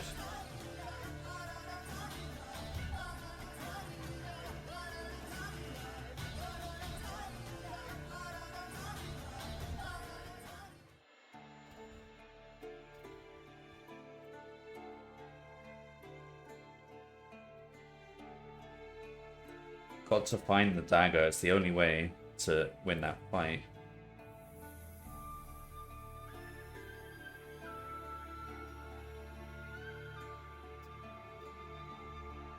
Take the fire seed, bow, quiver, potion.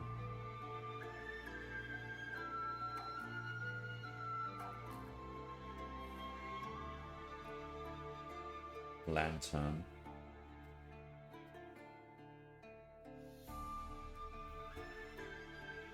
Alright, we've got decent combat skills, so let's just...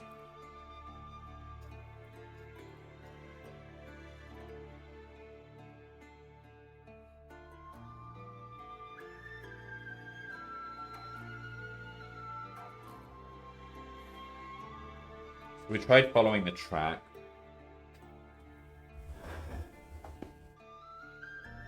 Let's try that again, but this time go to the river.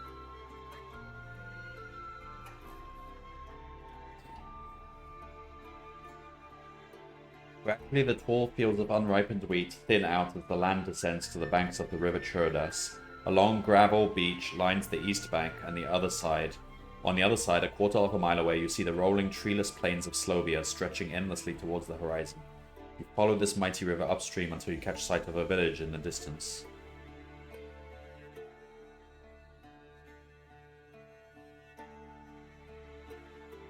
And then we end up here.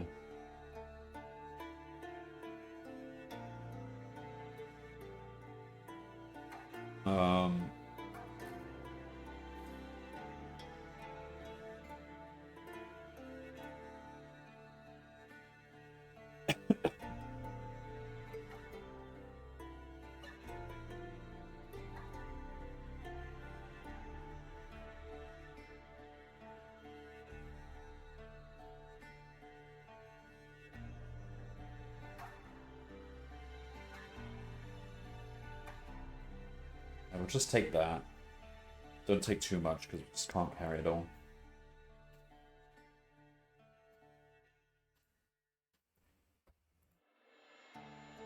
Oh, just take one thing.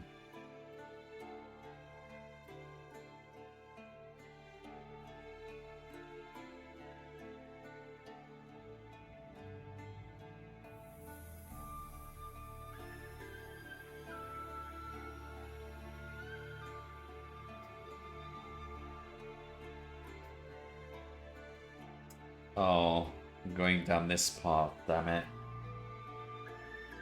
Alright, we'll take the water. We have arrows, dagger, lantern. Should take the rope. Oh, we don't need the lantern.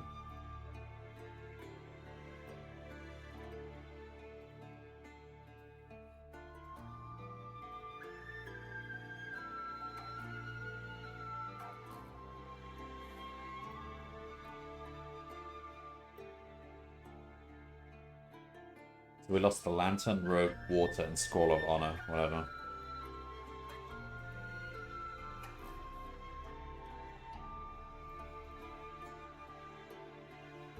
Okay.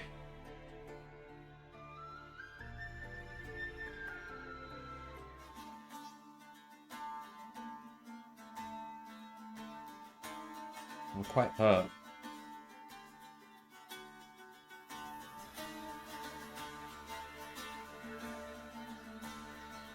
Okay, how... Oh, 11 health. Damn it. We have to get that ring, though.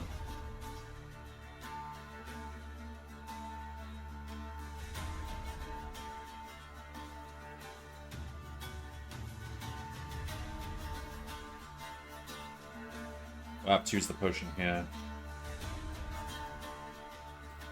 No, but we need the potion for the final battle. Well, the final battle, you usually have full health at that point.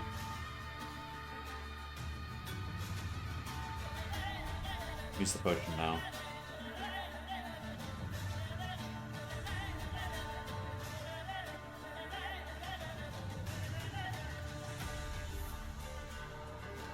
Damn it!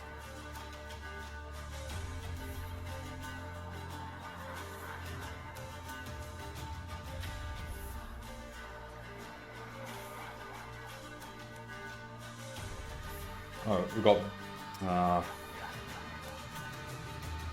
best combat skill, but terrible endurance. You do kind of need endurance for this one as well.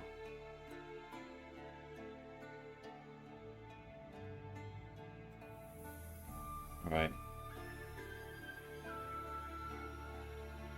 We'll just go down the path we know and see if we can actually just beat the boss straight up.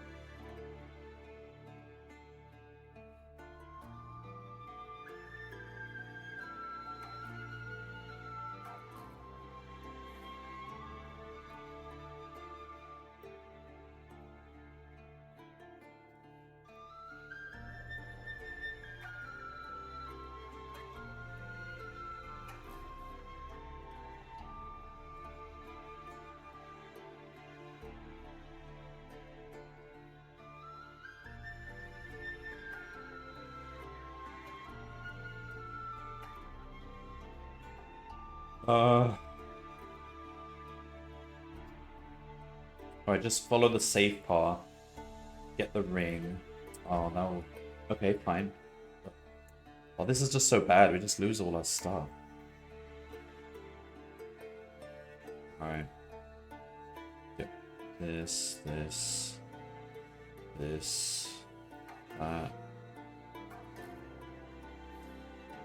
Another lantern? Because if we lose one... But we have to put them onto...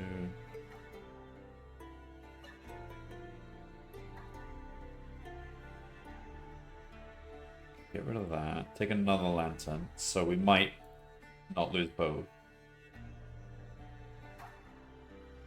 Dagger. We'll try that.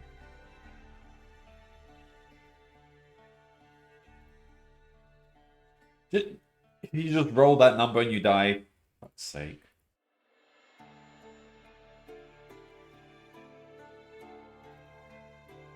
We really don't want to be lowered down by the senator, because then that's just a really bad outcome.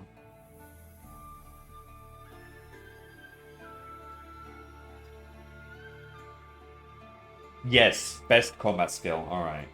This time, we've got to do it.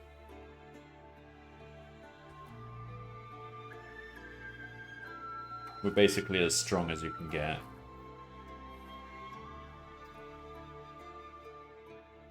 Right, so take all this stuff. The fire seed, potion, bow, wither.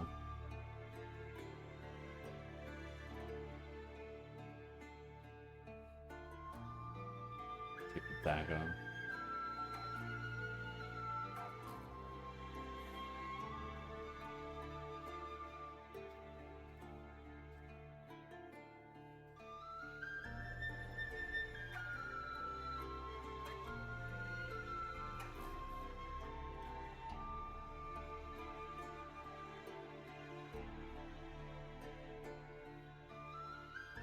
Don't bother with Sidara.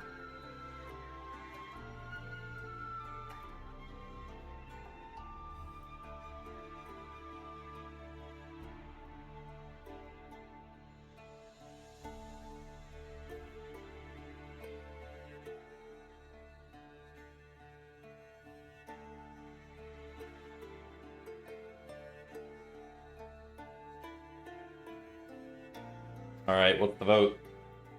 For fuck's sake. We'll keep our weapon, that's the important thing. Take more arrows, water. Take another lantern and another rope. Blankets. It's good enough, I think.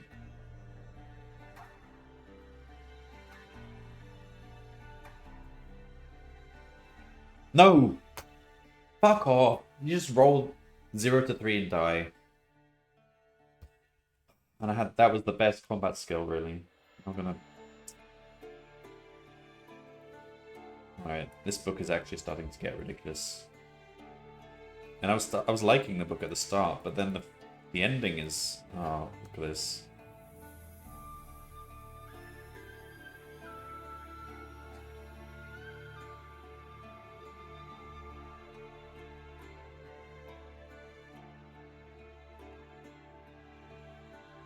One, two...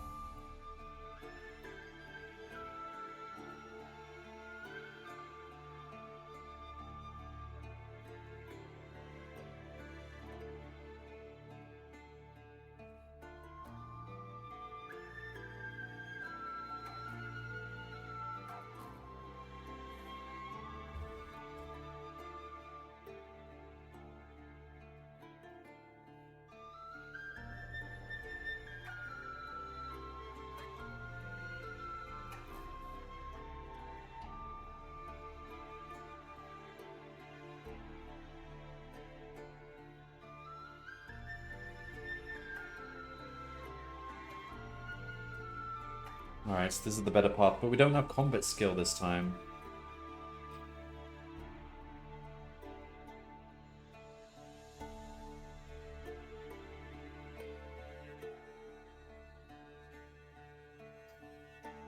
Alright, the arrow, blanket, got a dagger already, tin of water, rope, definitely need a rope. Oh, we need a... I'll take it.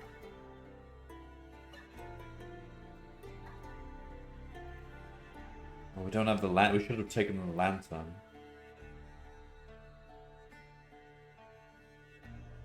Alright. Instead of...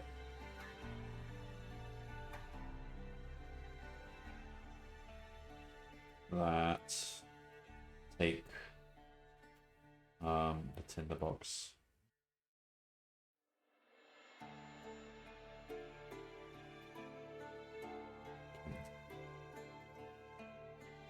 Oh, just roll 0 to 1 and die.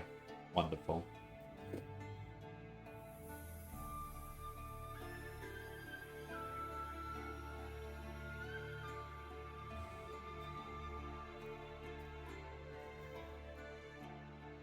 You kidding me?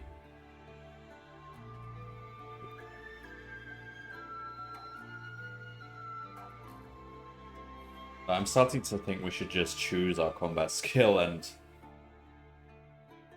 just take max combat skill and endurance, because otherwise you just have to die over and over again until you roll top combat skill, don't you? Maybe I should just do that.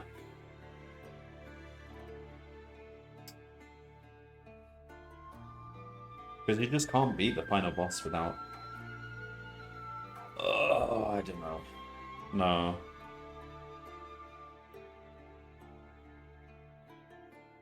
I'll give it another try.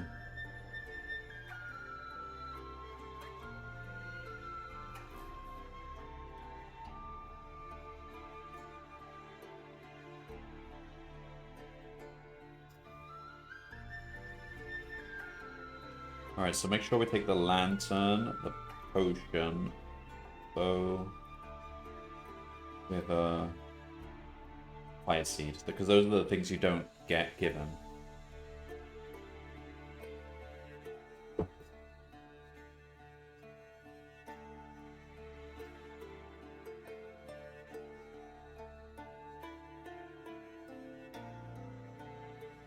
Why are we even buying this? Just ignore him.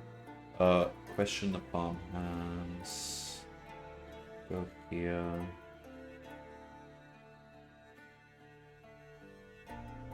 Don't even bother with them anymore.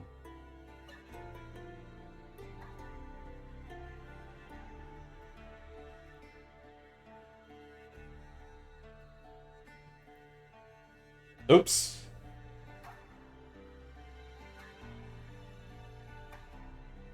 Wait, have I been here before? Oh, we're in jail. But we have been here before.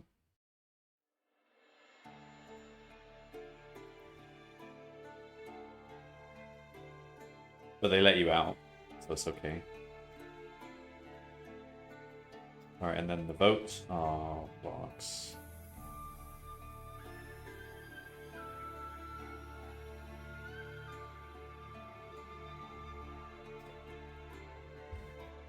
Take another lantern, dagger, a rope, blanket.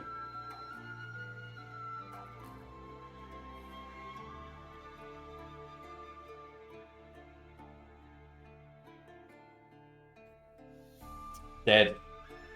Great.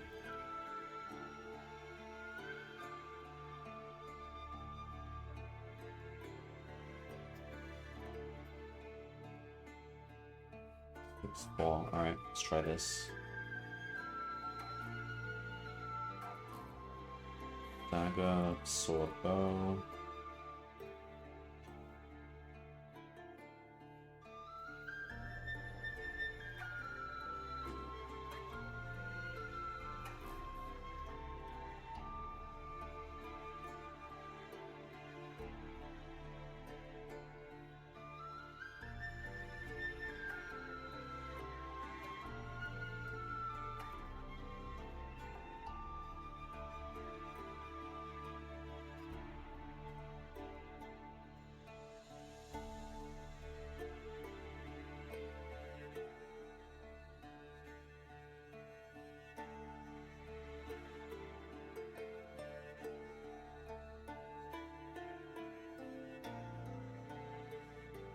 Just do the quickest options.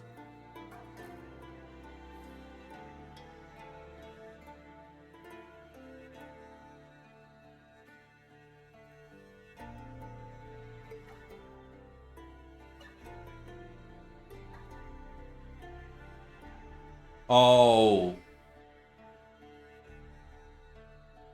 Wonderful. We're dead.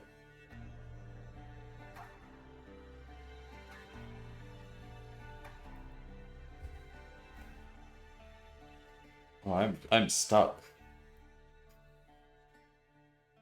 Great. This is a loss.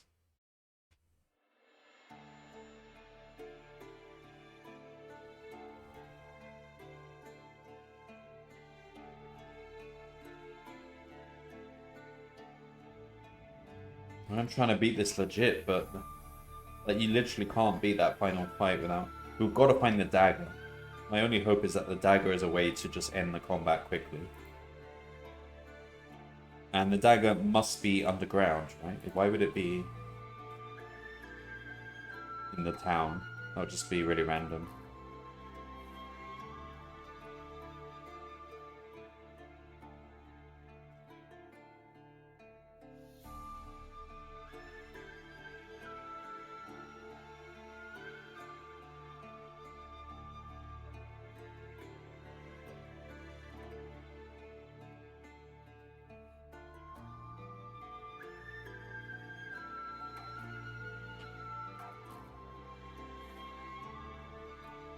Fuck.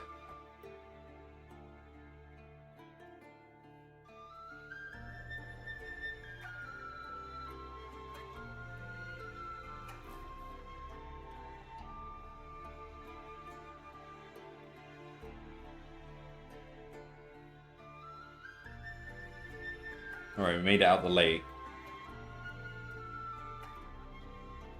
-4.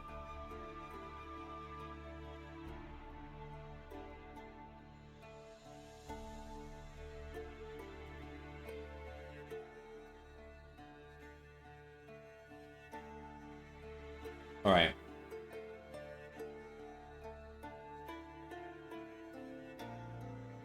We have to fight this thing.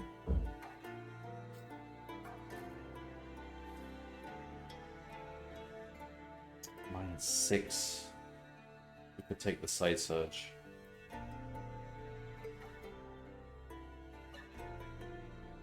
Oh, we can't turn it off? Wow.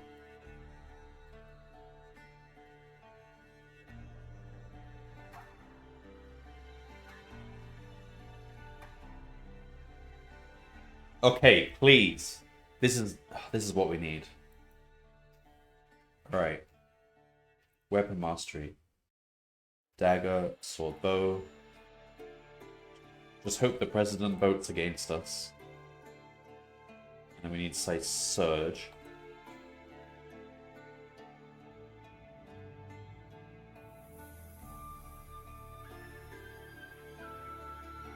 Okay, so fire seed, lantern, potion, bow, quiver.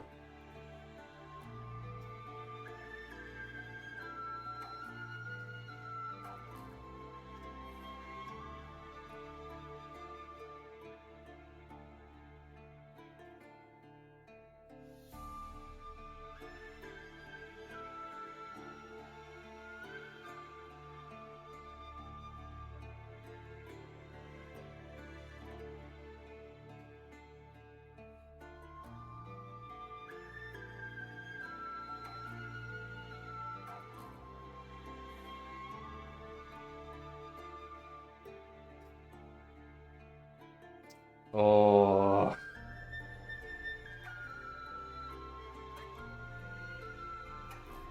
As long as we have the dagger, but still.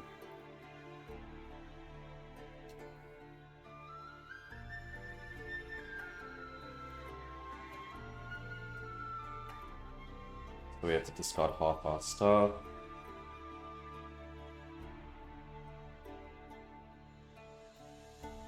Alright. Damn, we really got hurt.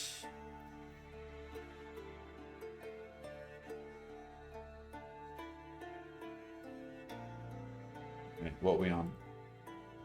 18.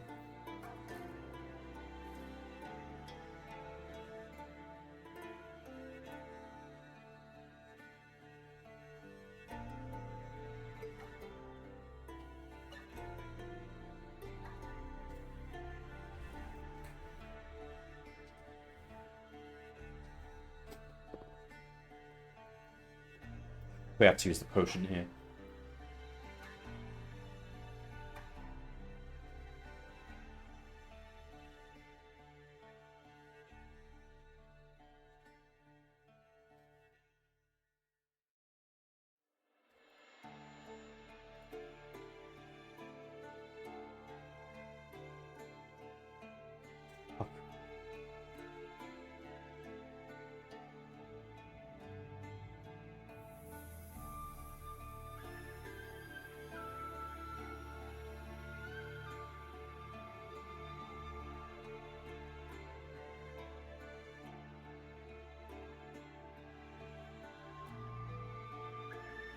Okay.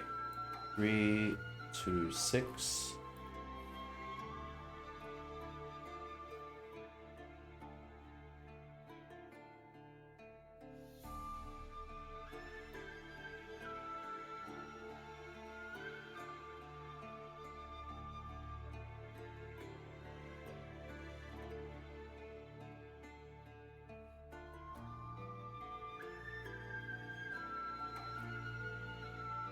Okay, so far so good.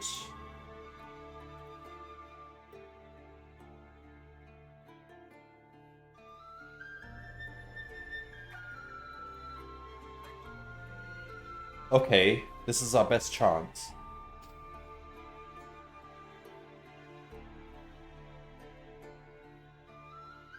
But he hurts us for 5.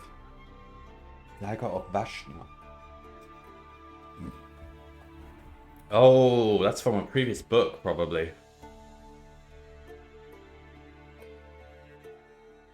In fact, I might have even had it before. Alright, -5. This is our best chance.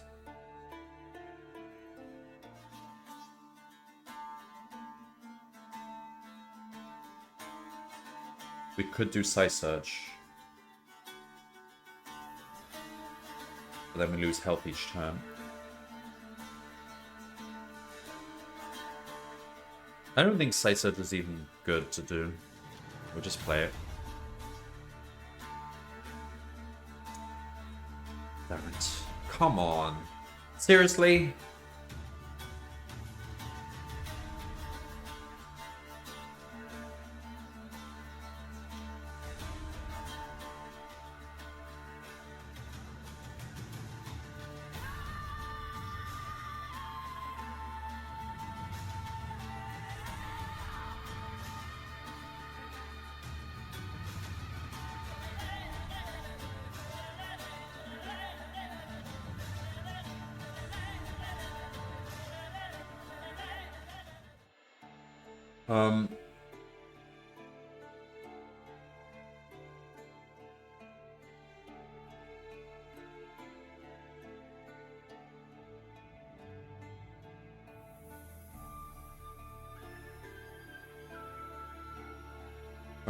Alright, at this point I'm considering looking up a hint, because if there's if it's literally just be really good at combat for that final battle,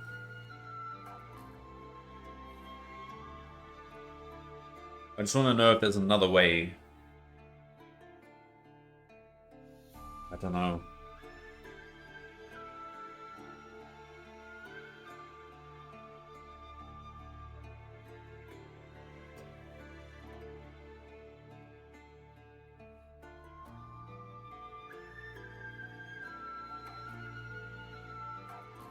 I just want to know if the final battle, that battle is avoidable.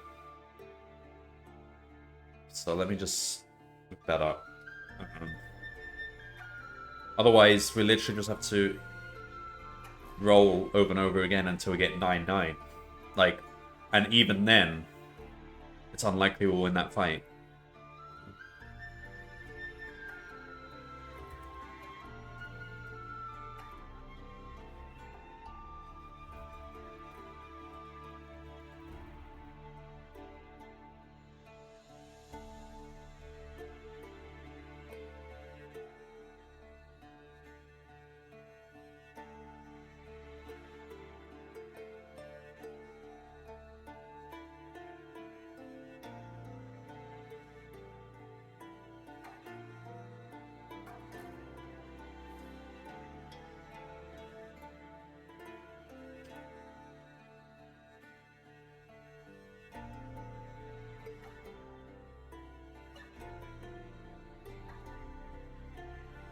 Alright, I mean, this is just telling us stuff we know.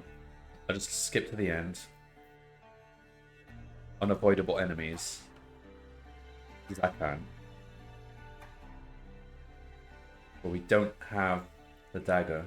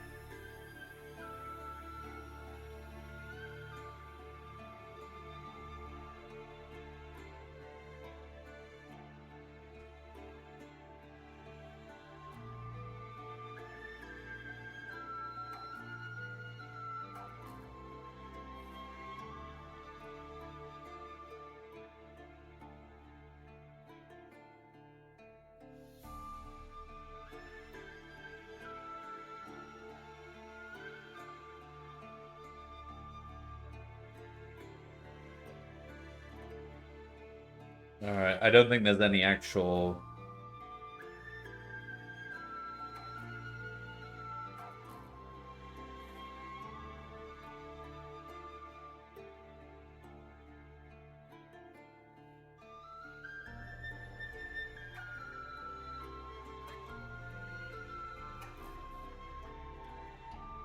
Dagger of Vashna is from a previous book.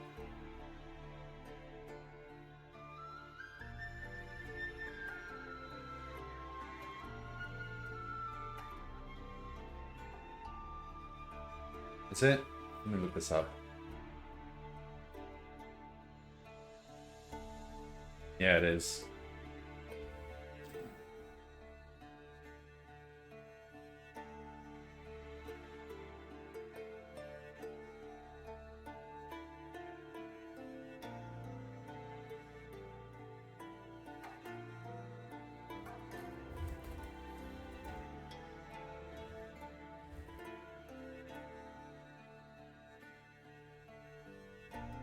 Yeah.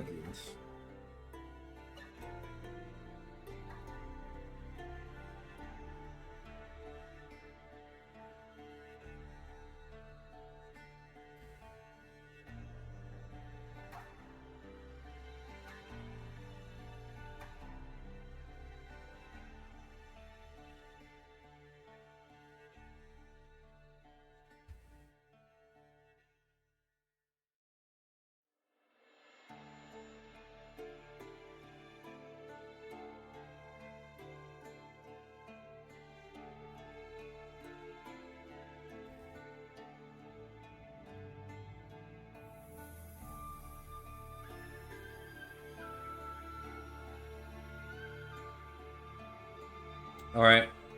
I think we just gotta roll for good stats, which means we just take a death over and over again until we get good stats. Like, what else can we do? So 6 is not good enough.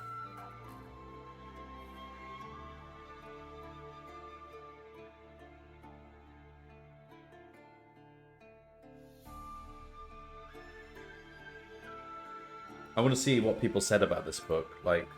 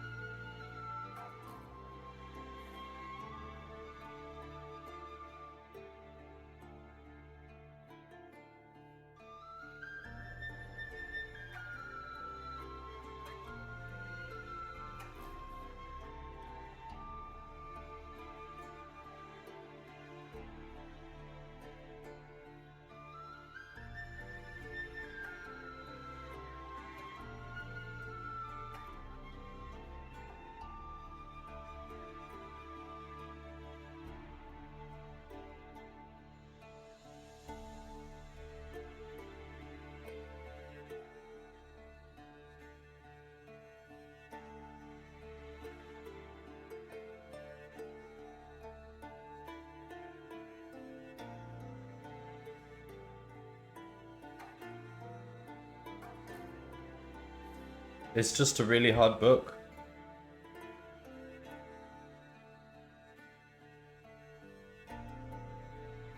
Okay. I don't know what's... We just have to keep trying over and over again. 6 is not good enough. So... Just take a death. Death. And start again, roll again. Like, what else can I do?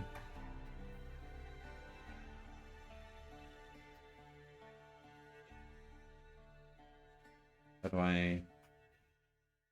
Start again. Cauldron. Cauldron. Here.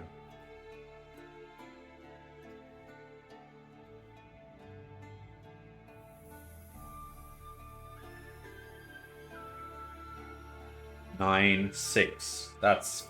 Yeah, we can deal with that. Okay, take dagger, sword, bow. Curing and Sight Surge.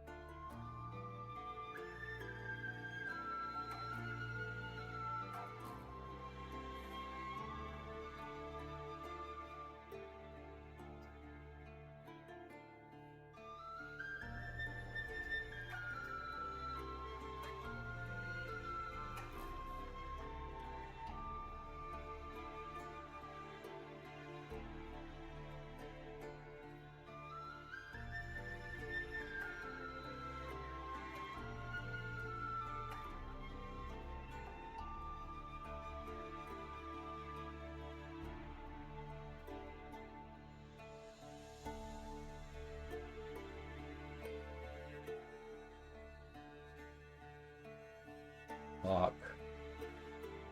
Alright. As long as we have the weapons, that's the important thing.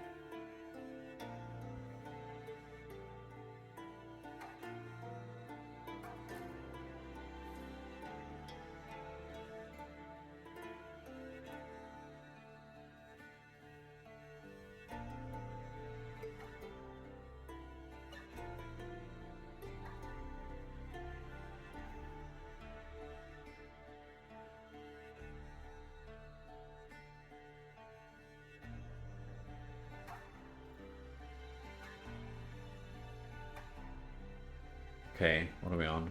22. Okay, so we can beat this guy without wasting the potion. Wait, do we still have the potion? Fuck. We need the potion. Alright.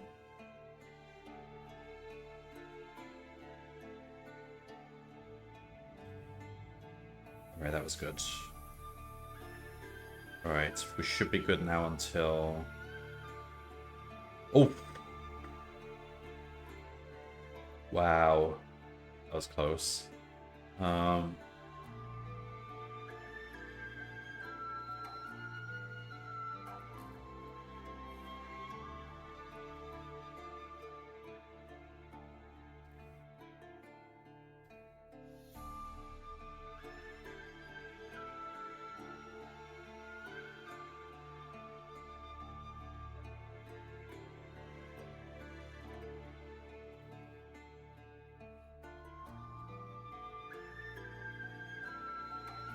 Alright, 3, 2, 6.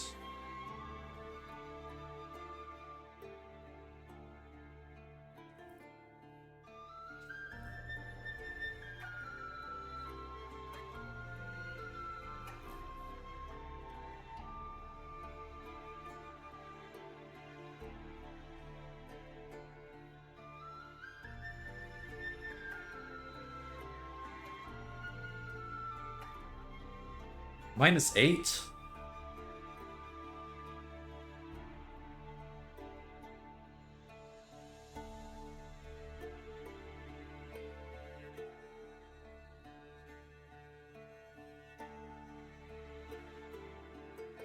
Let's use Sight Surge. Change it to -4.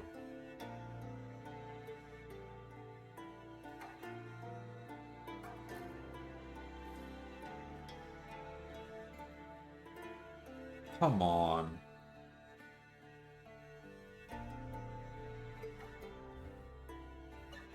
We need to... we need a lot of things to go right. 0, that's a death. Fuck that.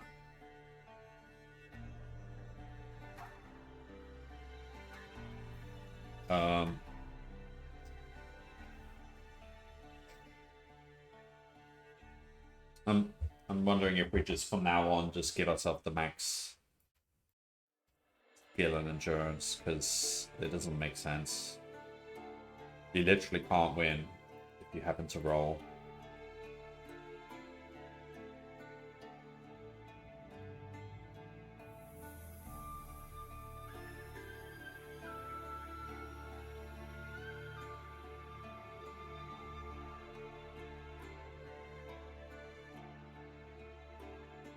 I have to think about this.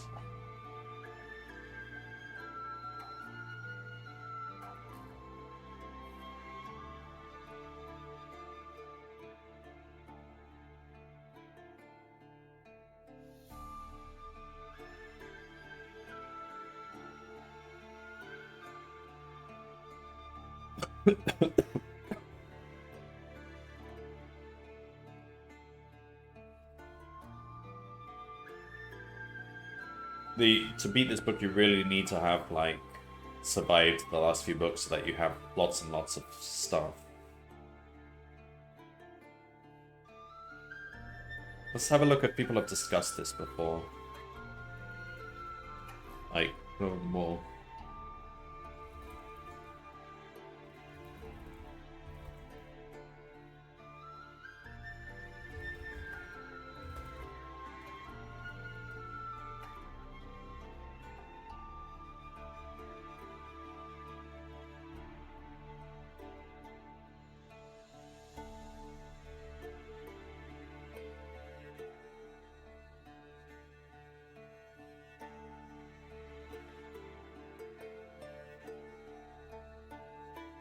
Oh, I don't know what to do.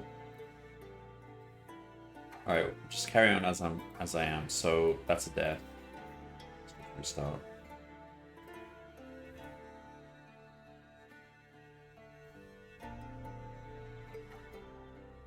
Where is...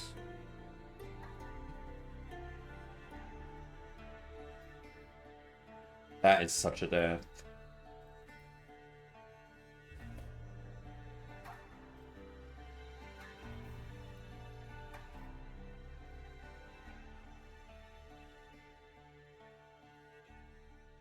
Wait, what book is this? Oh, wrong book.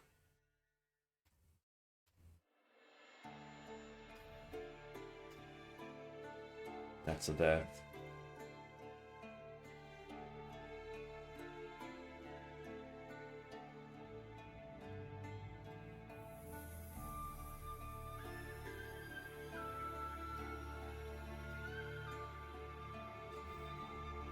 Even 8 is not good enough. There.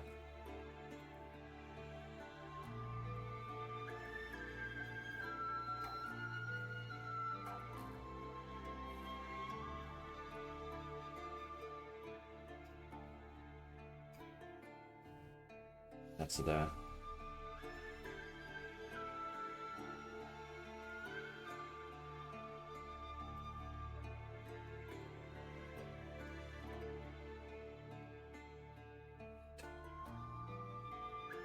So there. I'm gonna have to think about how we do this from now on. Maybe we just always pick max combat.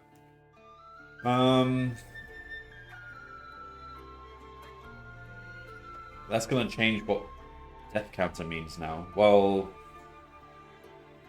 doesn't matter. Alright. From now on.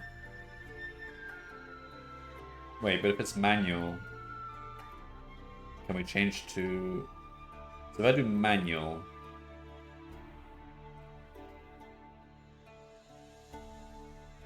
Oh... Choose a number, random. Can we...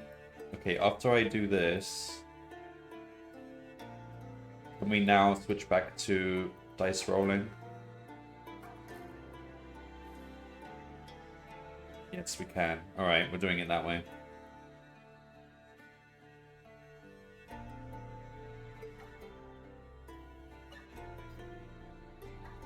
Alright, from now on we play with max combat skill because it's just... Otherwise you just have to restart for the right skill. The right rolls. Curing...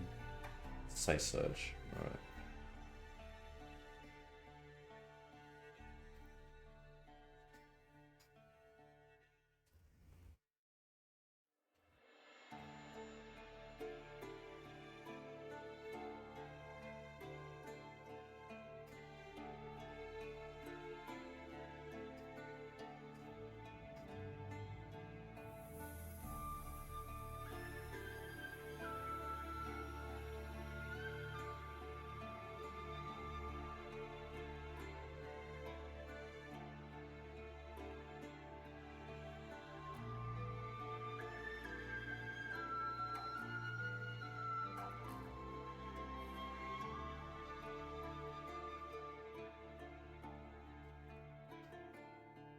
Fuck.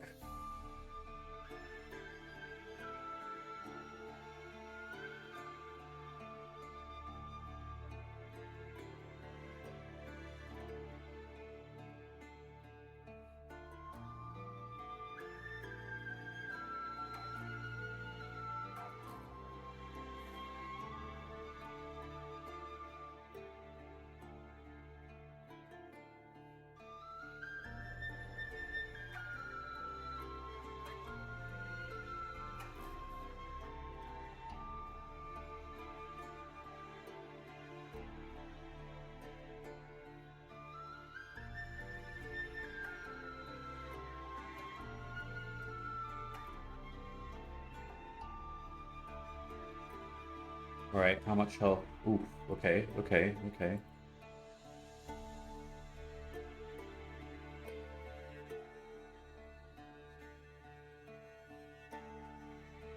Oh, we don't have the lantern this time. Use a fire seed then.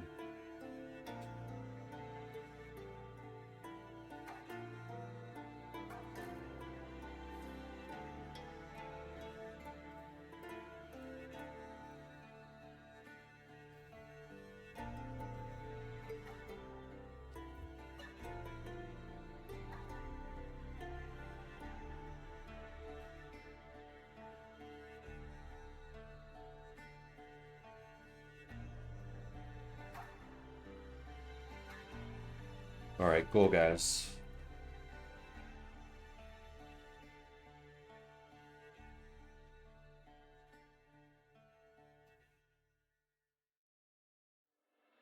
That was bad. We got hurt. Do we have the potion? Don't have the potion.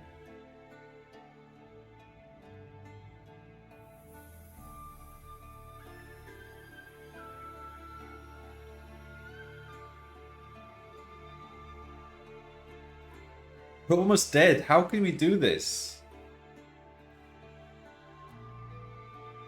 -5. That's as good as we can hope for.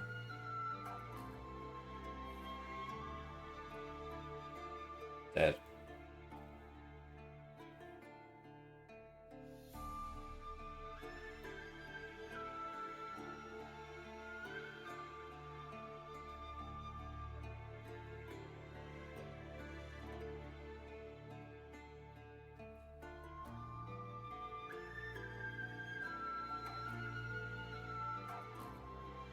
Alright.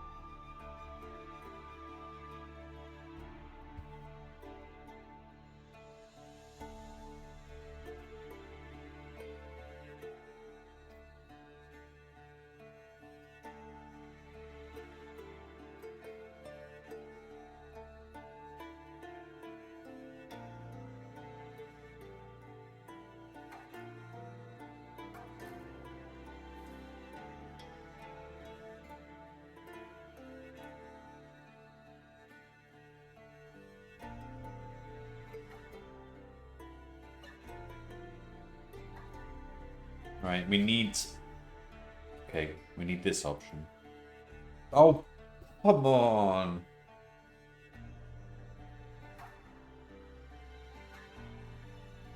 We've never actually beat these guards.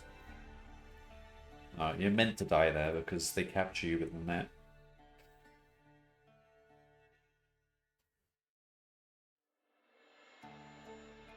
Okay.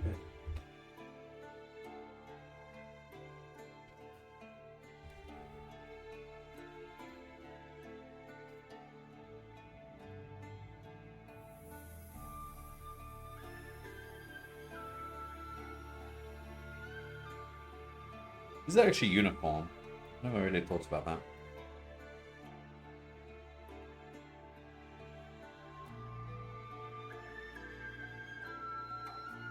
Does this even matter for user generated? I don't know what it does. Right. Dagger, bow, sword.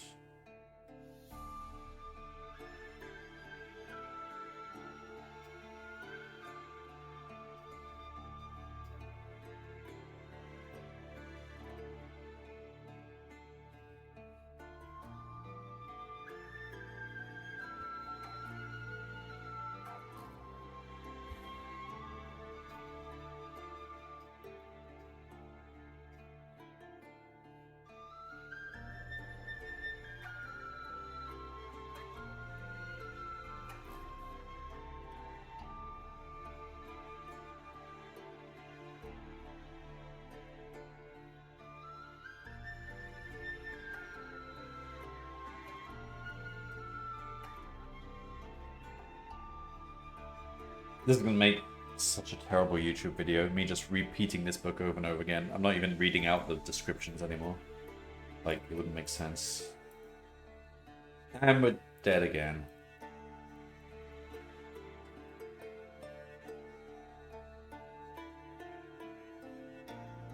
This is with max combat skill every time.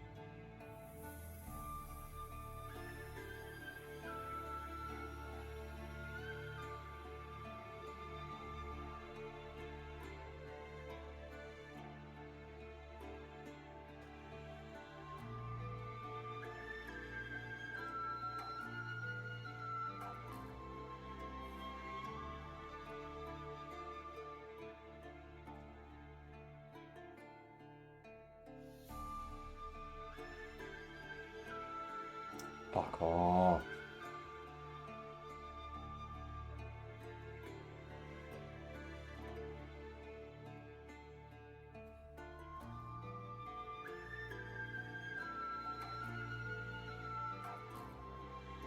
Dead.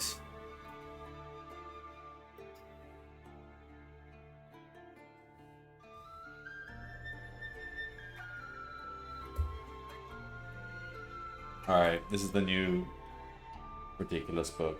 I thought the last one was bad, but actually this is much worse.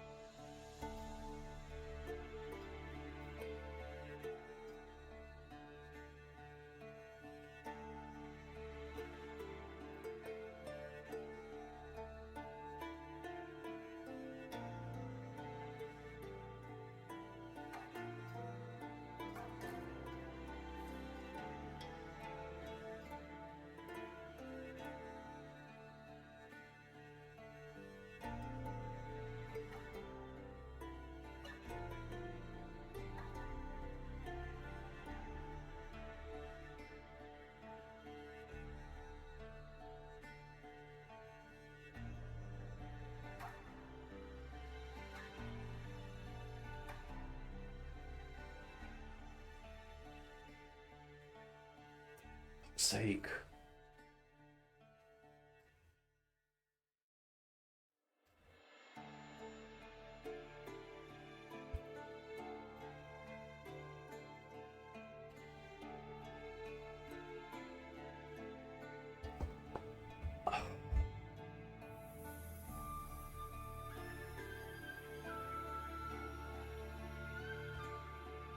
This is gonna go on forever. And this is with max. This is cheating, kind of. Well, in theory you can just roll dice until you get... It's like in Baldur's Gate. At the start you can roll dice until you get the highest rolls. That's within the rules, so we're just skipping that part. It's the benefit of the stream, right?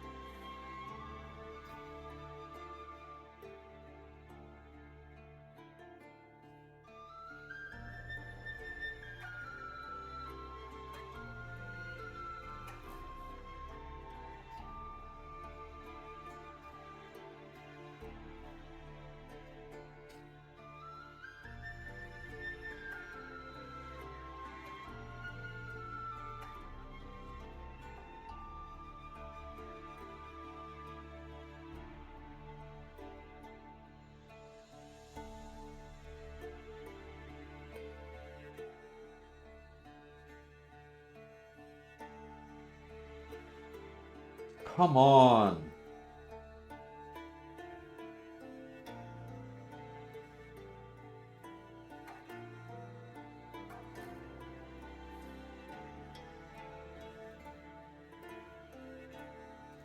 Three times in a row?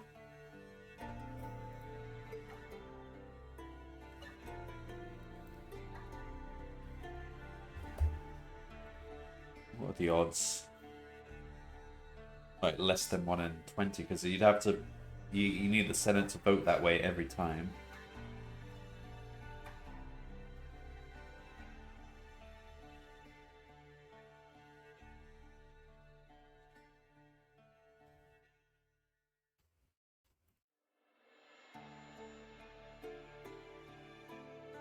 How did anyone ever do this? Like...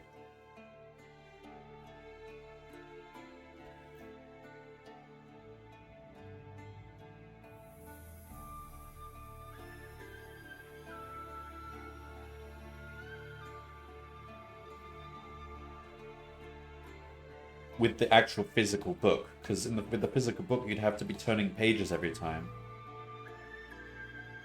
It'd be so much slower.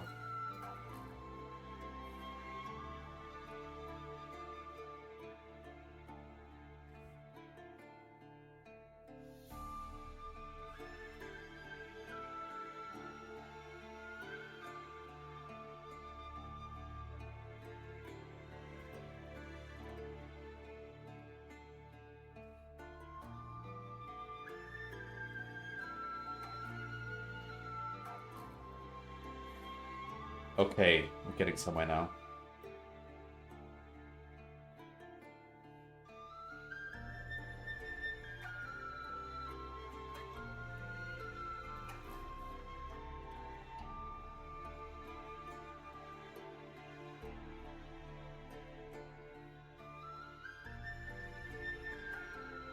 The meals are actually really helpful.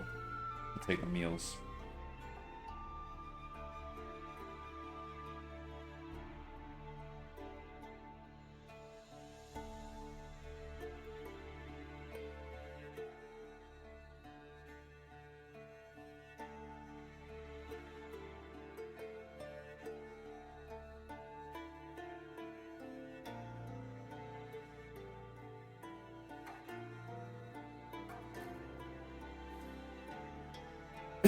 How many meals do we have? 3. Alright, we'll eat the meals.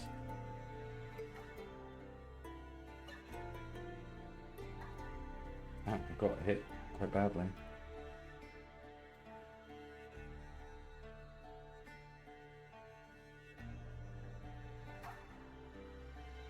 15. Not too bad.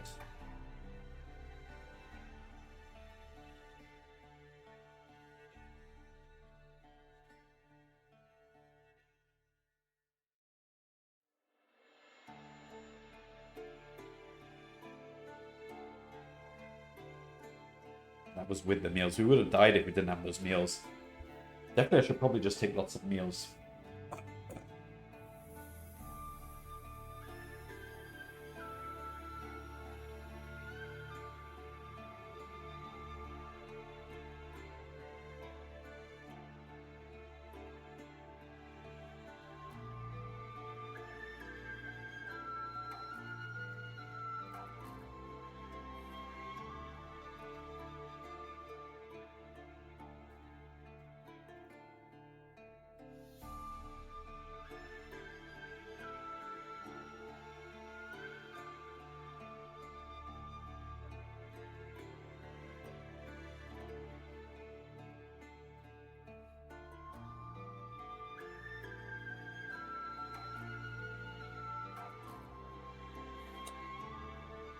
Alright, so we got hurt quite a bit.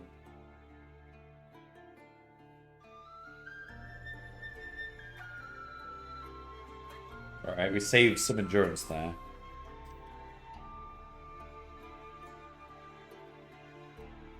It's 5. Alright, we do have the ring. Alright, the best thing we can do is use the potion. And then...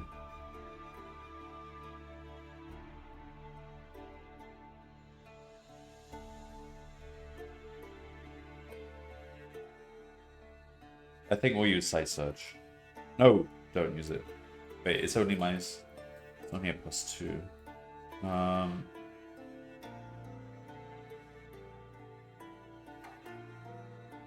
No, don't use it. Good. Bad. This is stupid. I've got max of both stats.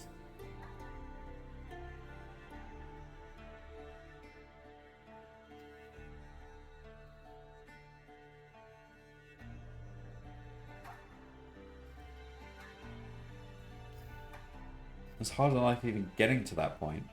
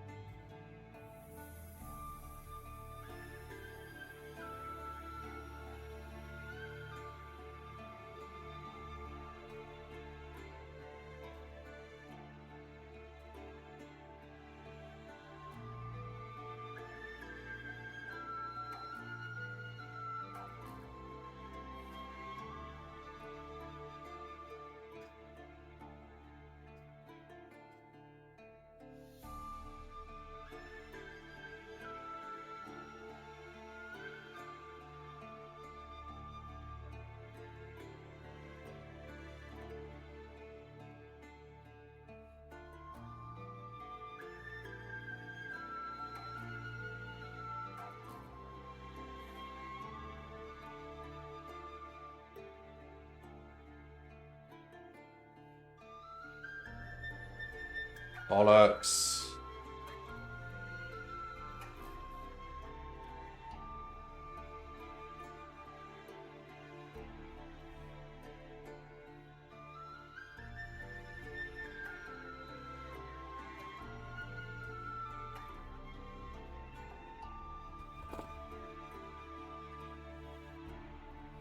This is such a terrible book. Like, the time it would have taken me if I had the actual physical book would have been more than, like, doubled, tripled.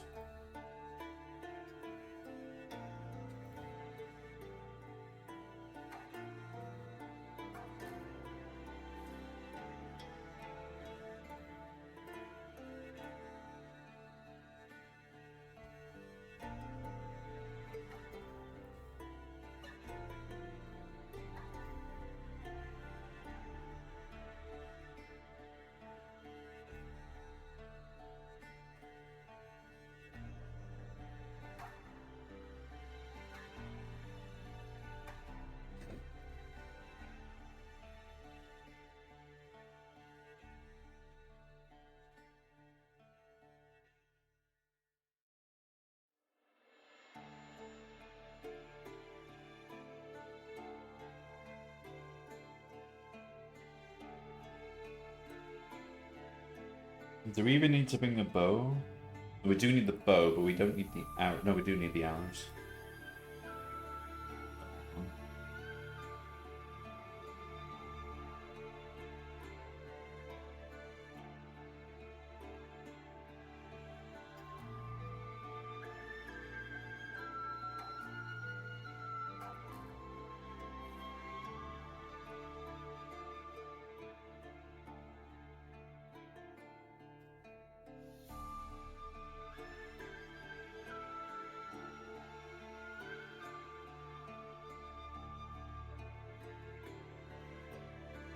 Just for that thing right there, we need the bow.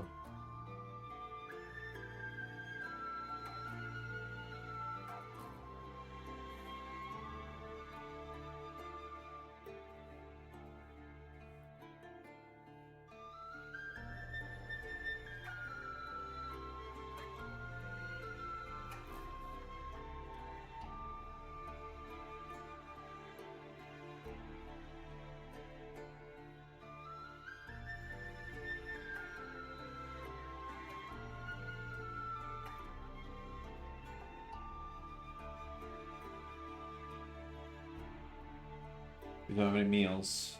No, that's right.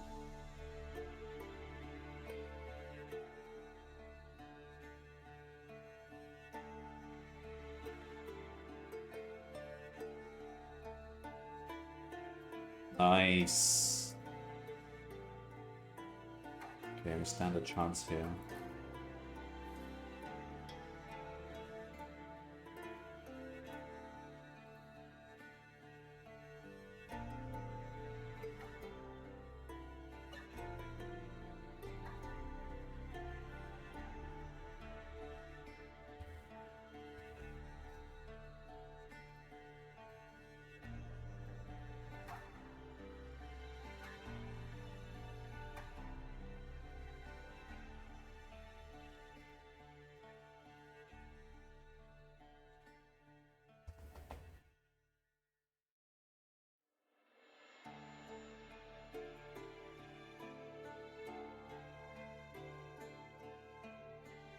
Alright, this is good. This is the best position we've ever been in.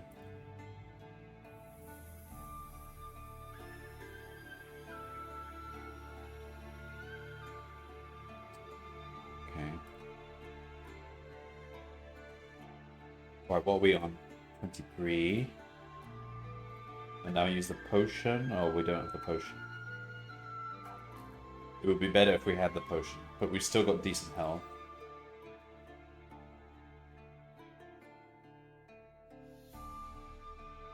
Right. Oh, come on. Look at this. Not terrible, but we lost still.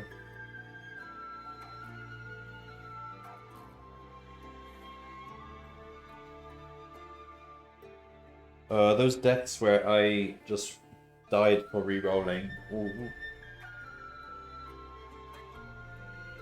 We'll give them back. We'll take them all. I think there was like 3 of them. Take those off. Because we've changed the system now.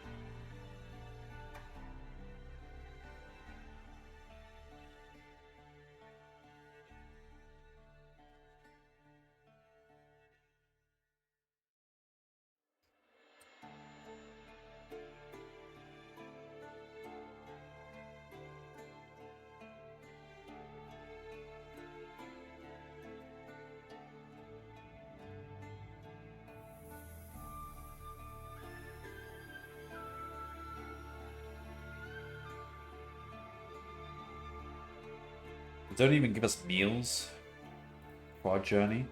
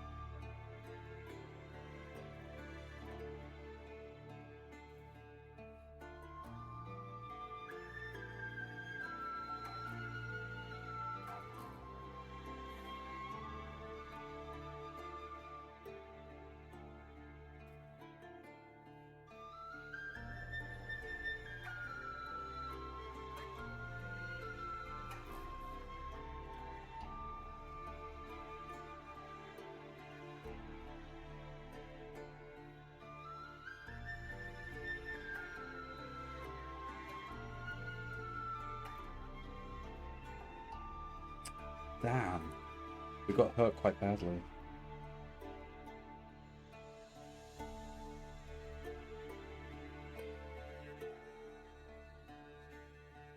Alright, what have we got? Well, come on. There's no chance. Use the potion.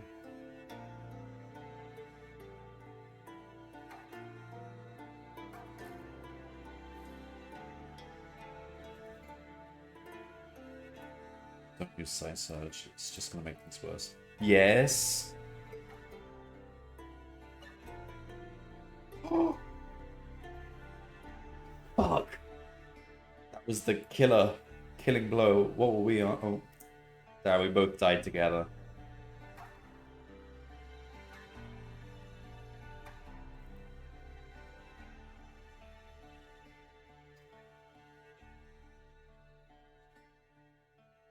Hello, DJ. I've just been restarting this over and over and over again. This is the worst book so far. Worse than book 8, which I thought was pretty bad. Like, at this point, I'm just choosing what combat skill and endurance I give myself, because you literally just have to re-roll. If you don't get 9, then that's basically guaranteed death. This final boss is ridiculous.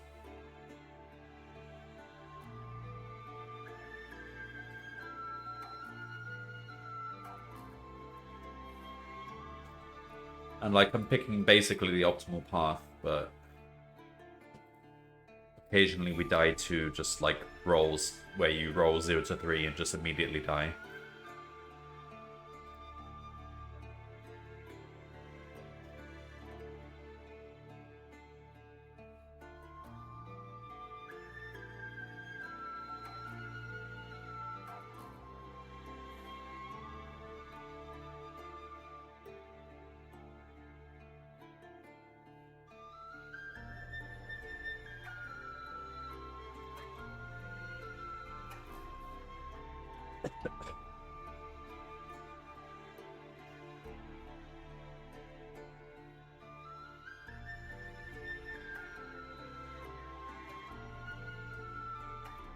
But yeah, I've just been repeating this over and over again for hours.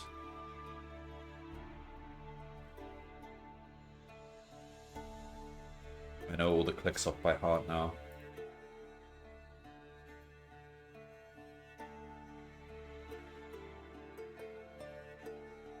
Okay, this is the good part.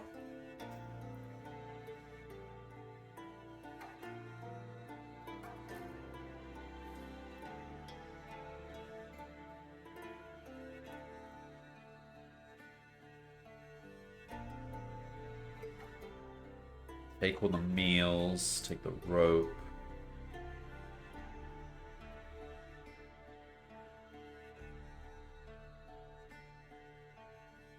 Alright.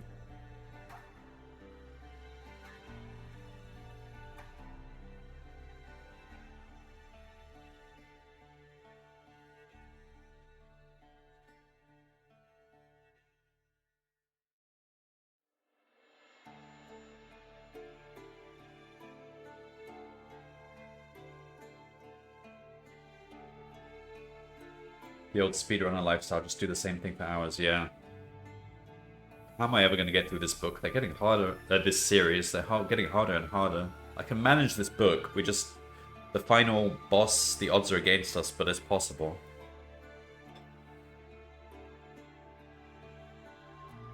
Oh, and this fight's quite tough, but we should be okay.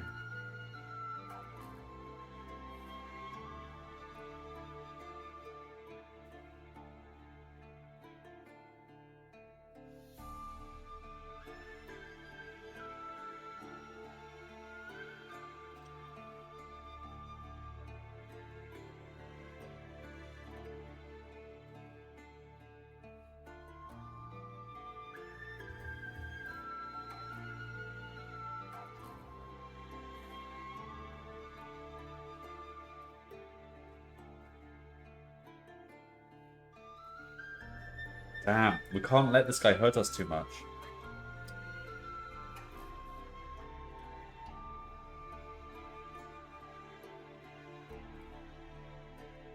Damn it. Just chipping off damage. Alright, what do we got? 15. Oh, it's not enough. Use potion as well, but 19. Alright, here we go.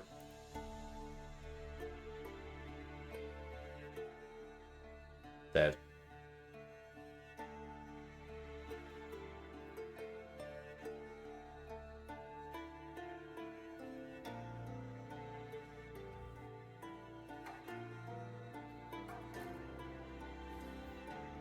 And this is with max combat skill every time.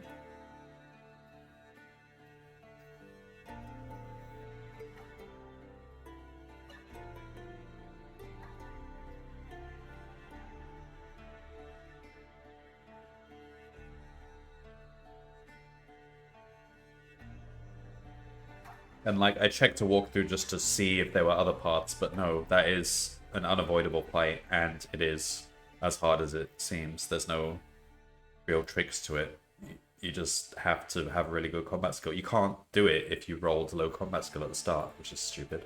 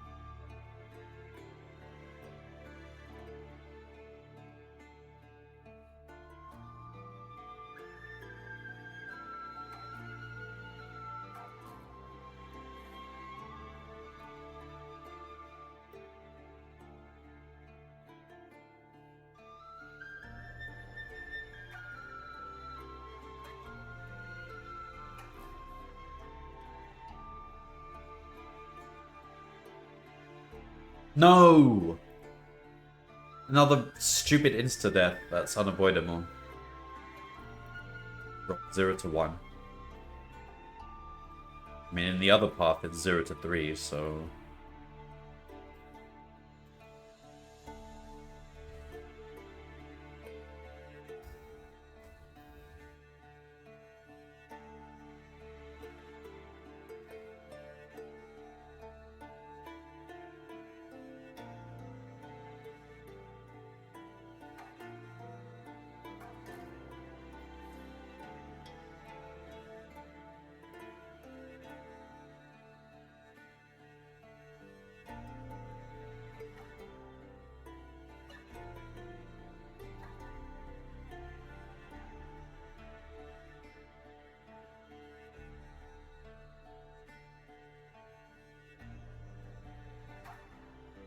No, we need the lantern.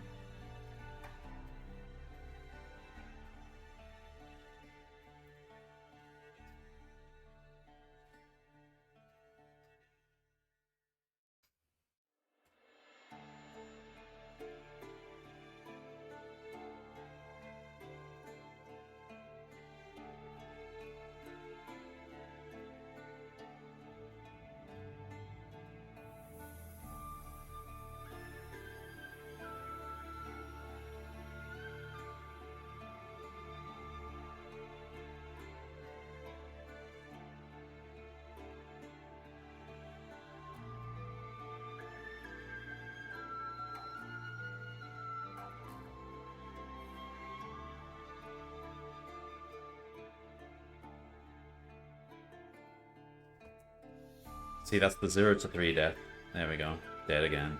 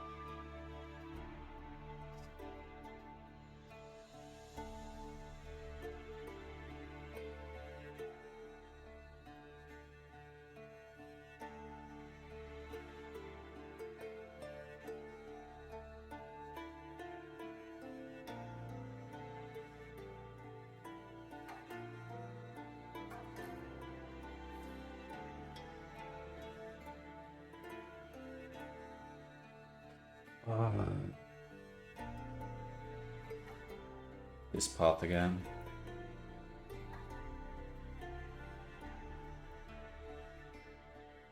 Please not 0 to 3. Come on, what? Such a troll.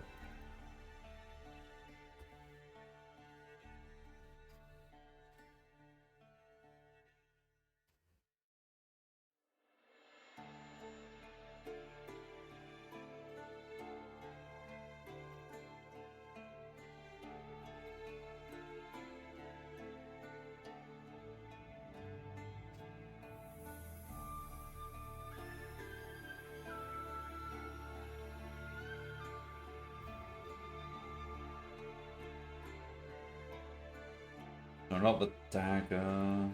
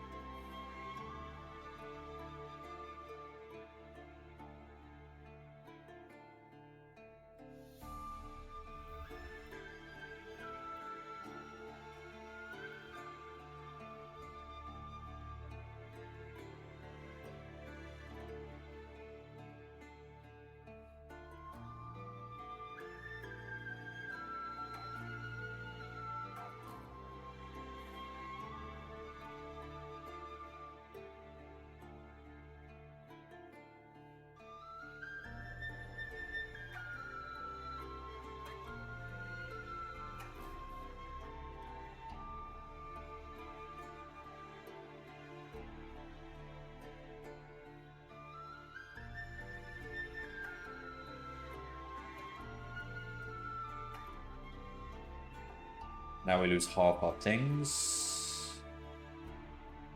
And we die anyway, because that becomes a 50-50. Oh, for fuck's sake.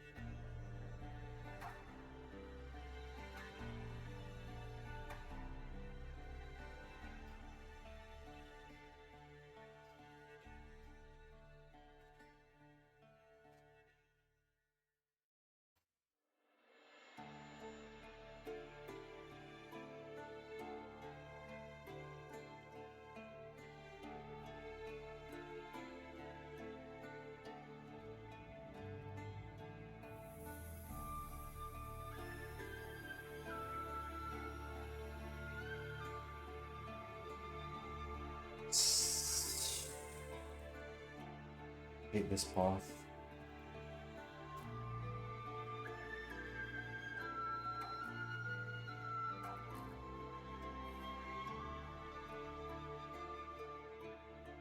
Dead.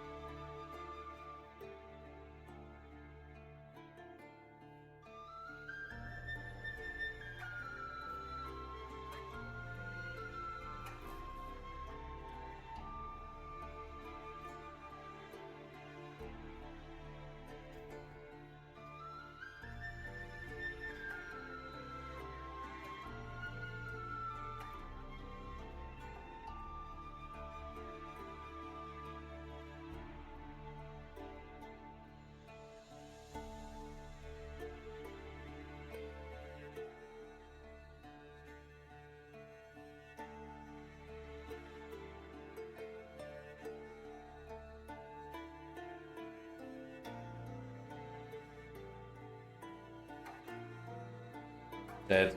We're not beating this.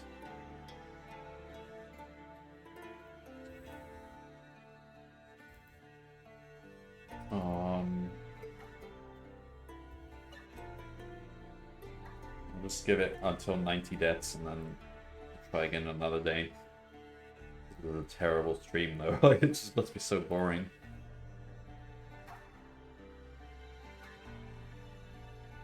Hours of this in like the YouTube video if I even bother to upload it.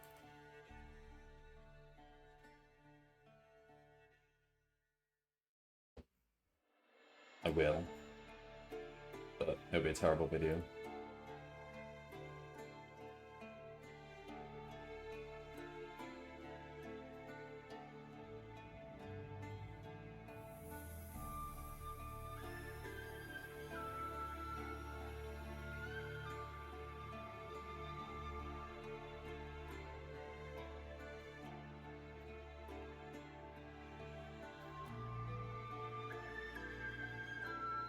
Feels like your guy should get stronger through the books, but he seems to be the exact same strength. Well, if you survive the books, the skills really help, like having more skills, but as I understand it, you only get to pick 3 if you've died. It's not completely clear though. Maybe we can keep...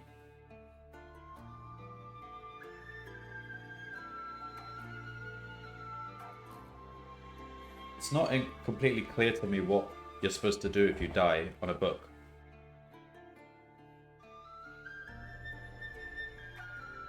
My understanding of it is you have to then replay that book as if you've never played any of the previous books. And that seems to be how this site is coded, but then that's not even completely clear because there's a bug that happens and that makes me have to restart the book, load the book fresh.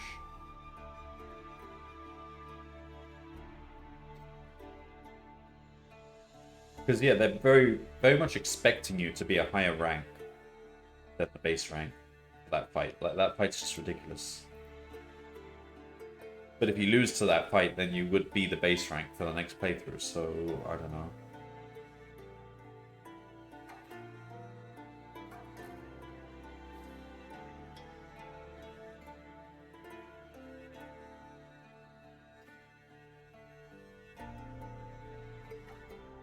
Okay, this is more promising now.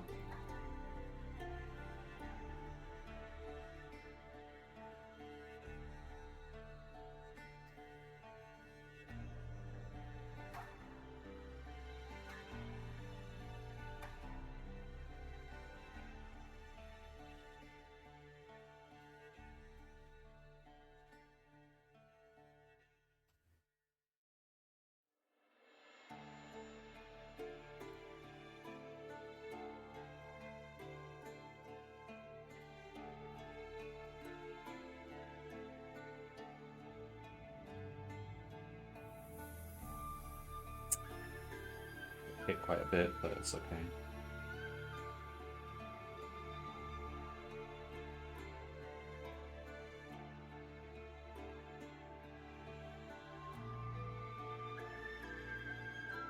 Alright, now we're good until the final battle, I think.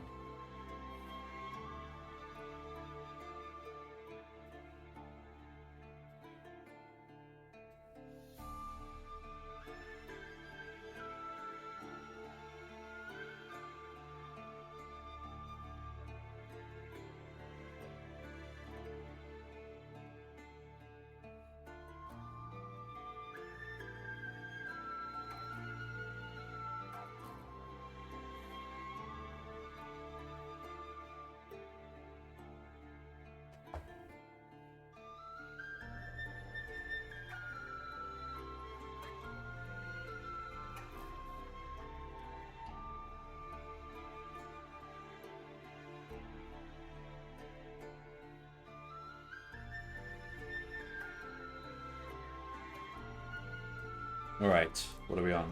20. That's not too bad. And with the potion, 24. That's as good as it gets. Right, here we go.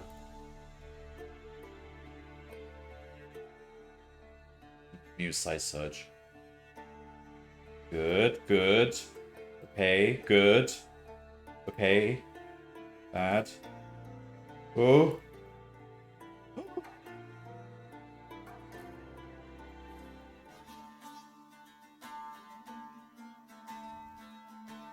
There's a lot of reading that. Hang on, 1 second.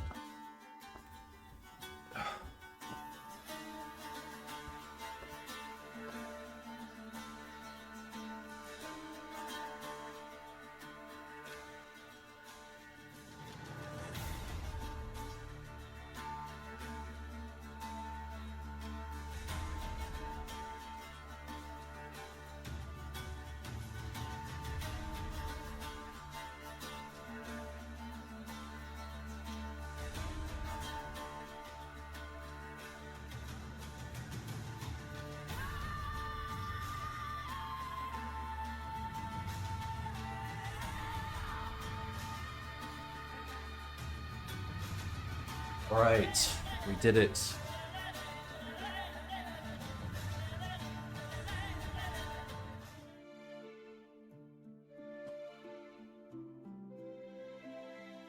At the very moment of his death, the shimmering web of energy that encases the Zakan's body flares with a scarlet brilliance so intense that you are forced to avert your eyes for fear of it blinding you.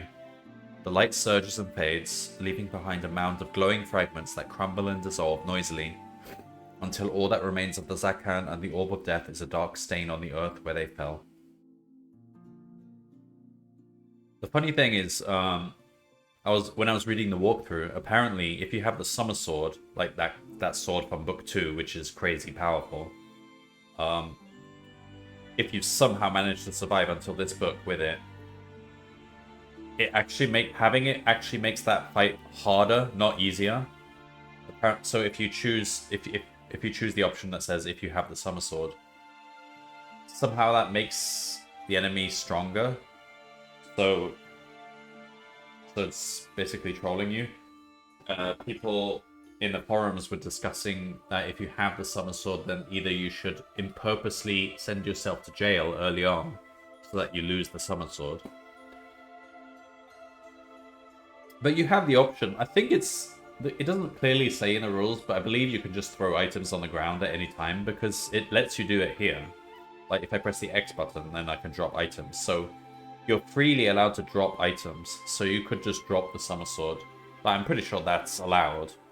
But people who weren't allowing that were like getting themselves caught in jail on purpose so that they would get rid of it. Alright. Spurred on by your triumph, the Anarian defenders rally themselves and counterattack to secure the west gate. The Vasagonians who gained entry are either killed or forced back into the moat as the gate is quickly retaken. A cheer resounds from the city wall, a cheer that becomes a chant carrying word of Kimar's demise to the enemy beyond the moat, and gradually the advancing legions slow to a halt as their hope of an easy victory dies. Officers ride to and fro, cursing and threatening their men with all manner of punishment, but their morale is severely shaken. The ranks of armored warriors merely stand in shocked silence and refuse to advance. The sound of distant is heard, and all eyes turn to the south to see wave upon wave of mounted warriors emerging from the hills around Valta. They pour from every valley and pass to fill the southern flats with regiments of horsemen, resplendent in uniforms of blue, white, and grey. Our prayers have been answered, says Chiban, as he and Banadon rejoin you at the city wall. Behold, the allies of Anari have come to aid us in our darkest hour. He points to the advancing cavalry, and you recognize, fluttering from their lances, the battle standards of 3 countries, Firland, Lorden, and Kakush. Then the thunder of their horses' hooves fills the air, and a wave of joy surges through you as you witness their first charge devastate the enemy's ranks, throwing them into chaos and confusion. A great battle ensues as the enemy slowly gather themselves to resist this unexpected assault. By noon, 2 of their armies have been smashed and routed, and the 3rd fights a desperate rearguard action as it covers the chaotic retreat westwards. At last, the fighting around the city comes to an end, and the defenders give voice to their elation that their home has been saved from the hordes of Dark Lord Knag. Senator Zilaris proclaims you the savior of Tahu, and the victorious cheers of the citizens echo through the burning streets and across the flat that lie strewn with enemy dead.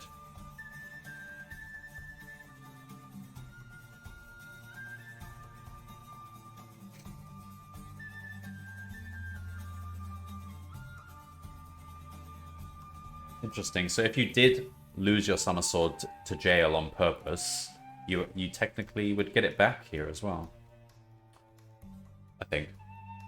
You gaze at this grim panorama and your blood runs cold, but it is not the sight of the carnage that grips you with fear. It is your growing awareness of a powerful evil that is taking shape above the west gate. A billowing black cloud forms in the sky, and from out of this cloud there comes a harsh and terrible voice. I will be avenged, it booms, its resonance shaking the battlements on which you stand. You steel yourself, half expecting a bolt of lightning to leap from the cloud and hurtle towards you. But no such attack materializes. Instead, the chilling voice continues in a mocking tone. Know this, you will pay for your defiance with your life. I, Knag of Mosgol, have the 3 remaining law stones that you seek, and I shall destroy them when I destroy you, Kai Lord. A gust of wind catches the cloud and it clears swiftly, but it leaves behind a numbing dread that fills your heart, for you sense that the words were no idle threat. The terrible voice of Dark Lord Gnark spoke the truth. Your quest has succeeded, for the wisdom and strength of the Lawstone of Tahu is now a part of your body and spirit, and your defeat of Zakan Kima has turned the tide of war decisively against the Dark Lord armies. But the shocking news that the Dark Lords now possess the remaining Lawstones of Nixator heralds the start of a new and deadly perilous episode of the Magnagite quest. If you have the courage of a true Kai Master, the challenge of recovering the last Lawstones from the clutches of your mortal enemies awaits you, beginning in Book 10 of the Lone Wolf series entitled The Dungeons of Torgar. Torgar. Alright.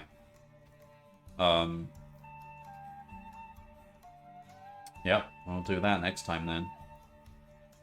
We'll keep our super... I think from now on, we just play with max combat skill and max endurance, because it just seems... Originally, I assumed it wouldn't matter so much. They even wrote in the description that it wouldn't matter if you have low skill, because there's always other options. Yeah, no, that's not true. Look at that last book. There is no way you can do that without max combat skills, so I think I'm just gonna pick max combat skill every time now. Although, I mean, this time we are a Paymaster Superior, so we'll get one more rank. We'll get one more skill, and it will probably be the hunting one, because that will give us bonus combat as well. Bonus +1.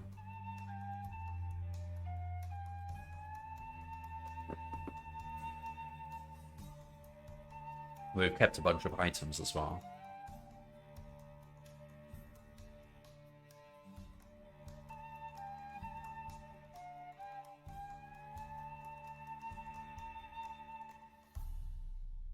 There's like 10 different items that you can get in that past book. I don't know what they're for. but they all seem to be like treasures, but they're probably like useless. Like at the start, you can find a bunch of jacks, and then they're holding a bunch of like silver goblet and a silk jacket and stuff. And then you can win stuff from the tavern, and you get some other weird stuff like jade anklets and scroll of honor. Yeah, there's about 20 different items, and none of them were called for. So what were they for? Were they just... maybe they were just there so that you'd feel tempted to hold them instead of like useful stuff like ropes and meals and stuff because of your backpack limit. And that's just to troll you, basically. Weigh you down with treasures which have no practical use.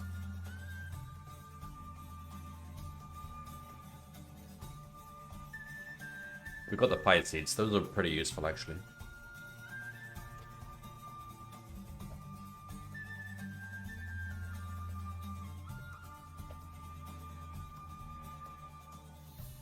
I don't know why you get this receipt, either. I don't know what that's for. Who asks for the receipt?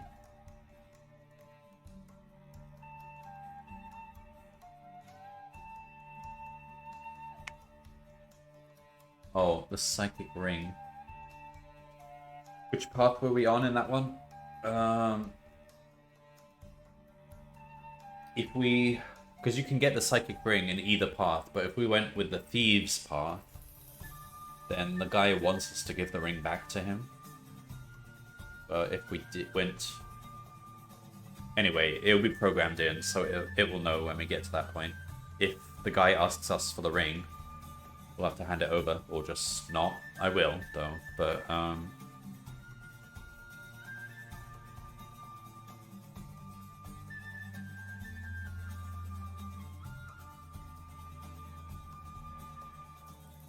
Alright. What a terrible book. I mean, I was... The first half, up until the final boss, I thought it was actually a good book. I was actually complimenting it, saying it was way better than the previous book. It all just got spoiled by that final boss. There should have been ways around it.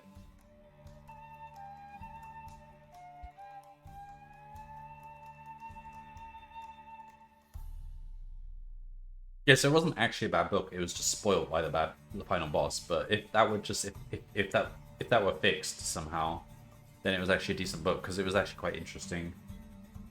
And I thought it had a better start than the previous book.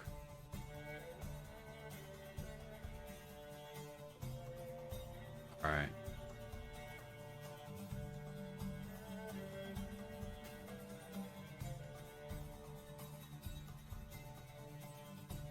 Oh my god, there's a lot of reading for next time. Can't do that now, it's going to destroy my voice. Alright, well that's next time.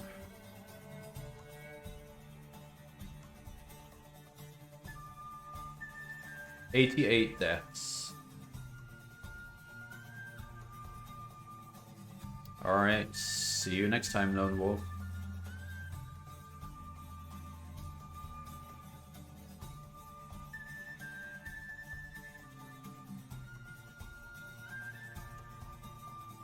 I don't know why this is even the book cover.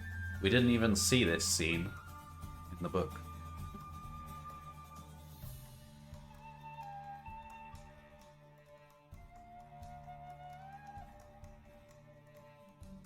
Oh wait, yeah, we did.